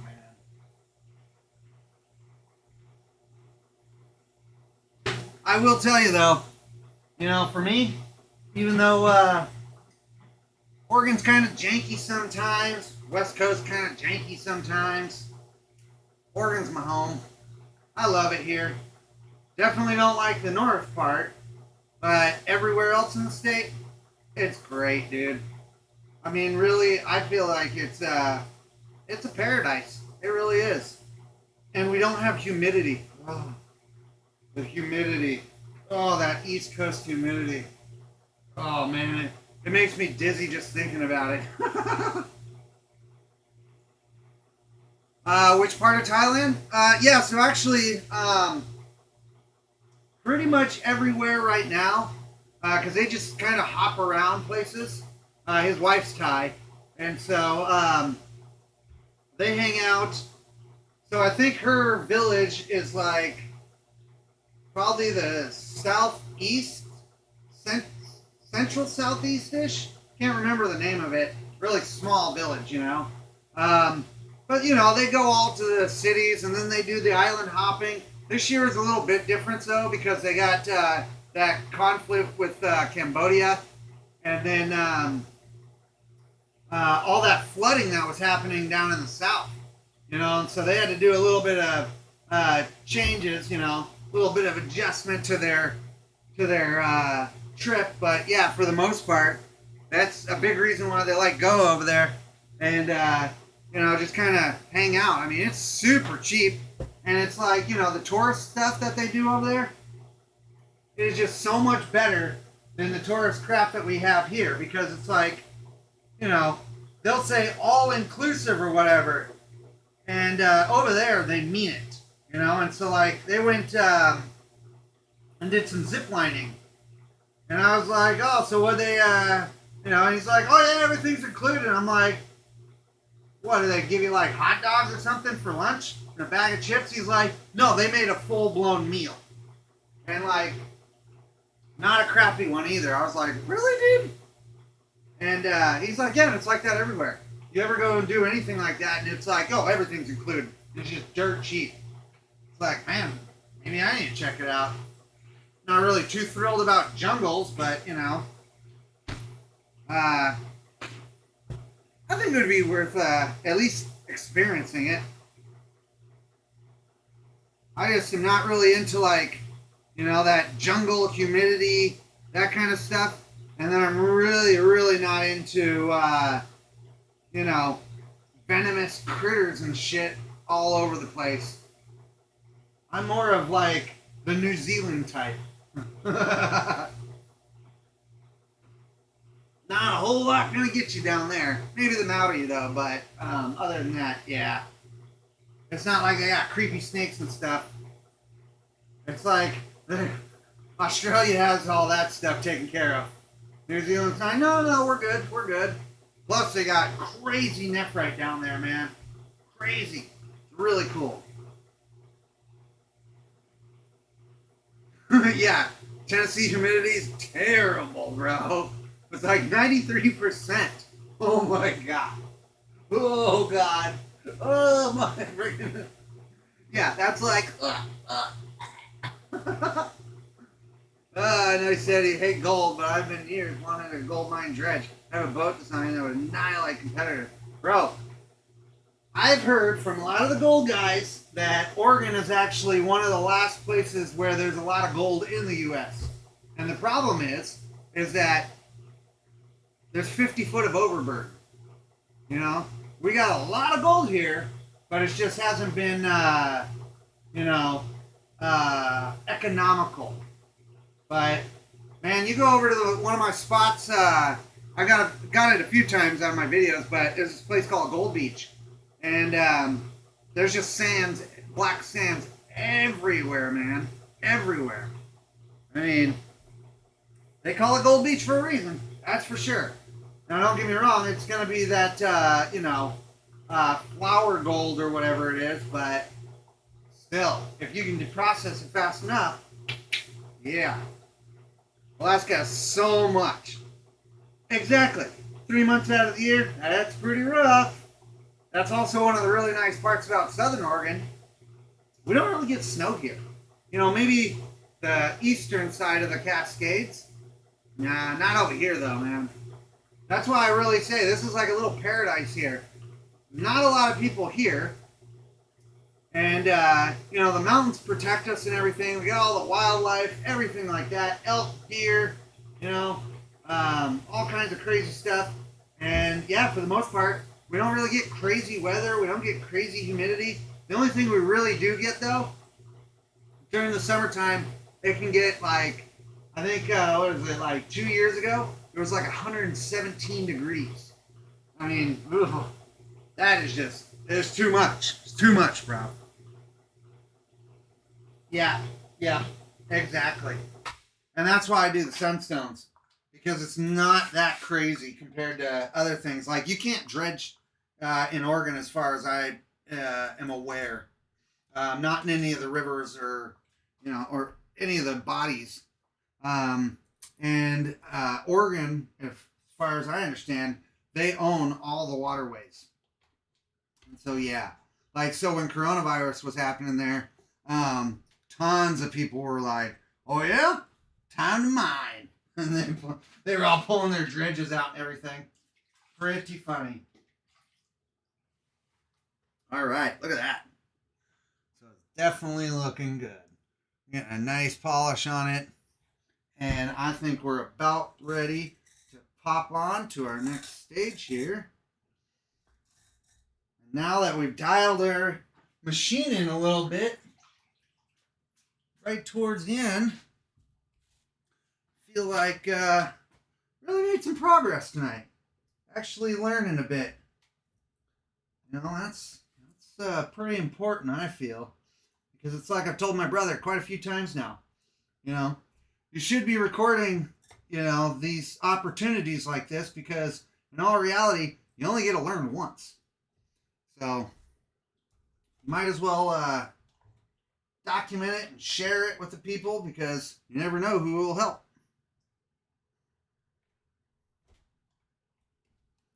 Alright, so we're just going to put this guy on first.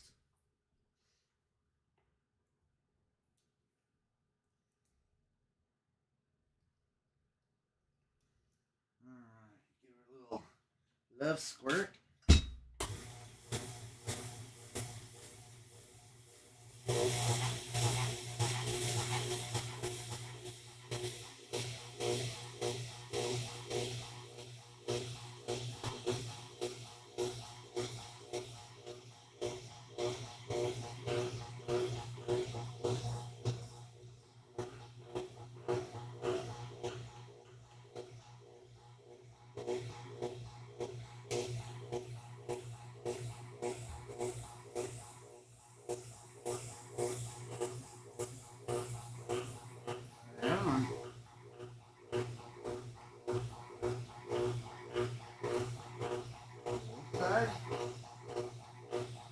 Yeah, I gotta get some new shims. These things are just getting beat.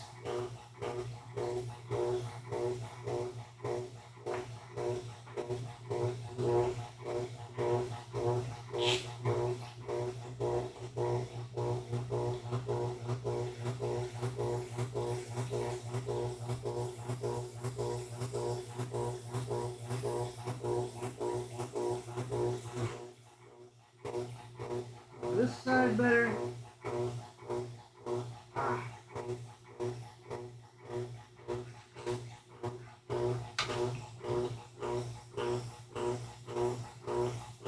And we got good rotation. And that's really what's important.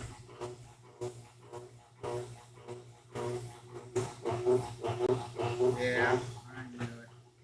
Hey, there we go. There we go.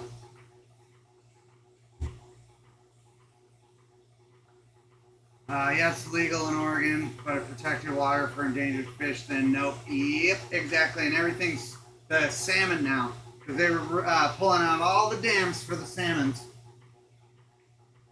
That's probably everyone. Yep, exactly.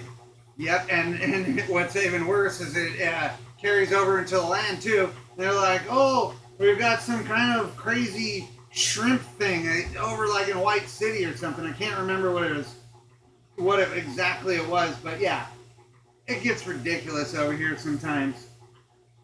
Meanwhile, they let Nike dump all the freaking trash into the water that they want, you know. And they go, oh well, you know, Nike brings in a lot of revenue for the state. They bring a lot of money into your pockets, is what they do. I never understood why gold miners only go after gold and don't try to get the other gemstones along the way. Yeah, and so actually over in Josephine County, they have this stuff called awaruite, which it's called Josephinite as well. But it was called awaruite because it was originally found in like the Wairau River of New Zealand, I believe. And it is very, very, very rare stuff. But they didn't understand what the hell it was, so they're just like, nope, nope, not that. Just looking for gold. Meanwhile, that's like throwing platinum out, you know what I mean? Silly, but hey, that's what happens sometimes. I got enough points worked up, I might be able to order you a set of those airbags, man. Hey, yeah, hell yeah. Well, you know what? I definitely appreciate it, buddy. That is for sure. And I think here soon I'm going to try to get a P.O. box going. But yeah, holiday season's just been crazy busy.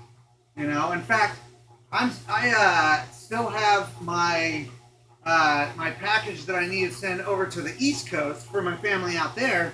And every time I've tried to go down to the post office, I swear, man, it must be 30 old ladies down there, you know, about this tall, and just hanging out and chatting.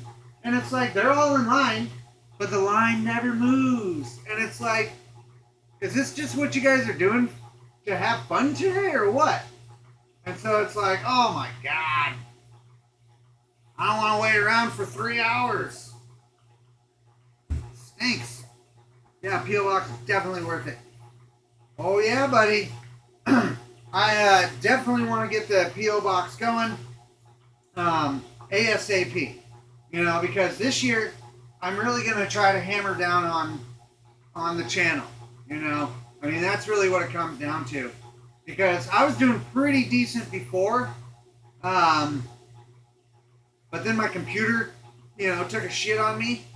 And it was just like, I mean, computers are super expensive now, especially the type I need.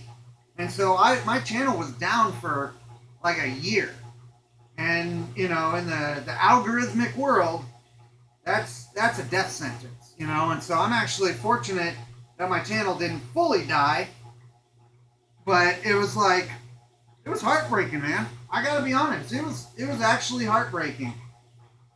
Because it was like, I love doing this stuff. I really like making content. Love making videos. I love getting out and sharing things like this. And, you know, I was finally starting to get a little cash going and everything. And it was just like, nah, your feet got kicked up from underneath you. It's like, man. But I think this year is going to change a lot of things. You know, we got the sphere machines going, we got the mining claim going. We're doing live streams, which a lot of these rock hounds, they won't even touch live streams. You know, so it's just like, yeah, just keep going. You know, and I've already got videos uploaded to YouTube. The one that I'm going to be releasing on Wednesday is going to be a really good one. I don't want to give too much away, but yeah, I got a couple good ones. I'm really excited to share. You know, but yeah, I think 2026 is going to be the year, buddy. I definitely think it's going to be the year. And of course, we're going to have to get P.O. Box set up. So then, you know, we can make sure that if anybody wants to get a hold of me and, you know, send me a little airbag or something, they'll be able to. All right, so this is the 1,000 grit, and I think we're gonna go up to the 3,000. But to be honest, we'll see. I mean, you can already tell that it doesn't build up quite that slurry like it was, and I've noticed that the higher up and higher up and higher up we go, it takes so much longer to get that slurry buildup. You know. Oh, and the motor brackets. Hell yeah, buddy. Hell yeah. Yeah, tomorrow I think I'm going to go check out Daisy's selection on some springs, see if we can get... Because I actually think this is working. Now that I kind of figured it out, you know, it's like, okay, you know, kind of gentle set these. I keep this one stationary. Gentle set these. Attach the chains, and then actually, you know, pull them in tight, and then set them hard, and it's like, boom, there we go. And so I'm going to definitely want, because I'm a big fan of, like, having backup stuff, you know. And, yeah, I think I'm going to get going on those. But I also got to swing by over Rock Dudes tomorrow, because he's got some expanded metal that we're going to be using for our shaker screens out there at the mine. And he's got me a sweet chair as well. Oh yeah, and a piece of jasper. I'm going to make a spear out of that one. Should be pretty badass. I've had an idea with a C-clamp, remove the little handle, cut up or C off, and then make a slide to move forward and back with ratchet. Yeah, buddy. I think that would be wicked. I could see how that would work. You know, it's crazy because a lot of these, you know, these spear machines that you're seeing, mostly home builds, you know, especially when you look at the price on some of these more expensive ones. In fact, I can't remember, but I think the Highland Park three-headed spear machine is I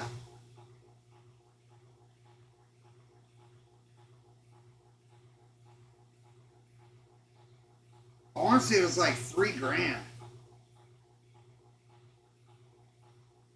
Let's see.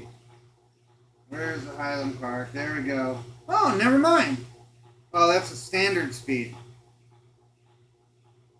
Yeah, well, the standard speed is about 1,400, so I still got a little way to go. But, yeah, hopefully I'll be able to bust out and get... Oh, okay, there we go. The high-speed production sphere machine, which is, of course, out of stock. $4,000. Ugh. Oh, my guts. Yeah, well, can't win them all, you know. That's why we're just going to save up.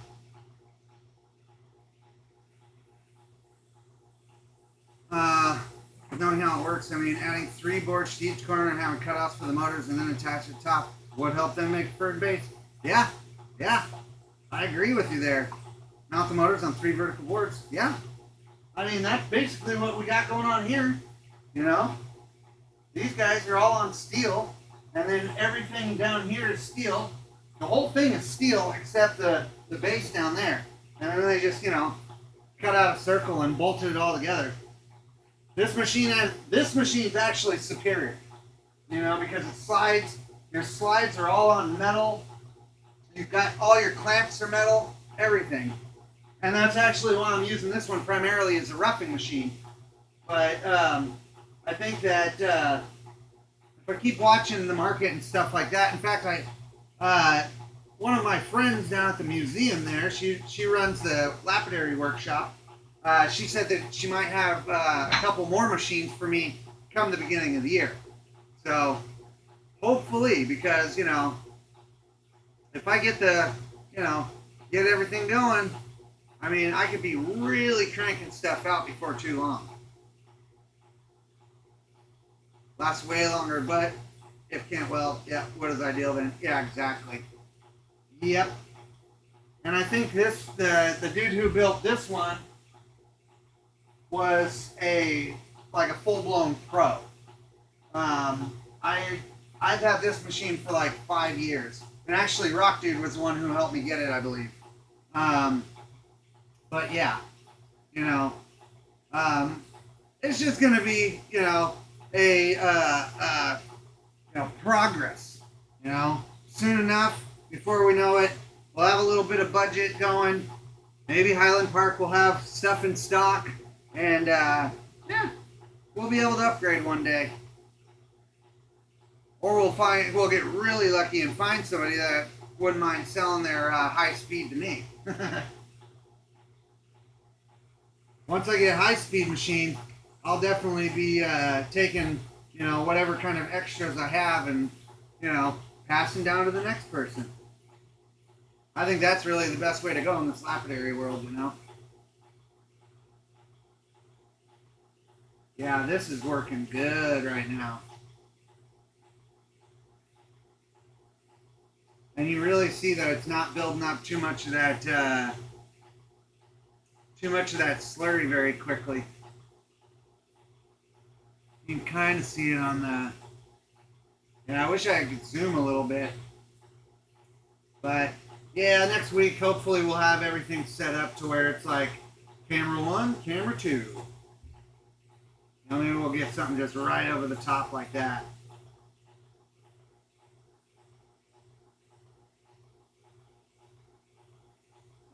Just still dialing stuff in.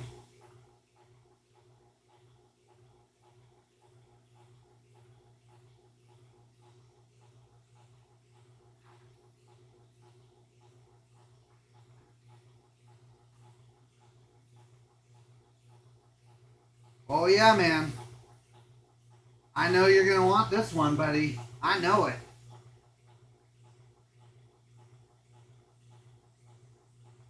It's got some really nice character, buddy. It really does. It is a little bit smaller diameter than I would have hoped for, but I knew that was going to happen because there was that one gnarly spot where the bright green dot is that, we just had to do a little extra work on that. And so, naturally, anytime you get any low spot like that, well, now it's all that low spot.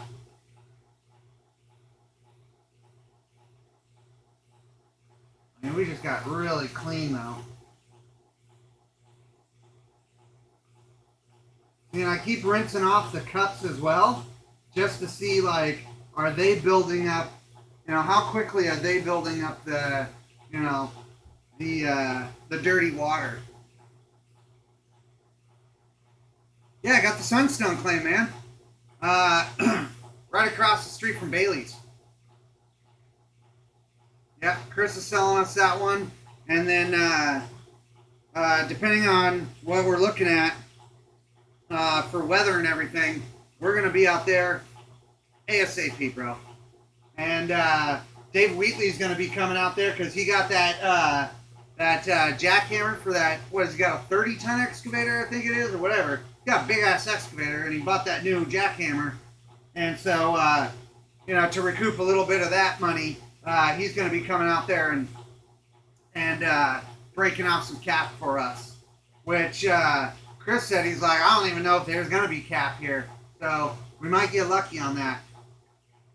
But either way, Epoch and I are going to be out there ASAP, and we're definitely going to be ready for the extravaganza this year. That's for sure, man. Hopefully, I can hang out with Big Me and Miner, and we can we can watch the door again. Tell people to stay the hell off the sagebrush. That's always my favorite part. Alright, yeah, so just want to go down this way here and stay the hell off the sagebrush? Wait, what? Yeah, stay the hell off the sagebrush. You break it, you buy it. What?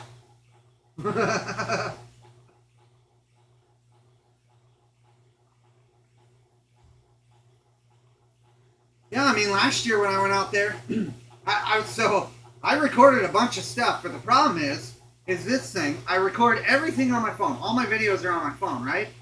Well, apparently, it records in different codec, right?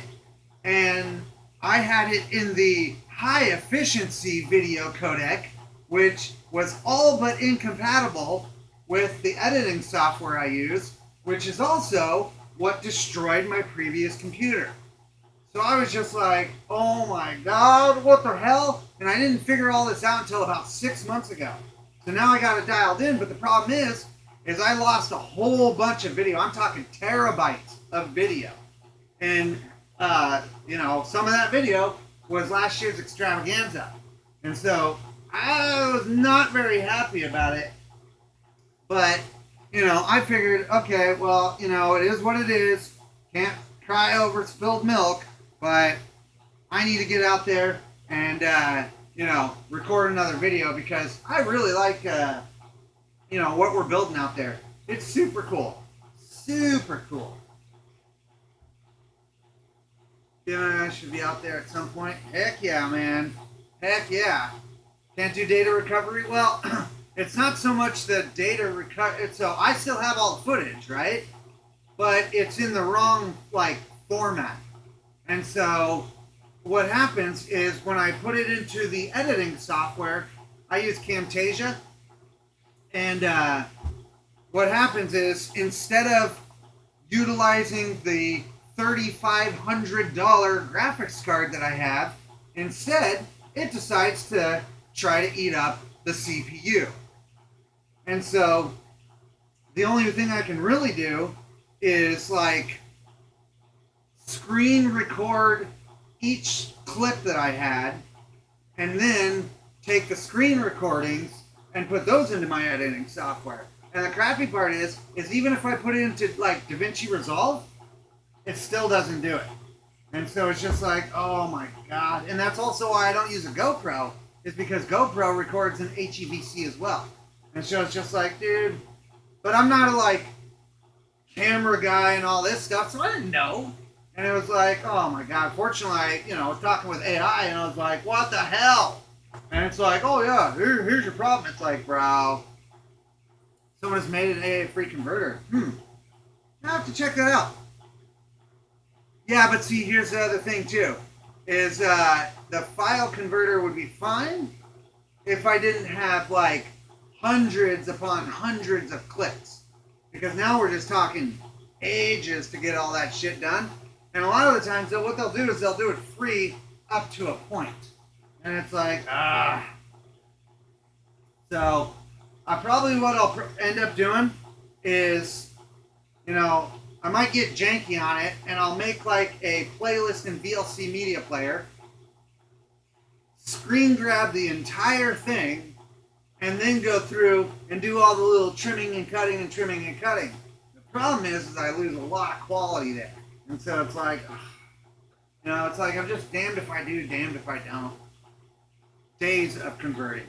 Yeah, days would be nice. We're probably looking at more weeks. Because the way I record my videos, I do a lot of short clips, and then I cobble all those together and do, transitions and all that stuff. And, it usually works out pretty well. Unless it doesn't utilize my graphics card because it's a crappy freaking codec or whatever. But now that I got that stuff going, it's it's kind of you remember Forrest Gump? When finally the braces broke off of his legs and all of a sudden he's just whee! Yeah, that's pretty much how I feel right now. Finally able to do it. But then I was trying to export a video the other night, you know, and it was like, oh, your subscription has ran out. And I'm like, subscription? What the hell are you talking about? I bought this program a while back. Oh, well, it's a subscription service now. So it wouldn't even let me export my video unless I paid for a year. And so that was like $140 or something like that. And I'm just livid at this point. So I pay the $140, export my video, and immediately cancel the subscription and request the refund. Yeah, that's coming right along. Wow, and I'm actually seeing some interesting characteristics in there. So you see that? I don't really see that before. That's crazy. But yeah, this is going to be a good one. This is going to be a good one. So yeah, needless to say, it's been a long journey, man. It has definitely been a long journey. But I am happy to be back on the road, back going again. You know, because I got to tell you, making videos and doing the rock hounding thing is just, man, I feel like it's kind of what I'm built for. You know? All right, so here we go. Putting on the 3000. Maybe if this one is like the other ones that I've done, this will actually be our final stage.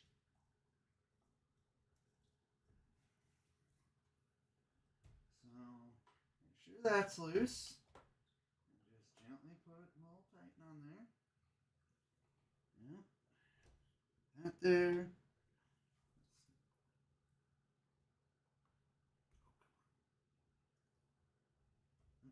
There. Man, I'm getting this figured out. Feels nice. Give our love squirt. Oh, yeah, look at that one go. Listen how smooth that sounds. Ooh, yeah. Yeah, it's got good motion. I don't even really feel like I need to brace it this time.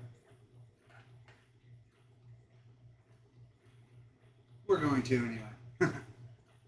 Different browser if they say limiter. Yeah, exactly. Yeah, I'll definitely have to check that out. You know, and like I said, worst case scenario, I'll create a VLC media player playlist on it, screen grab the whole thing, and then maybe what I'll do is, you know, do a little preface of the video and just say, hey, this is what happened. But I didn't want you guys to lose out on the experience, and so, you know, sorry it kind of sucks, you know. Ever try the compounds or polish on final? Yeah, so check this out. I got these guys right here, and those have the leather on there, and then, yeah, you put like the cerium oxide on there, but this material, I found that you don't really need to do that. In fact, you know, I still have one other stage that we could be going, but for the most part, yeah, like it really doesn't do much. At this stage, you know, this 5,000 grit, or 3,000 grit or whatever the hell this one is, it's nice. It gets a really high polish. Those mini detail buffer bonnets were, yeah, exactly. Over 3,000. Yep. Exactly. The Kaioken, bro. I was just actually laughing about that earlier at the shop. I was like, man, it's been a long time since I watched me some old school Dragon Ball, you know? Every once in a while, it's like that nostalgia thing, you know? Watch a few episodes, it just kind of brings you back to being a kid.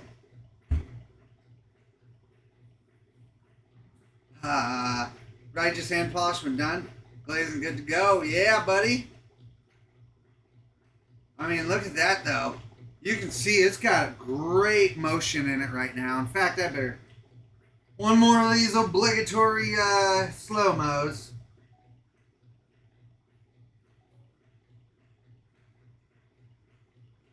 Yeah, that one worked. All right, cool.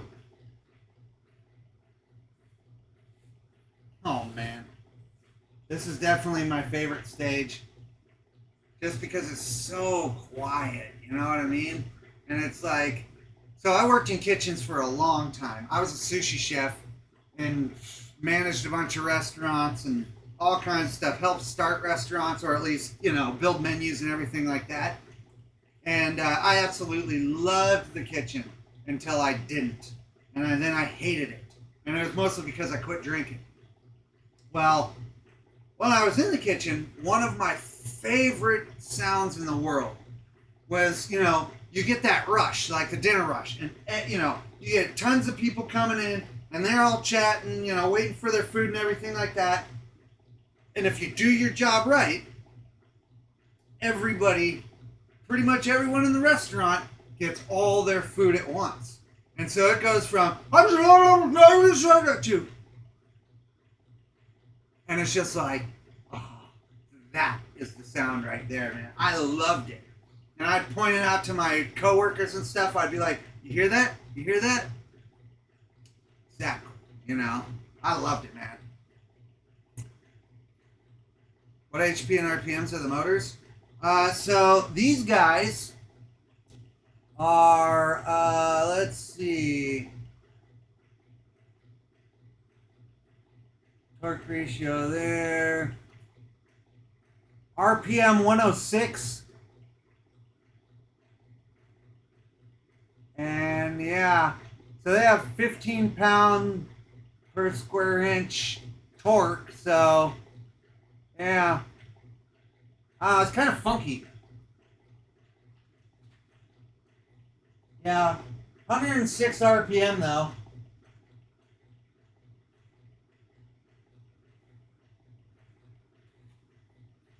Look like you're down to be strong, but low RPM. Yeah, I think that's what Rock Dude was saying before.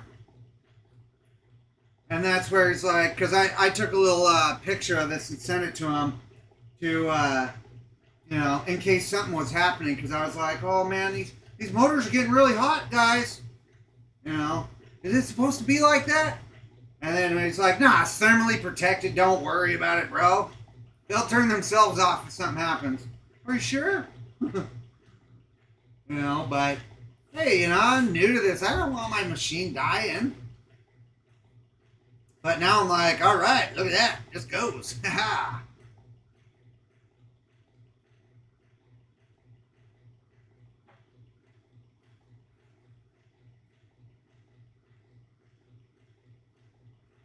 So this one, these ones are actually 61.7 RPM, dude.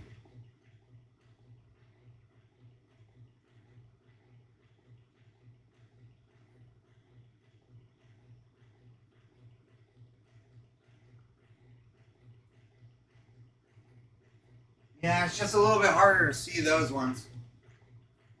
I mean, clearly these motors are, they're old. But hey, they're still chooching right along, man. That's all I ask for. God, I can just see that gloss, bro. It's looking good, too. Woo! I am absolutely stoked for this one. It's good. It is real good. Man, that rotation is just perfect, too. I don't know if you guys can see it, but yeah, it looks like you can see it pretty well. Hey, Romania. Did you have some breakfast there, buddy?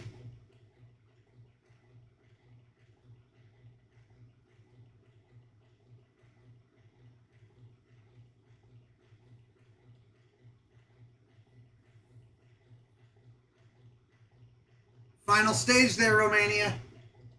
Almost there, buddy. Almost there. We're just letting one of these, just letting this one run a little bit more. And then, yeah, I'm thinking it's going to be about ready. Because, see, I do see a little bit of foaming and stuff still. But for the most part, once you get to this stage, it really doesn't take a whole lot. You can see it happening. And that's actually why I check my I squirt my cups off a little bit too, because they'll actually tell you, with your drip, any kind of, how's that mud looking essentially. Got myself asleep. Yeah, there you go. Yeah, so smooth, huh? Like glass, buddy. Like glass. In fact, that's another one we're going to have to be doing before too long. And that's definitely going to require the compounds like the cerium oxide and stuff. But I want to go out to Glass Buttes and get some rainbow obsidian and make some rainbow obsidian spheres. But obsidian is the bane of many lapidus or lapidaries. Yeah, lapidaries. It's a huge pain in the ass. Huge pain in the ass.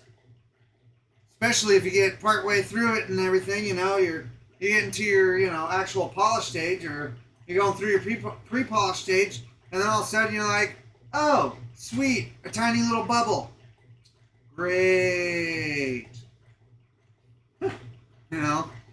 But, I mean, fortunately with the spheres, it's like, oh, a bubble. Cool. Put it back in the roughing machine. It'll do it.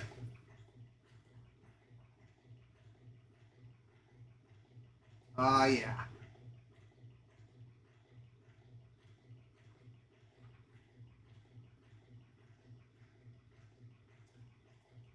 Yeah, I mean, overall I think it's sounding good.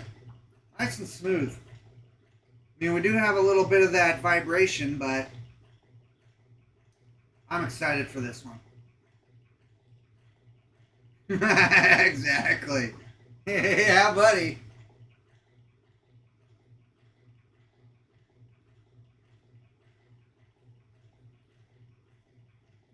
Yeah, I'm just giving it just little bits of squirts. Because what I'm really trying to do there is I'm trying to see if any of my drips have like any kind of like, color to them. Because really, it's not going to do a whole lot cutting, of course, 3,000 grit. But, I feel like if I see a little bit, if the water's super clear, then it's like, yeah, okay, we'll pull it. And really, the only thing I have to go on is like, I see some bubbles, which I know then is doing something.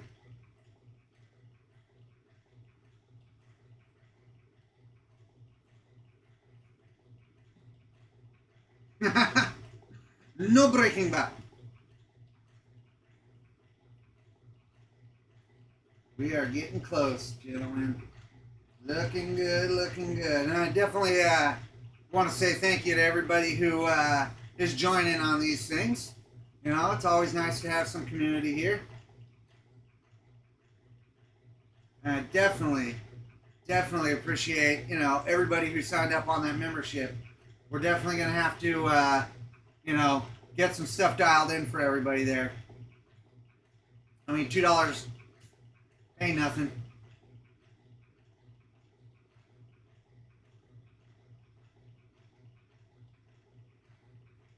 But it definitely helps get some gas money,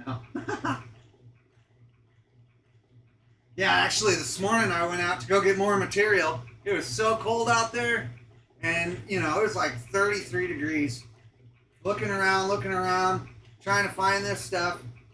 And mind you, I'm on an angle like this, crawling all over these massive, just boulders everywhere. It's like riprap, right? And so I'm crawling over these rocks, and I'm doing this thing because it's like, still partly frozen. And it's like, okay. And then all of a sudden I see this fat one, and I'm just like a melon. I'm like, oh yeah, baby, look at that. So I pull some rocks off of it, and then I'm like inspecting it, and it's got a fat crack right down the center. So I'm like, screw it. So I flip it over again and just smash it like twice on this other rock, and it's just like, and inside is just gemmy green. I'm like, oh, this one's going into the backpack. But remember, I'm on all these, all this sketchy rock. So I'm like, you know what? I think I'm actually going to go and drop the rock off close to the road there. So then I'm not like adding a bunch of funky weight that can shift and everything in my bag. And so as I'm walking up, I get right about to the part where it goes from rock to dirt, and I see this gigantic boulder. And I mean, like, I'm talking 100 pounds. And so I'm like, oh, you gotta be kidding me right now. And so I'm just like, this is exactly what I was looking for. And it's got the exterior and everything. So I'm just like, this is a guaranteed perfect one.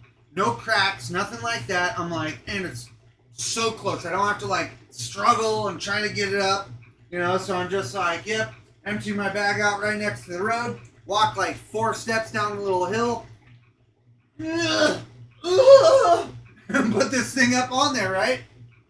And I'm just like, oh my God, I could leave right now, and I'm stoked, right? So then I'm like, but I drove out here and it's like an hour, so I better see if there's any more, you know, make it worth the time. So I'm like, okay, it was right in this area, and I found that other one down there. So yeah, I'll go back down there and check out what's going on. And so I get back down there, and I'm like, kind of looking around. I'm not really seeing much. I'm just like, huh, well, I'll find one more, and then I'll just boogie out, you know? And so I'm looking around, and then I see just like a piece like that, you know? And it's that same like, kind of this white exterior, right? And so I'm just like, oh, please tell me that's the good stuff. Please tell me that's the good stuff. So I go down there, and I'm like pulling rocks off of it, and it's just massive, bigger than the first one.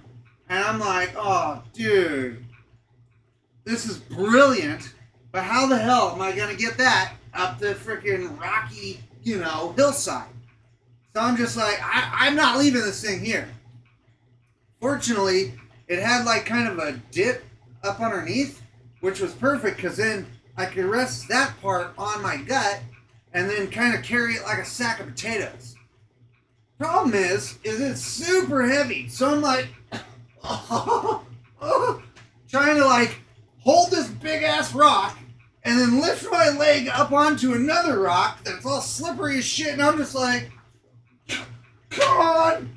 And I get about halfway up, and I'm just like, dude, there's no way. Like, and I'm like, can I get this thing on my shoulder? I mean, what can I do? And so I ended up taking the rock, and I'm like doing this, and then it's like, okay, I set it on a rock, and then I get a little further up the hill, and I pick it up and set it on another rock, and I get a little up the hill, and then a little freaking more, and finally I get it up to the top, and I am just pouring sweat, dude. Just absolutely dripping, and I'm just like, and finally I'm just like, okay. Well, right about the time I get to the top of the hill, a car drives by me, and I've got this big ass boulder in my hand, and I'm just like, dude, my hair is wet, and I'm just like, and they're just like, what the hell? And I'm like, not even care. Do not even care right now. And so I'm walking down the road to go get the car, and I'm like, oh yeah, okay, I got this. So I grab the car, pull it right to the spot, pop the hatchback open, and like lifting him up was like, not this again. Oh God. So I throw him in the back, and now I'm running down the road, and every curb it's like, I swear, it felt like, you know, kind of like when you fishtail on like a quad or something. And I'm just like, oh my God, I've got like probably 300 pounds of rock in the back right now. And I get home, dude, and I'm just stoked. Because I'm like, you know, this is going to be enough to do the 5 inches and quite a few of them. So I'm just like absolutely thrilled.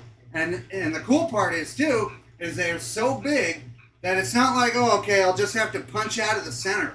You know, it's like, no. I'll be able to actually, if I, you know, because clamping them down is actually kind of hard. Because, you know, I mean, but they're heavy, so these ones won't spin too much. And so really, I just throw a strap over and it should be fine. But if I do it correctly, I'm thinking that per stone, if I'm doing the 5 inch, I'd probably be able to get like maybe 4 or 5 balls per stone. So I'm just like, yes, that's exactly what I needed right now. Exactly. But I think this one's about done, huh? All right. Well, a little bit of foaming. Let's see.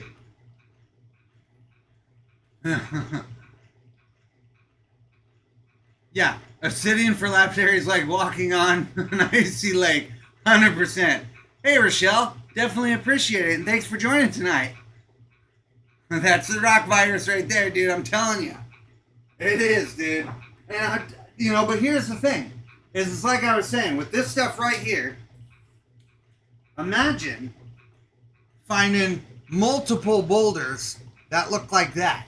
And I'm talking massive ones. And it's just like, dude, you can't leave that. You just can't. Especially when you got, the sphere obsession. It was just brutal, though. And you know what, though? I felt good. I definitely felt like not only did I accomplish something that day or today, but I also felt like I kind of got a little bit of a workout, Was it sketchy? Oh, yeah. It was sketchy. But you know what? Sometimes you gotta be a little sketchy. Oh, yeah. It's like silk. It is like silk. I am ready. God, this is gonna be a good one right here. We'll get this rinsed off. Do a little dry. Oh, come on. I think I need to do something about this too, because I noticed this one slides back pretty well, but this one doesn't slide worth crap. Oh yeah, it is so glossy. You can just feel it. Alrighty, let's get le paper towel.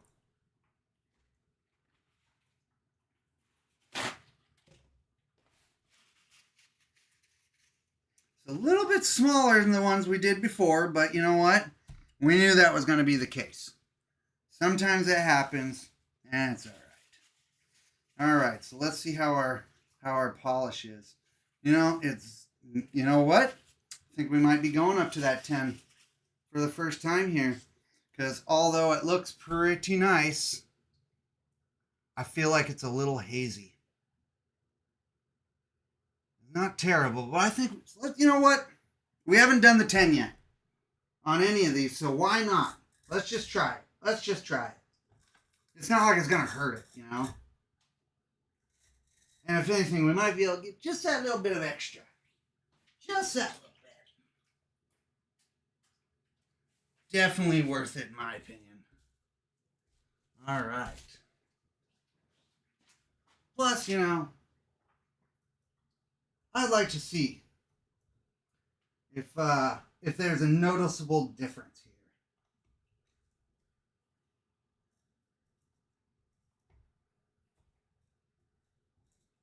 All right. Those look like they're on straight.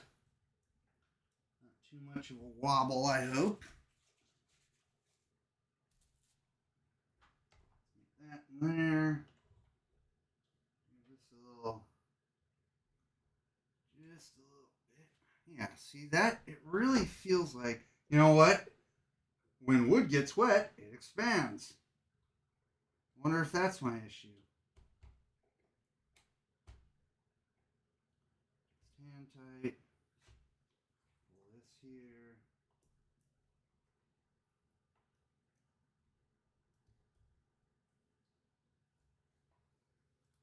Alright. Okay. Give our love squirt. There we go.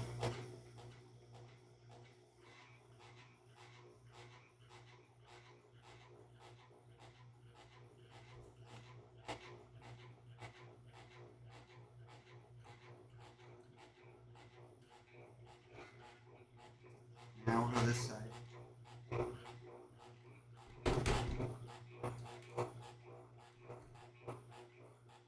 So it's got good rotation, but I wonder why it's all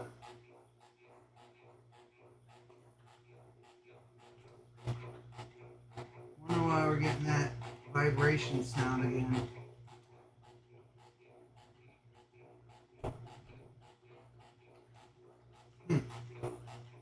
Yeah. Yeah, a little bit better condition.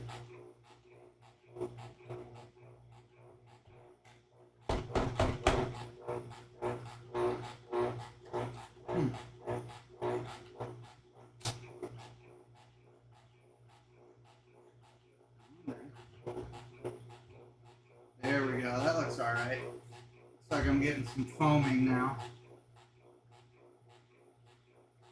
Hey, thanks. Definitely appreciate it, Rochelle. Freaking amazing. Thanks, Katrine. Let's see. Alex, yeah, that's where the good stuff's hiding. Exactly, man. Over 9,000, bro. Bit frosty, a bit frosty. What is bowenite? It's a type of, so you got serpentine, which is a whole category, right? But within serpentine, you have basically what, a lot of people will call imperial serpentine or gem serpentine, and that is a category called antigerite. Now, within antigerite, you have two different types of species, we'll say in this case, but you have bowenite and williamsite. And so bowenite is going to be the much like gemmier green. So say for instance, this one right here that has the chatoyancy on it, you can see that that has got a super deep green, So this is like super high grade bowenite. This one on the other hand, well actually here's a good example. This, see how this is more of like a milky green? That is williamsite.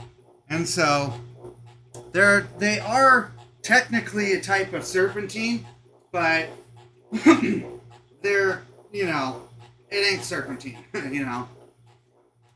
It was like mineral, yep, try to search for, so the reason why probably won't be finding too much over there is because the West Coast has the largest serpentine belt, like on the planet or something like that. Just looked up. So finding bowenite means jade could be near. Well, nephrite, not jadeite. Jadeite is extremely rare stuff, and you're only going to basically find that in places like Guatemala, some in Japan, and primarily Burma or Myanmar, depending on where you're at in the world. But yeah, Burma's the main place, and that's the real jadeite. And mind you, they didn't actually discover that their jadeite and nephrite were different until, man, I want to say it was like the 50s or 60s, but it could have been even later than that. It's kind of crazy. But it's basically, people have been calling nephrite jade for forever. And so, yeah, most of the time when people are like, oh, it's jade, they're talking about nephrite. I'll have to give you a nice chunk of quartzite with turquoise, see if you can make a cool sphere out of it. Hell yeah, buddy! I'll give it my best shot. I guess if I was look for some similar rocks on this side. Yeah, I mean, there are, so from my understanding, when it comes to bowenite specifically, you're pretty much looking at a very few locations around here. So of course you can get it in Southern Oregon, Northern California, but the place that used to be known for it actually was Rhode Island. But from what I understand, they don't even really have it anymore. It's pretty much been mined out. So that's where it's like a lot of people are, I'll get people that will email me and stuff going, hey, sell me that. And it's like, well, not that, because I love this stuff. It's great, and it's just such a nice material to work with,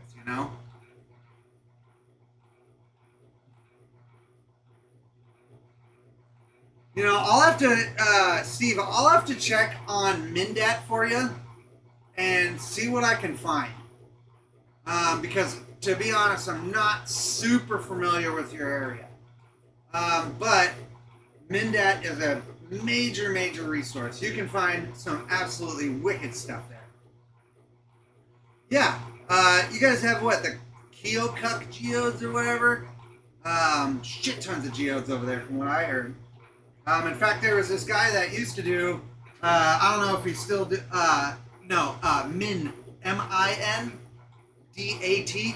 So it's like mineral database, but they shortened it to MinDat.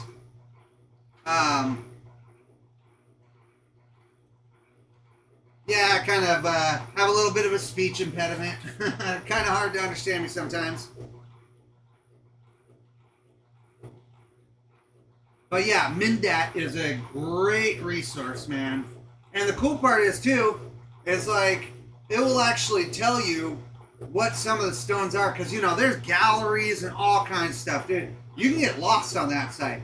I mean, rabbit holes. It's just super cool. In fact, Epoch, he lives over in New Hampshire, aka the Shire. And last time I went over there, I was like, hey bro, check this out. There's all kinds of stuff over here. You know, all we gotta do is go check out these areas right here. And yeah. I follow my sounds down a little because late. Yeah, for sure, bro. I definitely feel you. What, you guys have a 2-hour time difference over there?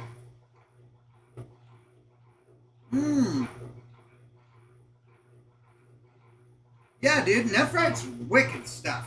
I really like it. In fact, that's one of the big reasons I want to go down to New Zealand. Because they have really awesome nephrite down there. They call it Pounamu. But it's actually a struggle. And a struggle between the peoples of the land. So, according to the law, all the Pounamu is supposed to be owned by the Maori. But the thing is it's a rock, and so everybody's like, shut up. You know, we'll go find a rock down at the river and keep it if we want to. But, as illegal, you get a lot of trouble. So you get sometimes on these Facebook groups and stuff, and you'll see people just going at it, man. Come on, you know, just freaking, you know, and it's like, you know, as a content creator guy, I would love to go down there and actually talk with people and get an understanding of like, okay, talk to me, guys. What's the history of this? Tell me about how your people use this and all this stuff. Tell me what the struggle's about. I want to learn. And I really want to have some of like, you know, the native people take me out, because you have to have them take you, because, you know, it's illegal to self-collect. I want them to take me out to, you know, to collect some stuff. And unfortunately, I wouldn't be able to bring machines or anything down there, but even if I, you know, figured something out with them, you know, I think it would be just an experience of a lifetime. But it's also, you know, kind of expensive, even just to get there. And yeah, I heard that even the food and everything like that is gonna be pricey. It's gonna be pricey. But they eat some awesome stuff. A lot of lamb. You know, a lot of good stuff down there. Yeah. So yeah, Unakite and calcite. I don't know if they look like, yeah. So Unakite is definitely going to be like what, some pink and green stuff, and then calcite comes in a bunch of different colors. But really, what you're looking at is some formations. And so, like, I found some decent bladed calcite around here. Guess agate is popular here, and possibly obsidian. Bro, I gotta tell you, the place to get obsidian is Oregon. We got glass buttes, bro. And I've been out of coffee for a while. Oh my god. Oh god. Rock dude's out of coffee. Not good. Not good.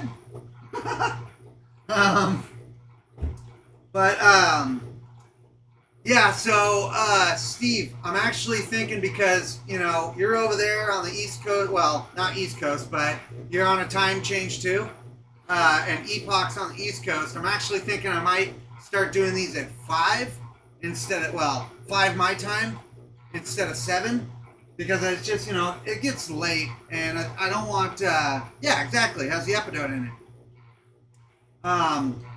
You know, I don't want to wear you guys out and stuff. You know, I'd like you guys to be able to hang out and not just be blasted the next day because stayed up until 3, 4 o'clock in the morning and stuff. So, I'm thinking that, you know, I think either next week or the following, we're going to start doing it at 5 instead of 7. Um, just trying to look out for everybody, make it easy for everyone. Unicornite? Jesus. Oh, leave it to Epoch here, guys. Leave it to Epoch.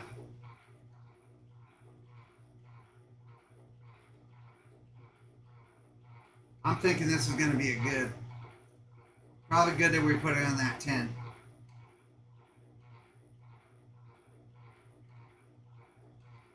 Gets kind of mesmerizing. Don't want to stare too deep. The ball might stare back at you. I like the late night lives. Heck yeah, buddy. Well, by the way things have been going lately, we're still probably going to be going late. I mean, it seems like 3 to 5 hour mark is right about what is happening. So even then, if I start at 5 and we go, we're at what? Almost 5 hours and 15 minutes at this point. And so I'm thinking, if we do if we start at 5, we'll be ending at 10. That's not too bad,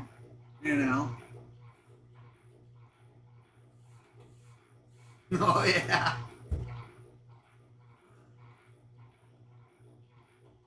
Yeah, and I can see we're getting a little bit of bubbles too, so that's good.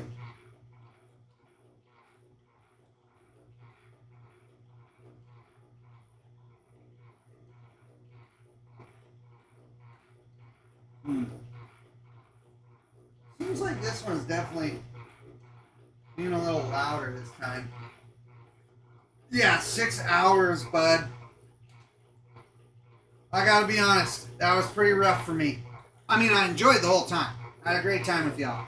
But the next day, especially with Barky Duck, so check it out. That was like, we got done over at my time. It was like 1 o'clock in the morning, and I was like, awesome, perfect. I went inside, cleaned up a little bit, went to bed, and right about 2:30, bark, bark, bark, bark, bark, bark, bark, bark, bark, and I was like, who's robbing me? And nope, dogs just were like, there's a deer outside. Thanks, dog. And you know what happens is when that happens, your adrenaline spikes up, and you're like, huh. And so going back to bed is not just like, oh, okay, yeah, no, it's like, nope, I'm awake now. Thanks, doggy. Really appreciate it. It was just brutal, but fortunately, they, when they see a deer during the day, they're just like, oh, hey, look, a deer. Yeah. And so I was able to get a nap that day at least, but God, they're just absolutely killing me lately. Killing me. Oh, yeah. Springer Super. Oh, yeah, I'm telling you. That's helping out tremendously, huh, Romania? Huge help. It's like I said, I tend to have to learn things the hard way. Oh, man. But it is worth it sometimes. Because I'll tell you what, I don't forget. Exactly, buddy. Yes, sir. They are too. But, it's worth it because, the doggies, man, they don't know no better. They don't know no better. They're just trying to protect you and stuff. And it's just like, oh, doggies are killing me. You're killing me, doggies. Wasn't a cougar or a bear? Exactly.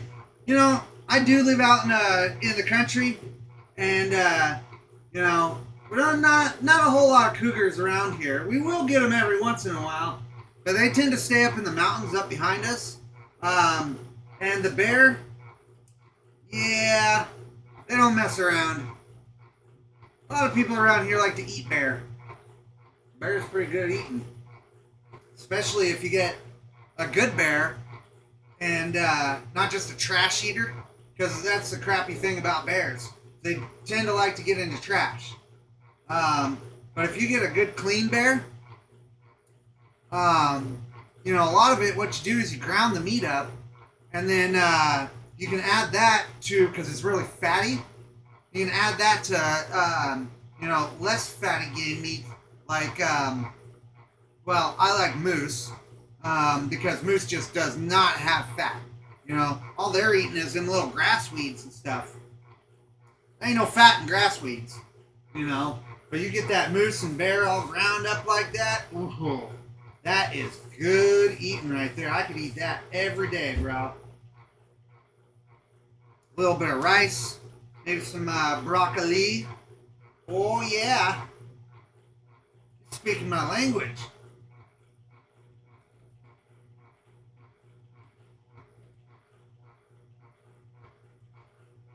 Let's get a little bit. We'll keep going.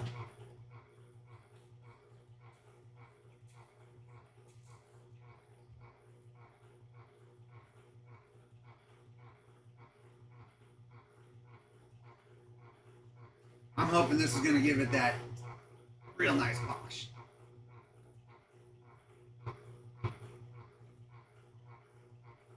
A weasel?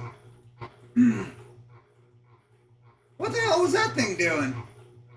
It's kind of skulking around like weasels do.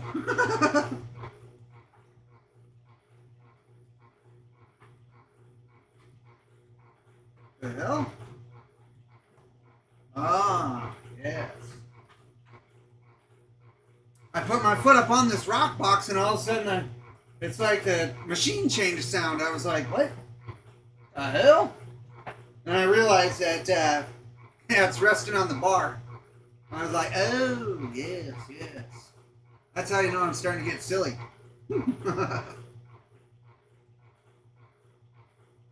I think we're getting to a good point, though, because, like, back in here, where it starts foaming up, let me try to get a better angle on that. See if it'll clean it up a little bit. I mean, it's still foaming up. Might as well. Ain't like it's gonna hurt it to go another couple minutes.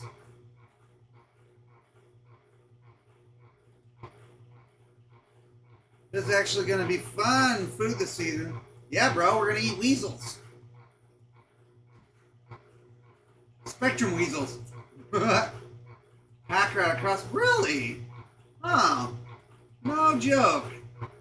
Man, you don't see that every day. That's for sure.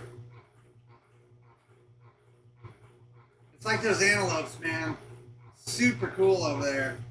I mean, it's a lot easier to see, but yeah. Didn't know we had those things out here. Yeah, it's kind of crazy. I didn't think they were out there. They must be living underground or something, you know, during the wintertime, because, man, don't you guys get, like, feet of snow out there? That high desert, dude.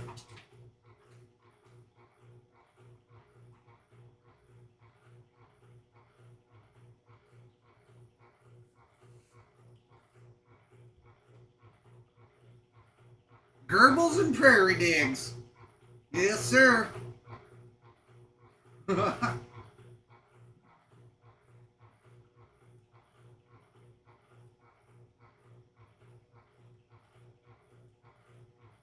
Alrighty, let's get this sucker prepped up while... Oh, man, well, there's the end of that roll. I'm going to get this all ready while my hands are actually dry.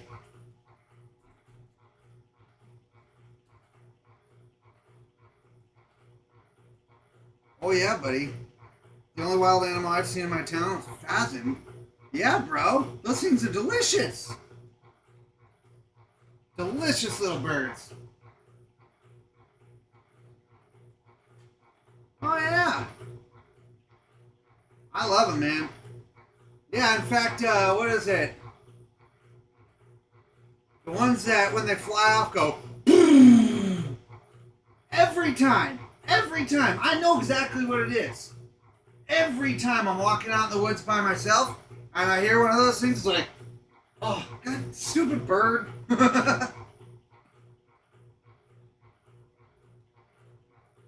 In fact, I was out the other day hounding, and yeah, I'm walking through the woods, and I'm actually watching it. And I'm like, come on, fly off, go ahead, spook me already. And nope, it just ran off through the sticks. I was like, here. We get well below zero sometimes. Yeah, man. That is some cold. How do you guys stay warm out there? I assume, like, you know, got little heaters and stuff, but damn. They're cold. Alright, let's give her one last good squirt.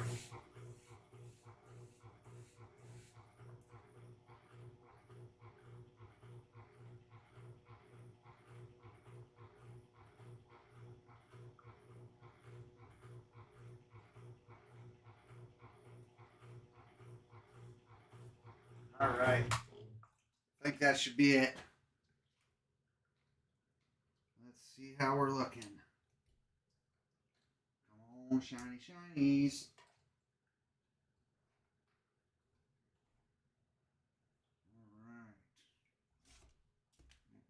Alright. Pop this back. Actually, you know what? We'll squirt with clean water.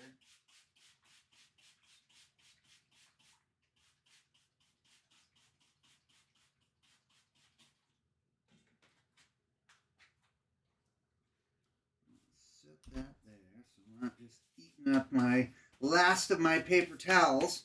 I could have swore I had another roll in here, but apparently I go through paper towels like crazy. Alrighty. Come on, Magic 10K. I would say that was a success. Ooh, yeah. Look at that. I would say that definitely gave it a little extra gloss. Ooh, right there, right there. I like that part. I did not know that was there before. So I am stoked about that part. In general. And then actually, every once in a while, you can see a little bit of the reflection of the metallic, you know, inclusions in there. And that's giving it some sweet character. Oh, yeah. That's a good one, everybody. Pretty awesome. We'll definitely be making somebody happy on that one. That's for sure. Ain't that right, Epoch? He's like, it's mine, dibs.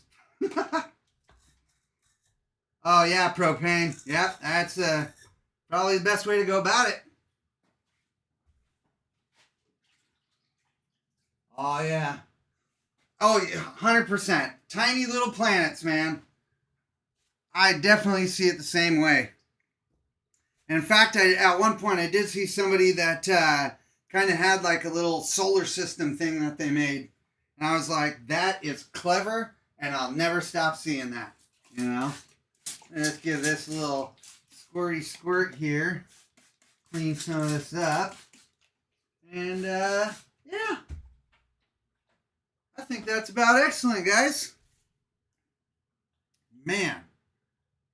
Sweet. And look at that. It's just pretty wicked. God. These are just turning out so nice. I cannot wait to start doing the 5-inch. Whoa, better not drop it, huh? Alrighty, well, thanks for joining, everybody, and I hope to catch you next time. And make sure you have a great New Year's, number one. And number two, I'm going to have new videos coming out every Wednesday this year, okay? I've already got a bunch ready. They're already uploaded to YouTube. The only thing I got to do is make some fancy title for them. But other than that, they're already in there. They're already waiting for you guys. And so definitely make sure to check them out. And if you do, check out rockhound.com, because remember, he's going to give you guys the 15% off and stuff if you guys use the rogue code or whatever like that. But thank you all for joining, and I'll hope to see you next week.